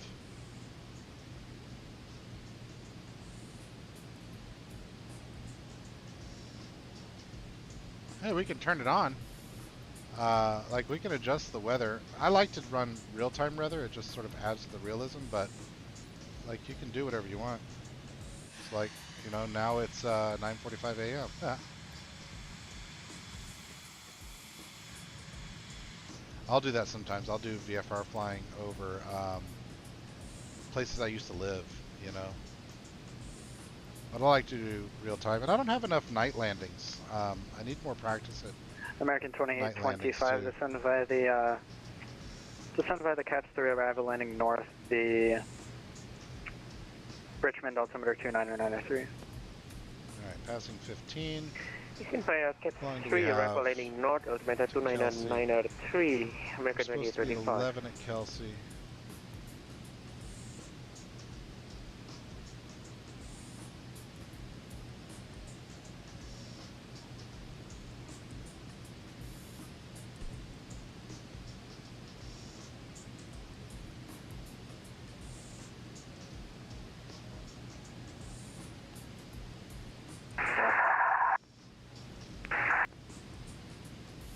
I'm going to call and confirm instructions. Southwest 3868, clear runway 5 right. Southwest 3868, welcome to Raleigh, taxi the ramp via Alpha. Have a great day. Taxi to the ramp, Southwest 3868. You have a good day yourself. Thank you. Thank you.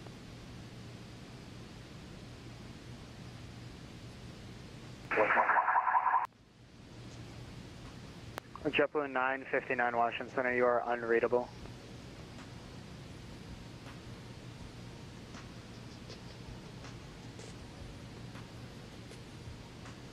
This is good evening, November 12 Whiskey. November 112 Whiskey, Washington Center, go ahead. Washington Center, November 12 Whiskey is at the Jacksonville Airport for an RFK clearance to the Raleigh Airport. Yeah, that's true. We're damn out of gas, aren't we?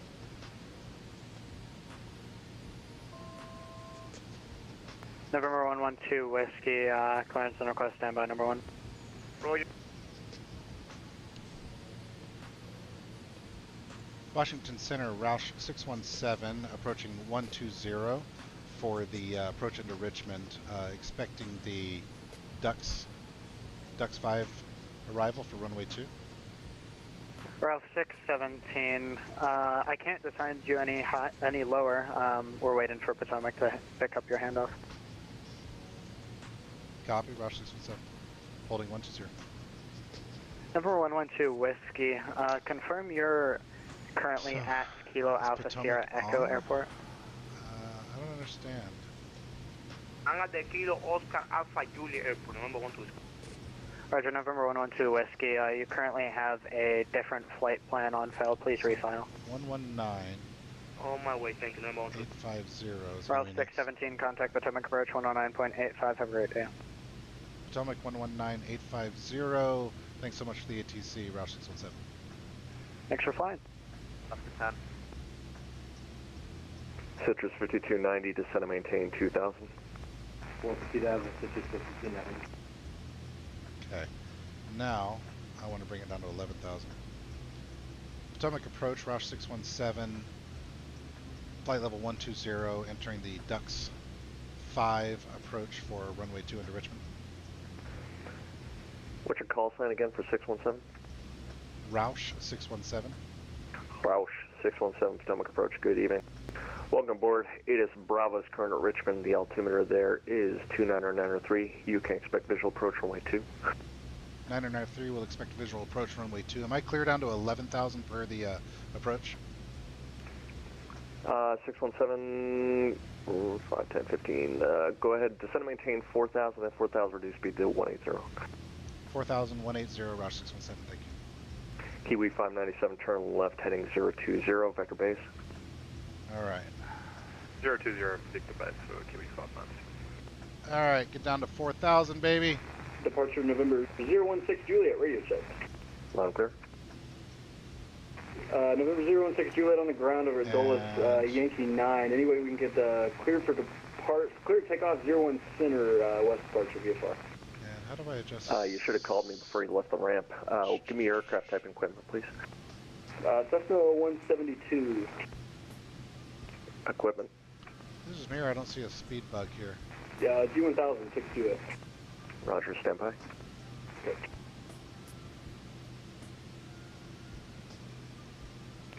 Virgin 21 Kilo, 6 miles from Waxon.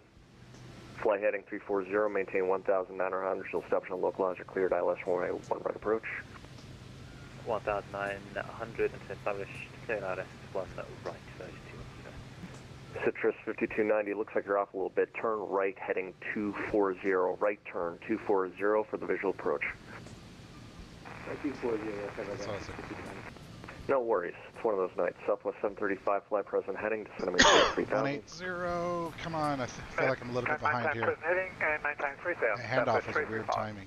Alaska 10, turn left heading 010, vector visual approach. Left heading 010, Alaska 10.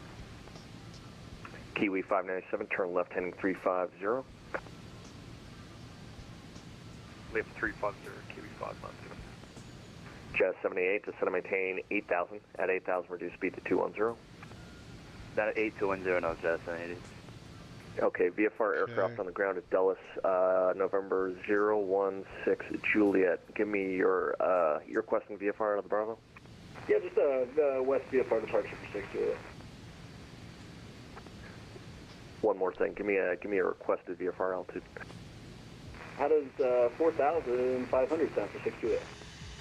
106 Juliet, clear of the Washington class Bravo airspace. To the west, maintain VFR at or below 4,500 until advised. Departure this frequency, squawk code 4611. Alright, 4611 at or below 4,500 for 6 Juliet. Read back correct, stand by. Kiwi 597, Andrews Airport at shore 10 o'clock. Speed 10 miles, Port Field. Field and fun, the Kiwi 597. Kiwi 597, cleared visual approach, runway 1 left, Andrews. Clear for the visual, Kiwi 597. Alaska 10, Mount Vernon, 10 o'clock. Mount Vernon is at your 12 o'clock, 5 miles, report Mount Vernon, the river in sight. Yep, Mount Vernon at the river in sight, Alaska 10. Alaska 10, cleared Mount Vernon, visual, runway 1. I'm going to go... Cleared Mount Vernon, visual, runway 1, Alaska 10. 016 Juliet, make a left crosswind departure, wind 33010, runway 1, center Dulles, clear for takeoff. Alright, left crosswind departure 1, center, clear for takeoff 6 Juliet. We got to put flaps. Jet 78, descend and maintain 4,000, at 4,000, reduce speed to... November 5. Yeah, reduce speed to 180. Washington Capital, requesting IFR to Boston. Get down to 4 and 210 knots, Jet 780, we have the airport in sight. Too much. Thank you. I can't clear you from there, but absolutely, thank you. Air Canada 892 has entered Baton, make approach. Okay, I'm not sure exactly what all's gone on here.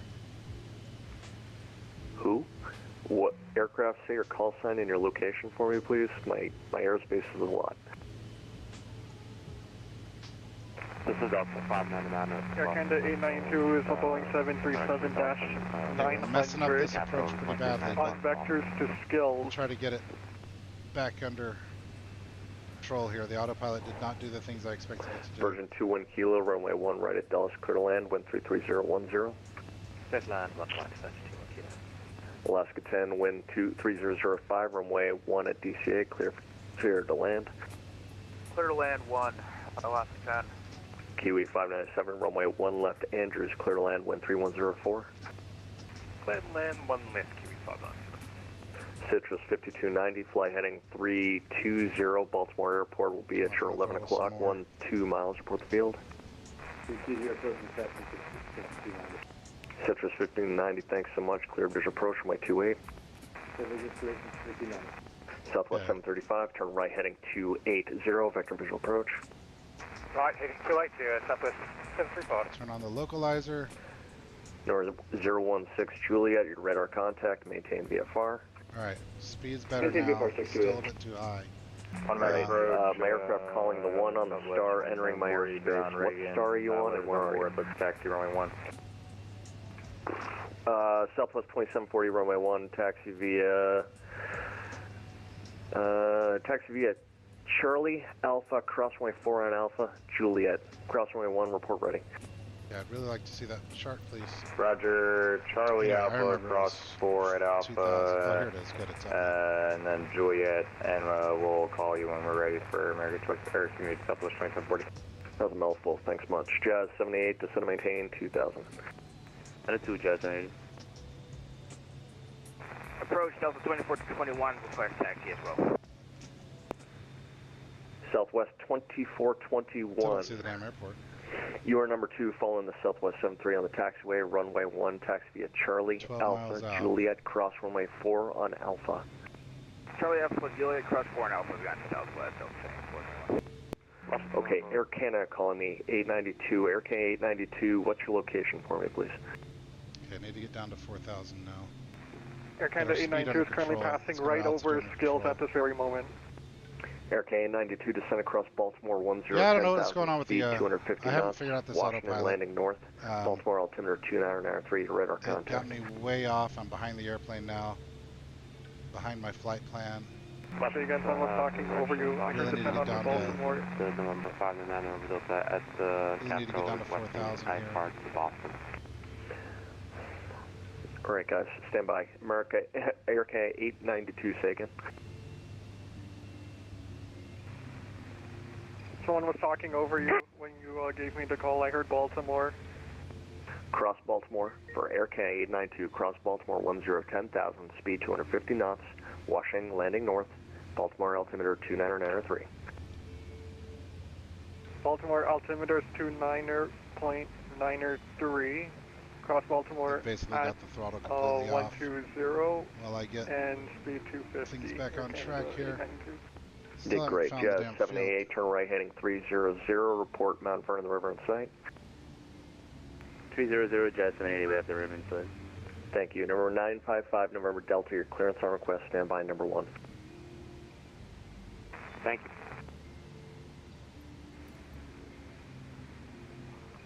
(955) November Delta, you didn't file a flight plan though, sir, so do you need to file or do I need to guess? Here. Just 1 second, I don't think I submitted it. Now it's the Delta 49590 over Delta. There's Richmond, there's the airport. Southwest 735, flight heading 280, traffic follows at 12 o'clock, 9 miles westbound, 2000 and MD 80 westbound, report on site. We're going to do some wacky shit here. Or is that the airport? Southwest 735. Southwest 735, follow that traffic, cleared, visual approach runway 28. Follow the traffic coming. Alright, hopefully I don't get caught. On Mac approach, Southwest 2740, holding short runway 1, right takeoff. Southwest 2740, runway 1, line up and wait. Runway 1, line up and wait, Southwest 2740. American 273, contact Potomac 119.85. Okay, so what do I want to do here? I want to go direct Jazz 78, report Mount Vernon. For Mount Vernon, visual for Jazz 78. Jazz 78, cleared Mount Vernon, visual runway 1, thanks much. Clear visual runway 1, Jazz 78. Alaska 10, welcome to Washington, thanks, runway left on Juliet, crossway 15 on Juliet, what's your gate? Alright, get on Juliet, cross 15 left on Juliet, Whiskey Bravo for Alaska 10.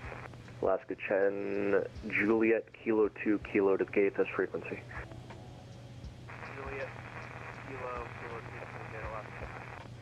Citrus 5290, wind 2604, runway 28, Balmer, clear to land. Clear to land, Mississippi Down. NOR 016 Juliet, leaving Alright, Bravo airspace. I have no idea what the hell happened there, but obviously you can see here that I'm way off. No further service available, switch to advisory, but at least frequency approved, squawk VFR, see you later. This field in sight. If this was the real world, I would be getting yelled at. I might still get yelled at. Kiwi 597, welcome to Andrews, left Whiskey 1, Whiskey to the ramp, this frequency, thanks for flying. So if I'm direct to Kelsey, then why is it doing this? Why am I going Alaska over there? 892, stop your descent at 11,000. You've got traffic off your 9 o'clock, 3 miles, 1010,000 and A319. I don't know, things got wacky here, man. I don't understand why it got wacky. I don't understand it. Also, why didn't Direct Nav approach, good evening, Brican 4266, right? direct built with the weather, stopping 12,000. Let's just fly the Brick Air 4266, Potomac approach, welcome aboard, standby, descend via the deal 3 and standby. Okay. Roger. Southwest 2740, 13506, runway 1, clear for takeoff. Runway 1, clear for takeoff. We're going to fly this bad boy in visually. Fly her apart then! Runway 1, after the departing 73, runway 1, line up and wait. Line up and wait, 24. Jazz 788. Why is the localizer showing behind me?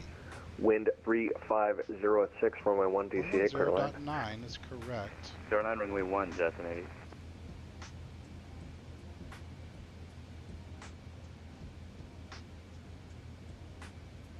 Aircane 892.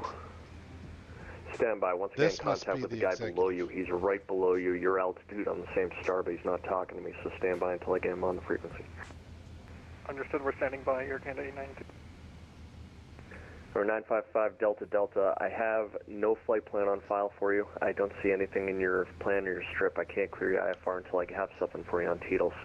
So I need to get down to 2,000 if you want to send it to me on text, I'll try to fill out an IFR plan for you.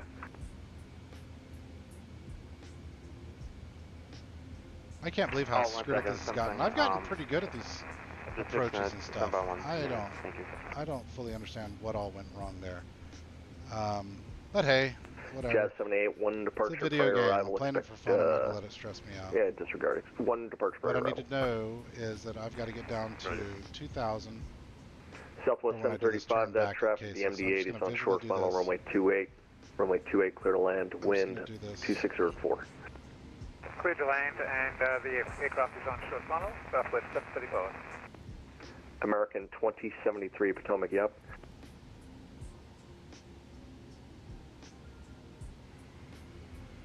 Hey. Washington approach, this is 5 November Delta, should go set now. Here's open. Delta 2421, wind 3506, runway 1 clear for takeoff, no delay, traffic 1.5 mile final. Delta 2421, takeoff, runway 1, no delay. Southwest 2740, radar contact, altitude. Basically no crosswind right now.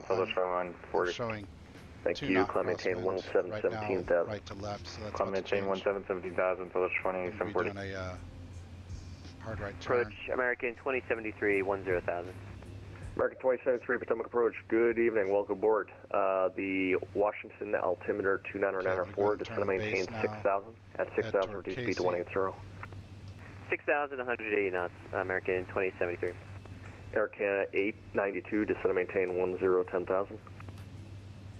Descend and maintain 10,000, Air Canada 892. Citrus 5290, welcome to Washington, straight ahead, cross runway 33 left on Foxtrot, what's your gate?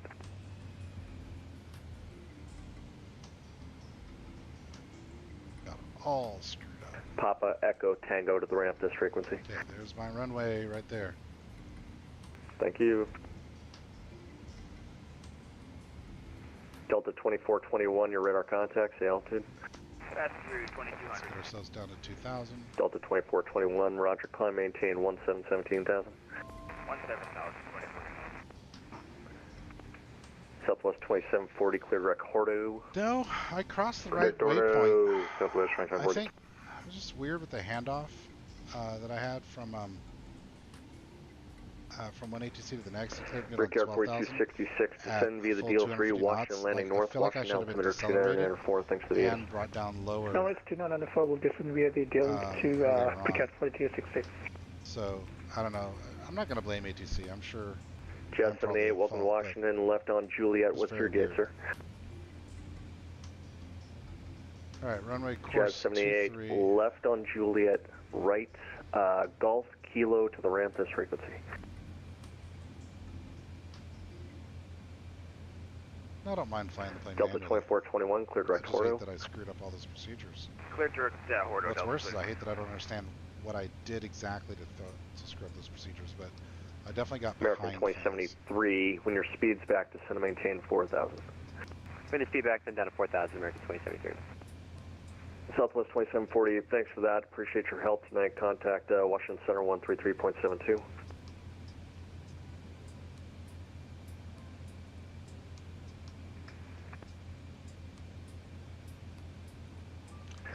This 955 November Delta, I have a clearance of buzz ready. Me in at all, right? So didn't even notice that I was completely off there. So kind of interesting. Maybe he's new at the ATC stuff. I don't know. I'm not mad at him. I just don't understand exactly how things got so you at Southwest 2740 over to Washington? I did. Contact Center 133.72. Roger, over to Center 133.72, Southwest 2740. Visual.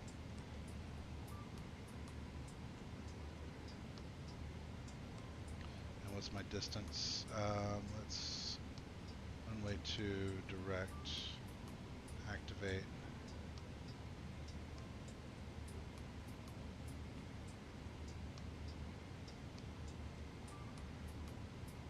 All aircraft stand by. Pilot quality, dude, the pilot quality is terrible. Delta 2421, that was not for you. Contact Washington Center 133.72. You did great. 12372, Delta 2421. Take care. 955 November Delta, cleared to the Boston Logan Airport via the Dr. 5 departure. DuPont then is filed, maintain 5,000, expect flight level 310, departure this frequency, 50. Squawk 1340. Squawk only unless you have a question.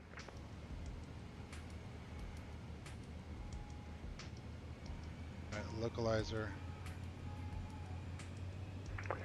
5 November Delta, read back correct. Call for taxi, expect runway 1.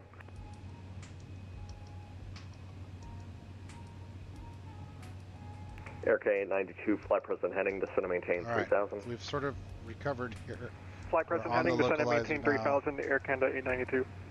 American 2825, Potomac, yep.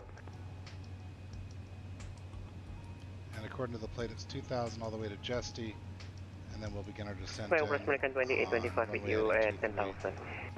American 2825, Potomac approach. Good evening. Descend via the Cap 3, Washington landing north, Washington altimeter 2994. Cap 3, landing north, altimeter 2999 at 4, American 2825. How are you doing, airplane?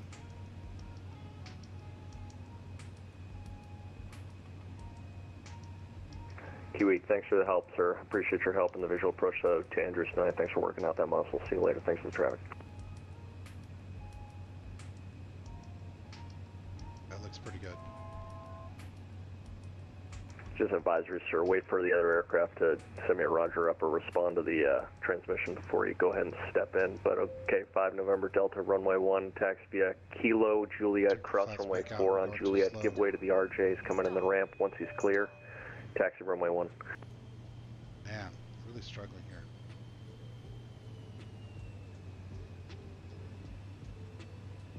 Oh, no worries. You did fine. American 2073, turn right heading 310. Right 310, American 2073. Alright, so we took the flats back out. Let's trim back down again. American 2825, just confirm that we can descend further from 9,000. Alright, we're just American 2825, delay vector, flight heading 090, descend and maintain 3000, expect Mount Vernon visual, runway 1. Descend to 3000 and second heading?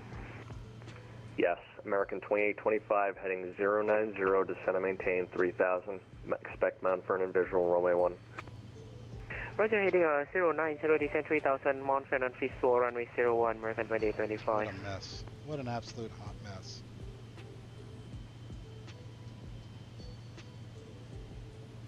Thanks for the call. Southwest 735, welcome to Baltimore. Cross runway 33 left, join Papa. What's your gate?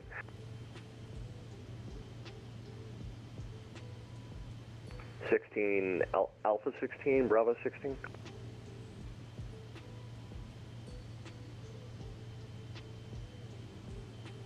Papa Echo, this frequency. Thanks for flying. RFK 92, fly heading 330, vector visual approach. Fly heading 330, vector for visual approach, Air Canada 892. Brickyard 4266, descend and maintain 4000. 4000, Brickyard 4266. American 273, Mount Vernon at 12 o'clock, 3 miles, report Mount Vernon in sight. Alright, gear in sight, American 273. American 273, descend and maintain 3000, clear Mount Vernon visual, runway 1. Clear Mount Vernon visual, runway 1, American 273. Brickyard 4266, we are on 1 and inside. Now we'll put some flaps in again. Was that Brickyard 4266? Echo. Fly present heading, descend and maintain 3000. I can't let you go just yet, but I appreciate it. Stand by 1, keep the airport in sight.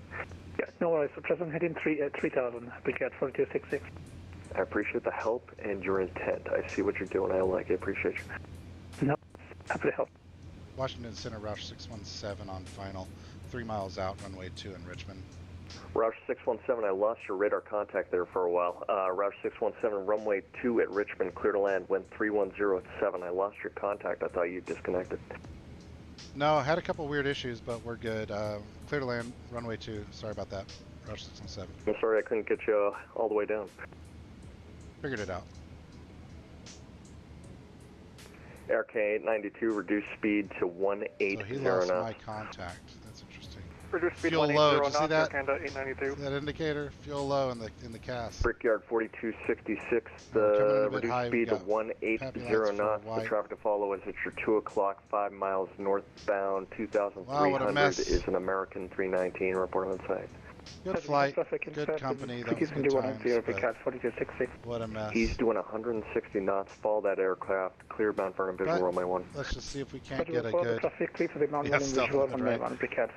see if we can't get a good landing in here at night. RFK 92, turn right heading 010. Still coming in a bit high, let's dive it down. Heading 010, Air Canada. Save a little gas. RFK 92, reduce speed to 180 knots. Reduce speed to Still 180 coming in high. knots. What was our heading again? 010. Through green, no red. 010 for Still Air coming Canada in a bit high. Good speed though. Alright, American 2825, turn left heading 340, reduce speed to 210. Flare a little bit. Left heading 340, speed 210, American 2825. Little left rudder. American 2073, runway 1, DCA, clear to land, wind 310. Oh, a little hard, wind 290 at Fife. Alright. Alright, completely off on the throttle. Modulate American the brakes. 2073, do you have the airport in sight? American 2073, circle southeast of the airport. To runway 33, runway 33, clear land. Whew. Man, what a mess that was.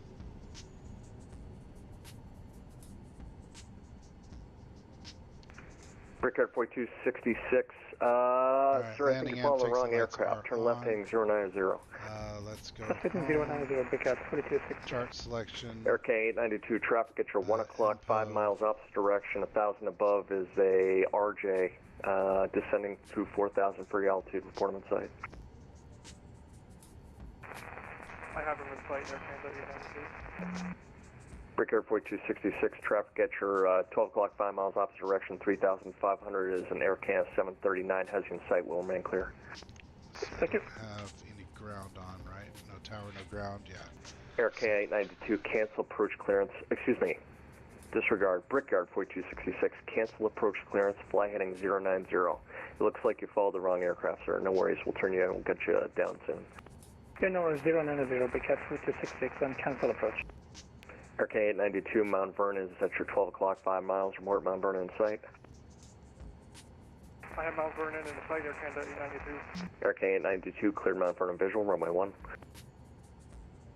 Clear Mount Vernon, Alright, retracting flaps. We'll start taxiing here, but I November want to Delta, runway 1, line up and wait, traffic in A319, circling for the crossing runway. It was not a great landing. I'm not so familiar with this airplane though. It's so light that it, I don't know, it kind of bounces when it lands. American 2825, heading 350, Mount Vernon will be at your 12 o'clock, 10 miles, report Mount Vernon, the river in sight. We'll just park over here somewhere.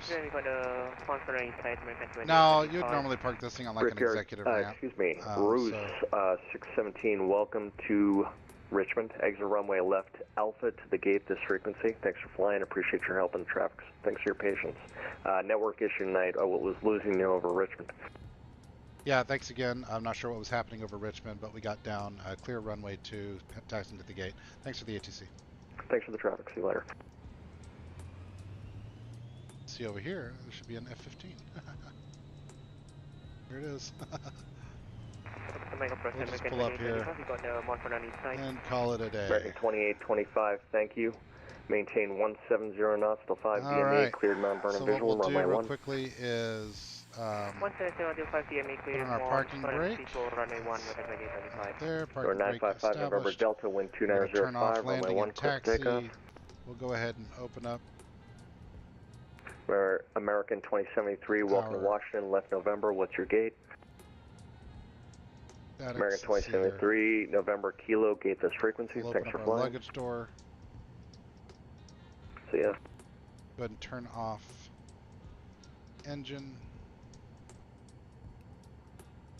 Potomac approach, JetBlue 1212 at 13,000.